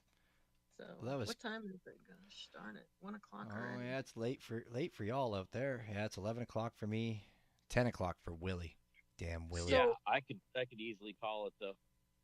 Yeah. So Willie, I wanted to let you know I won't be coming to yours on the July 4th weekend. Remember we talked a couple weeks ago about you said we could come camp at yours? Oh yeah, that's right. I forgot about that. Yeah, I totally forgot that because nobody actually. Oh, it's a good thing I didn't plan on it. Gee, Willikers. No, it's way too goddamn hot. You don't actually want to do that. No. I mean, if you did, we'd make it a fun time. But no, you don't actually want to come to my place for 4th of July. No, I want to go to Bitch's place for 4th of July. Yeah, I'm gonna go to Willie's place in the dead of winter is when I'm going to Willie's place. Yeah, come out here for Christmas. Yeah, I think we should do that. Like dead of winter sounds like perfect time to go to Willie's. To go to the desert? Damn straight. Tea party in my backyard would be nice. Willie'd be there. Willie'll be there all bundled up with his gloves on, and then like I'll be there all in. Bits be out here with shorts and no shirt on. T-shirt. No, I'd definitely be wearing a Hawaiian shirt. Come on, I'm classy like that. That's just classy, though. I mean, yeah, you could rock no shirt. Like you're just being classy. Then somebody'd be like, "Who let the Yeti into the party?" Hey, can you guys tell me if this is normal or not? Uh-oh. So the body part. If you have to preface it, it's probably not normal. Okay. So yeah, let's go. Let's hear it. The Body Parts Factory. Every Friday they have a theme. Like Pajama Day was last week, and the week before was Sports Day. Oh yeah. Do they do this at like other factories? I mean, is this normal? It seems a little strange for a factory, But I do know that there's offices like that do that kind of thing. But a factory seems like a place where you don't want, sounds like there's moving parts that you can get things caught in. Yeah, it's supposed to be some sort of morale booster, but I've only worked in like offices, and there's never been, you know, Casual Friday was a term, but not quite a thing. Not quite that far gone. Like Casual Friday was not wearing a suit and like wearing jeans and a polo shirt. I've always been a DJ and a heavy duty mechanic. I can pretty much wear or look any way that I want. Every day. As long as it's not long sleeves or hoods or have like a tie around your neck. No, I could do that. No, I got that. That's all good. Moving parts and ties, not a great. Yeah, well, it's when you're working on the drill press. If you get your hoodie strings caught in it, well, that's your own damn fault. You know what? Yeah. I like that. Yeah, I just wondered because I feel like I've really let people down over the years now because we could have had a pajama day while we were doing a 10-mile hike. That sounded like something that could have happened, but and a sports day never even crossed my mind. Yeah, I work from home. I wear what the fuck I want. Right. And it's taken me a long time to get to that point. I've put a lot of years in to get to that point. To finding the right set of pumps that fits your feet right, Yeah. or Well, they say, wear what you want to be. I've always worn my pajamas to work, but it was poo-pooed until last year, 2 years ago. And all of a sudden, I'm praised for it. Oh yeah, it's all the go. Well, I mean, you'd fit right in at the body parts factory on some 1 or 2 Fridays a year. Yeah, no thanks. Although I heard first shift, those are the old timers, the first shift. Like they've been there for 20 years or whatever. Those people I hear wear pajamas quite often, just for even if it's not pajama day. just because it's just what old people do in the end, I guess. Just because fuck you seniority. That's right. But I mean, it's not like you dress all. I'm wearing leggings and a t-shirt. You might as well say that's pajamas, because what I wore for pajama day is not what I wear to sleep in. So pajama day. That would really. I'll leave that a little vague. I'd get in trouble for wearing my underwear. Yeah. What? You said it's pajama day. Fuck y'all. I wouldn't even have that much on. So. Oh, we just went R-rated, folks. Jeez. I always push you just a little over the line. Well, if anybody's gonna be the okay one to do it, it's Lily White. Everybody be like, well, it's Lily White. No, Lily White can. Yeah, it's fine. If it was me, they'd be like, oh, there's Bits being a pig again. No. See, I'm guessing. I'm gonna go out on a limb here, Lily, and I'm gonna say that the only thing wrong with your stand-up is you were up there by yourself. Had you been up there as a team, you make a great straight man. Okay, first of all, I could do straight man, but second of all, I see myself, and I've been wanting to find just the right partner to do a stand-up act. I invited Pamela. I said, Pamela, we should do a duo comedy show. Duo comedy shows are harder than solos, I think, because you gotta, you gotta have that like Abbott and Costello kind of vibe, Lucy and Ethel kind of vibe, something going on. And I think the biggest problem with that is the straight man never gets the credit, right? Because nobody really understands what the straight man is. So the straight man never gets the credit. And I think that just breeds a lot of animosity in the duos, where the non-straight man, I don't even know what that's called. The funny one. The funny one, the comedian. I don't know where the comedian like just thinks that they're just the funniest, and they go off kind of on their own, but then the whole thing just crumbles, and you never see either one of them again. But the funny one kind of tries to go off on their own because they think they're the funny one. They don't understand that they actually need that straight man. Yeah. Which is why it works a lot better in like a radio format or something like that, where you don't have to know that that's what's going on. I've seen that crumble on radio shows I've listened to over the years. This whole comedy layout just got too serious for me. Oh yeah, I got a little behind the curtain. comedy It's too stressful. I don't want to be a comedian anymore. Fuck that. We peeled back that curtain a little bit. Oh, did I miss something? Were you doing some comedy? No. Oh. What's that? That's the bad thing. I come in like halfway through the show, so I don't know. I'm like, what happened before I came in? And then if you guys see me request, it's because I figure on the drive home, you might be ready for people sometime during the drive home, and I don't want to mess with my phone while I'm driving. But next time I think I'll just wait until ever I'm stopped anyway, because when I get home I always have to. It's like a 50-minute drive back and forth. Oh my gosh. No, that's fine. I mean, 'cause we always, we know when it's a good break in conversation if we want to bring people up. So if you're driving and you just have the request out there, it's easy for us to know that you want to come up. So but I'm glad you brought me up when you did, because like he was talking about the 10,000 thing, and I was like, oh my gosh, don't encourage people to do 10,000 editions. Well, maybe someday, but we just don't have big enough society yet. Did you actually catch all of that though? I think I didn't catch I didn't catch every bit of that, because like right when I got home I had to run in and go the potty and grab some water, and then I came back out to the car because drive an hour in your car just to get home so you could go inside for a minute and come back out and sit in your car. Yeah, because our house is like not that. I know. It's just tiny, but it's not that big. And my son's asleep, and I guess the one night he was so glad I was talking. I've been okay. I don't want to be like too much of a downer here, but I hate this town.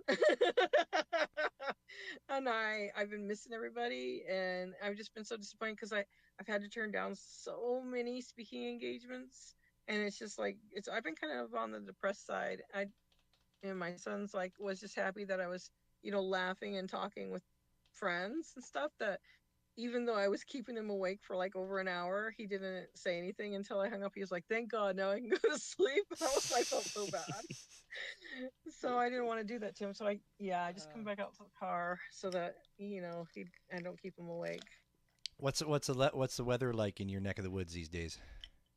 It's been warm. I don't know what it is right now because it's nighttime, but like it got up to 75 or so today.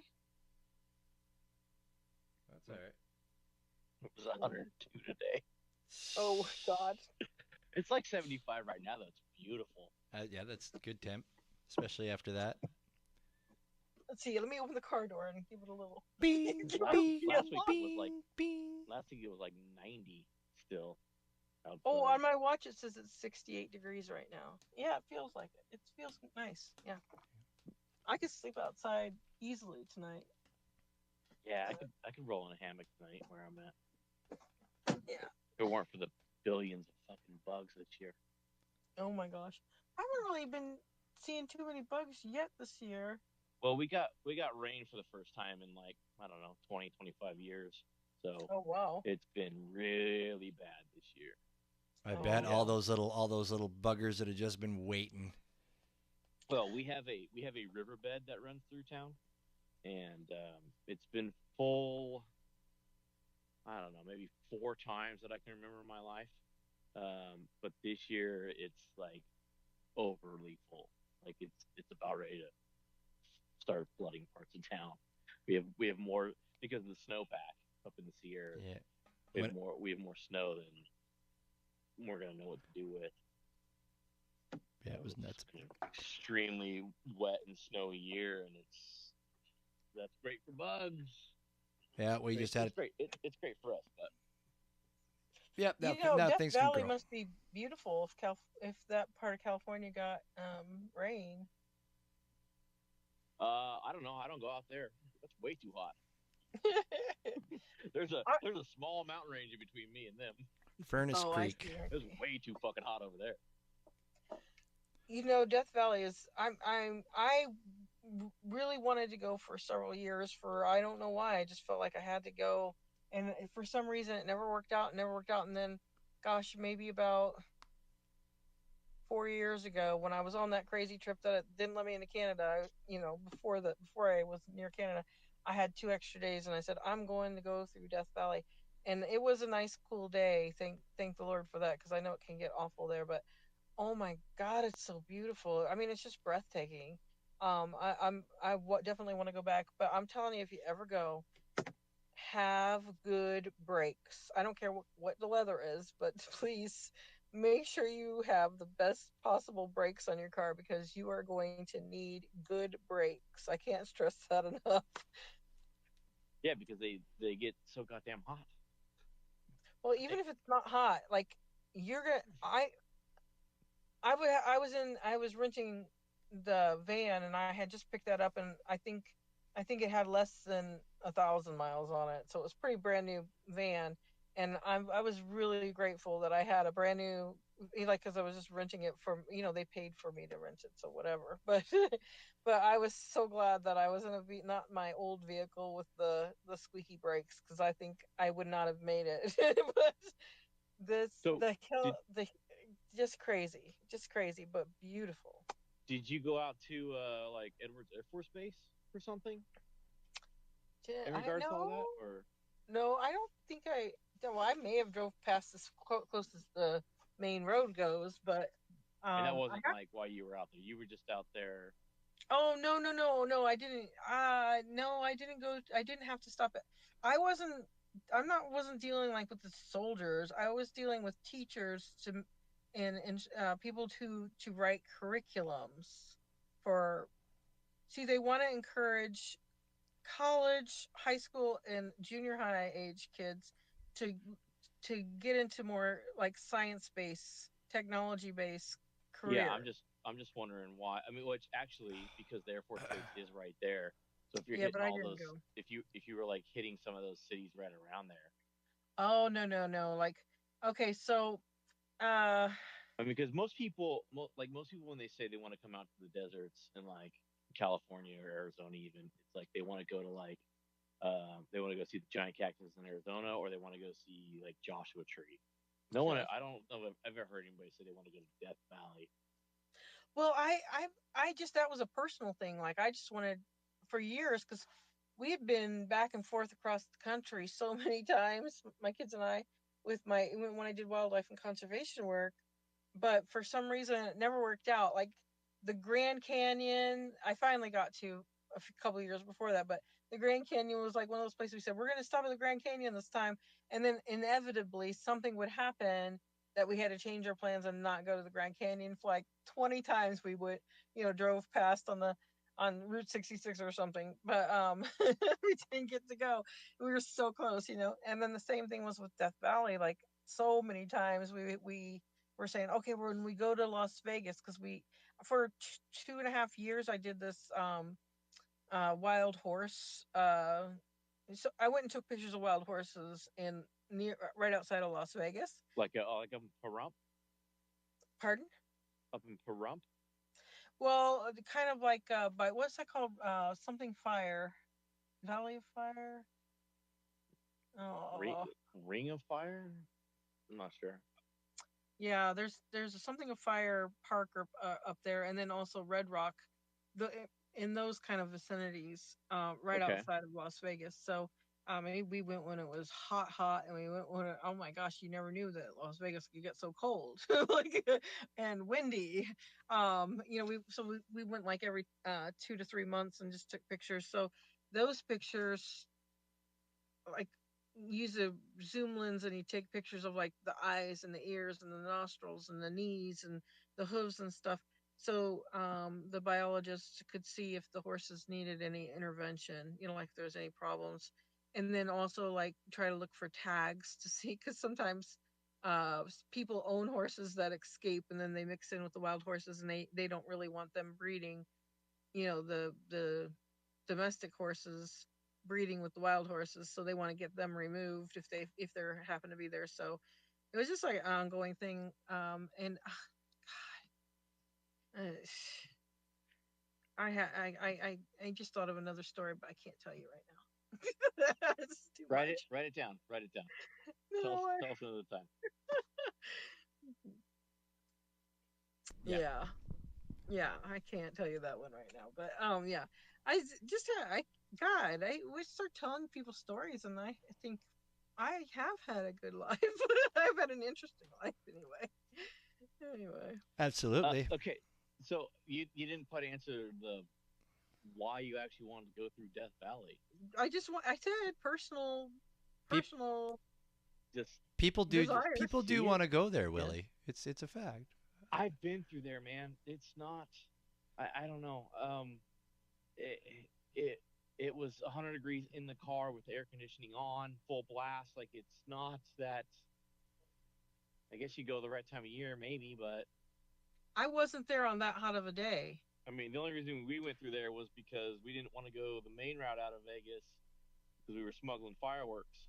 So that's the thing, and Get him in the heat. it's just fucking hot, bro. Yeah, that was not a smart call. and we were worried that the fireworks going to explode underneath our assholes. Oh my god. Yeah, it's a. So I don't know. What is there to? How do you? What's there to smuggling fireworks? Like you're not. It's not like you're crossing like guarded borders. Like Providence line. Yeah, whatever. That's nothing. Just don't drive like an idiot and get pulled over and inspected, right? No, well, I mean, yes, that's mostly part of it, but it was also like 2 weeks before 4th of July, and they check everyone for everything. So you got to take an alternate route because they know a bunch of people coming into California are bringing fireworks. So take the back roads. Nobody knows that you can't cross over without. They have like a security place. They don't check your IDs like they or do anything. at the Canadian border. Yeah.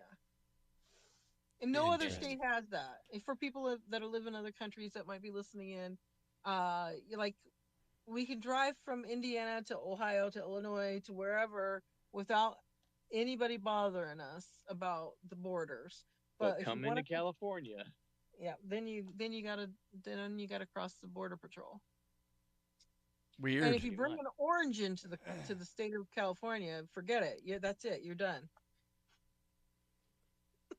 And this is what I learned. Or ammunition. Or there's a lot now. That list is real big now. Well, bring anything into this fucking communist country. It's good to know. California. Good to know. Yeah. It's good. That's what I learned. That's another thing I learned tonight. Right on. No fruits or vegetables of any kind, or you're in hot water. Go. Well, I think on that note, I think we found a good place to end it here. We've come to the border. We've been pulled over. Well, I'll have to let you guys know if I get across the Canadian border, but that's not for another month. Hell yeah. I wanted to ask you about 9/11, but that can be a private conversation. All right. That doesn't need to be. Yeah, you say you put that one in your back pocket then, and yeah, you can ask me. No, I just a slight bit of context. My son was asking me about it the other day, my little 8-year-old, and I couldn't answer him without breaking into tears. Oh. So I wanted to ask you, the Canadian, about that, but we can. Now I'm curious. You don't want to tell? You can't tell us what the boy asked? We've heard you cry on here before, Willie. Oh no, he was just he said that. I mean, I'll tell my side of it, but we don't need to get full in depth with the Canadian side over there. He was just asking, like he's reading a book, I guess, in his class, The Attacks of September, and I tried to ask him. Well, I couldn't quite get the words up. I tried to ask him, why is it the attacks of September and not the attacks of September 11th? But he was explaining to me, what he knew, and I was asking him, well, he said the first plane into the Pentagon, and then there was 2 other planes into some really tall buildings, Dad, and then I was like, there was a 4th plane, right? Oh yeah, that's right, there was a 4th plane. And that's when I started breaking down. I'm like, well, these fucking heroes crashed this plane in the middle of a field so that it didn't kill more people. How old were you when that happened? How old was I? Yeah. I was 19. Oh, so definitely And old I enough was, to remember. Yeah. oh yeah, I can tell you exactly where I was at and who I was with and who called me to tell me to watch the news and watching it live on the news. Oh yeah, I remember all of My godchildren's parents worked at the Pentagon. And I knew people who worked in the towers in New York. More of acquaintances in that case. it. I But mean, yeah, you're a whole lot closer than I. yeah.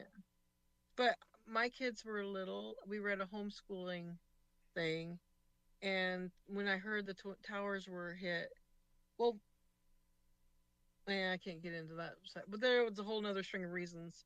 When I heard the towers were hit, I was like, oh, maybe I should go home. And it was like this bunch of most of the people there were like highly religious people, and they're like, God didn't give you a spirit of fear, and I'm like, I'm thinking about a spirit of practicality where I might be needed to like help with something because I did a lot of volunteer work with the American Red Cross and that. So I was like, okay, whatever. And then I heard that the Pentagon was hit, and I was like, okay, that's it, we're gone. Like, because then I knew, like, then it was personal. Like I Yeah. was like, oh my gosh, what if my godchildren's parents that were there that day? So thankfully, neither one of them were. But yeah, still, like, they knew people that were there, and that it, so yeah, it's one of those, definitely a before and after for our country, you know but it's I talk to sometimes to younger people. They do learn a little bit about it in school, but they don't seem connected to it, which is understandable because they weren't even a lot of them weren't even born yet. But it's just interesting. Yeah, like I don't have a whole lot of connection to Pearl Harbor, you know. So I get it, Yeah, I don't but either have. it doesn't make it any easier. Yeah, but I I can't kind of. erase the images from my mind. Yeah, but Pearl Harbor, like, my like uncles and grandfather, like, they told me so many stories about it that I feel like a secondhand connection, I guess. But I really want to go. It's someplace I haven't been. I've been to Hawaii, but not to Honolulu, and not to Yeah, Pearl Harbor. I Yeah. went there. That was definitely when I went to Honolulu. That was like top on my list. Like that was one of the things I'm like, have to do this, have to do this. It was pretty interesting. It was, I like how I mean, it's still treated as a grave site because I mean, those people are still, there's still lots of people that are actually in the wrecks, right? Um, the thing that was really crazy for me when I was there was this veteran that was there when it happened, and he had wrote a book about it. And then I just remember kind of just standing there, and it kind of like I was listening to him talk to somebody, and then I kind of just like it really clicked for me. I'm like, wow, like this guy knows. Like this guy knows what it smelled like, what it sounded like, what it felt like. He knows everything. Like it's just like it kind of just came over my body, man, and it just gave me shivers. But it was a really cool place to go and see. Like definitely, you go over there, and when they take you in the boat over to the site, like they tell you, like, if you got kids that are going to be noisy and crappy, then you leave them here on shore because this is a grave site. Like you, and everybody's got to be respectful. Like they don't fuck around, which rightfully so. But yeah, Yeah. very very very interesting. It's one of those places, you go in the world where it's like it's not fictional. It's not just war stories. It was there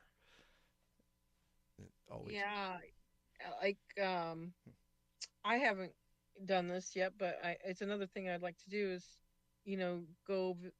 They have some grave sites and memorials for the victims of the Holocaust, and one of my friends was telling me that she and her family went there, and her kids are a little older, maybe 10 and 15 at the time, somewhere around in there.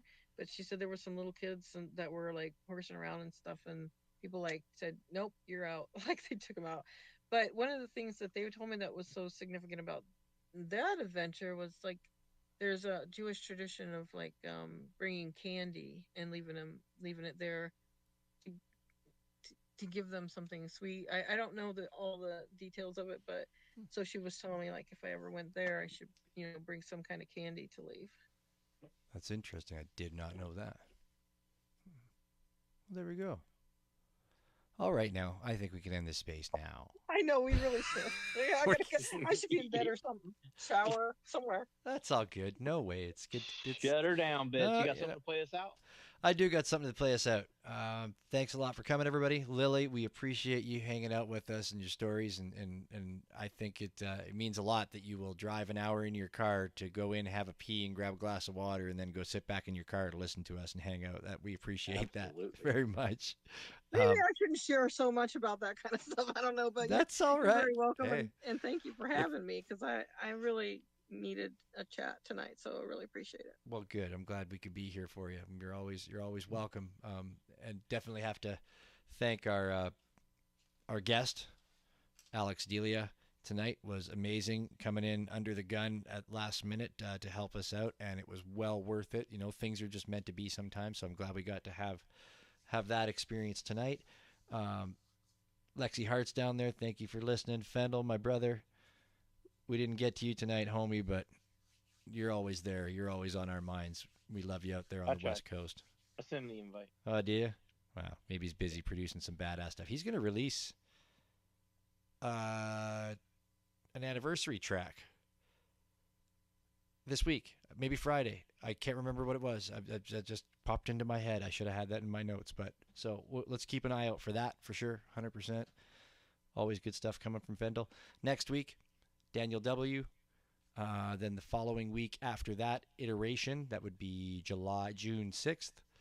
So make sure you come and hang out with us for those. Look for the reminders to hit so that you can come and join us. NF Tunes will be having its second episode out in 2 weeks after our inaugural episode this past Sunday. If you don't mind. Do you think I tagged you in on that one tonight? I missed that one. Okay. But thanks. Tagged you, so yeah. Somebody else on the blockchain is all. All right, good. I want to see that. No, I haven't checked that yet. Haven't been paying attention to the old Twitter machine yet. No, I'm with you. All right. On that note, thanks, folks. We're here every Tuesday night, 9 p.m. Eastern. Trains coming into the station. Thank you very much for joining us tonight. We appreciate you all very much for giving us your time to listen, to hang out with us, to throw up hearts and all that kind of good thing. We will see you next Tuesday. Good night, y'all.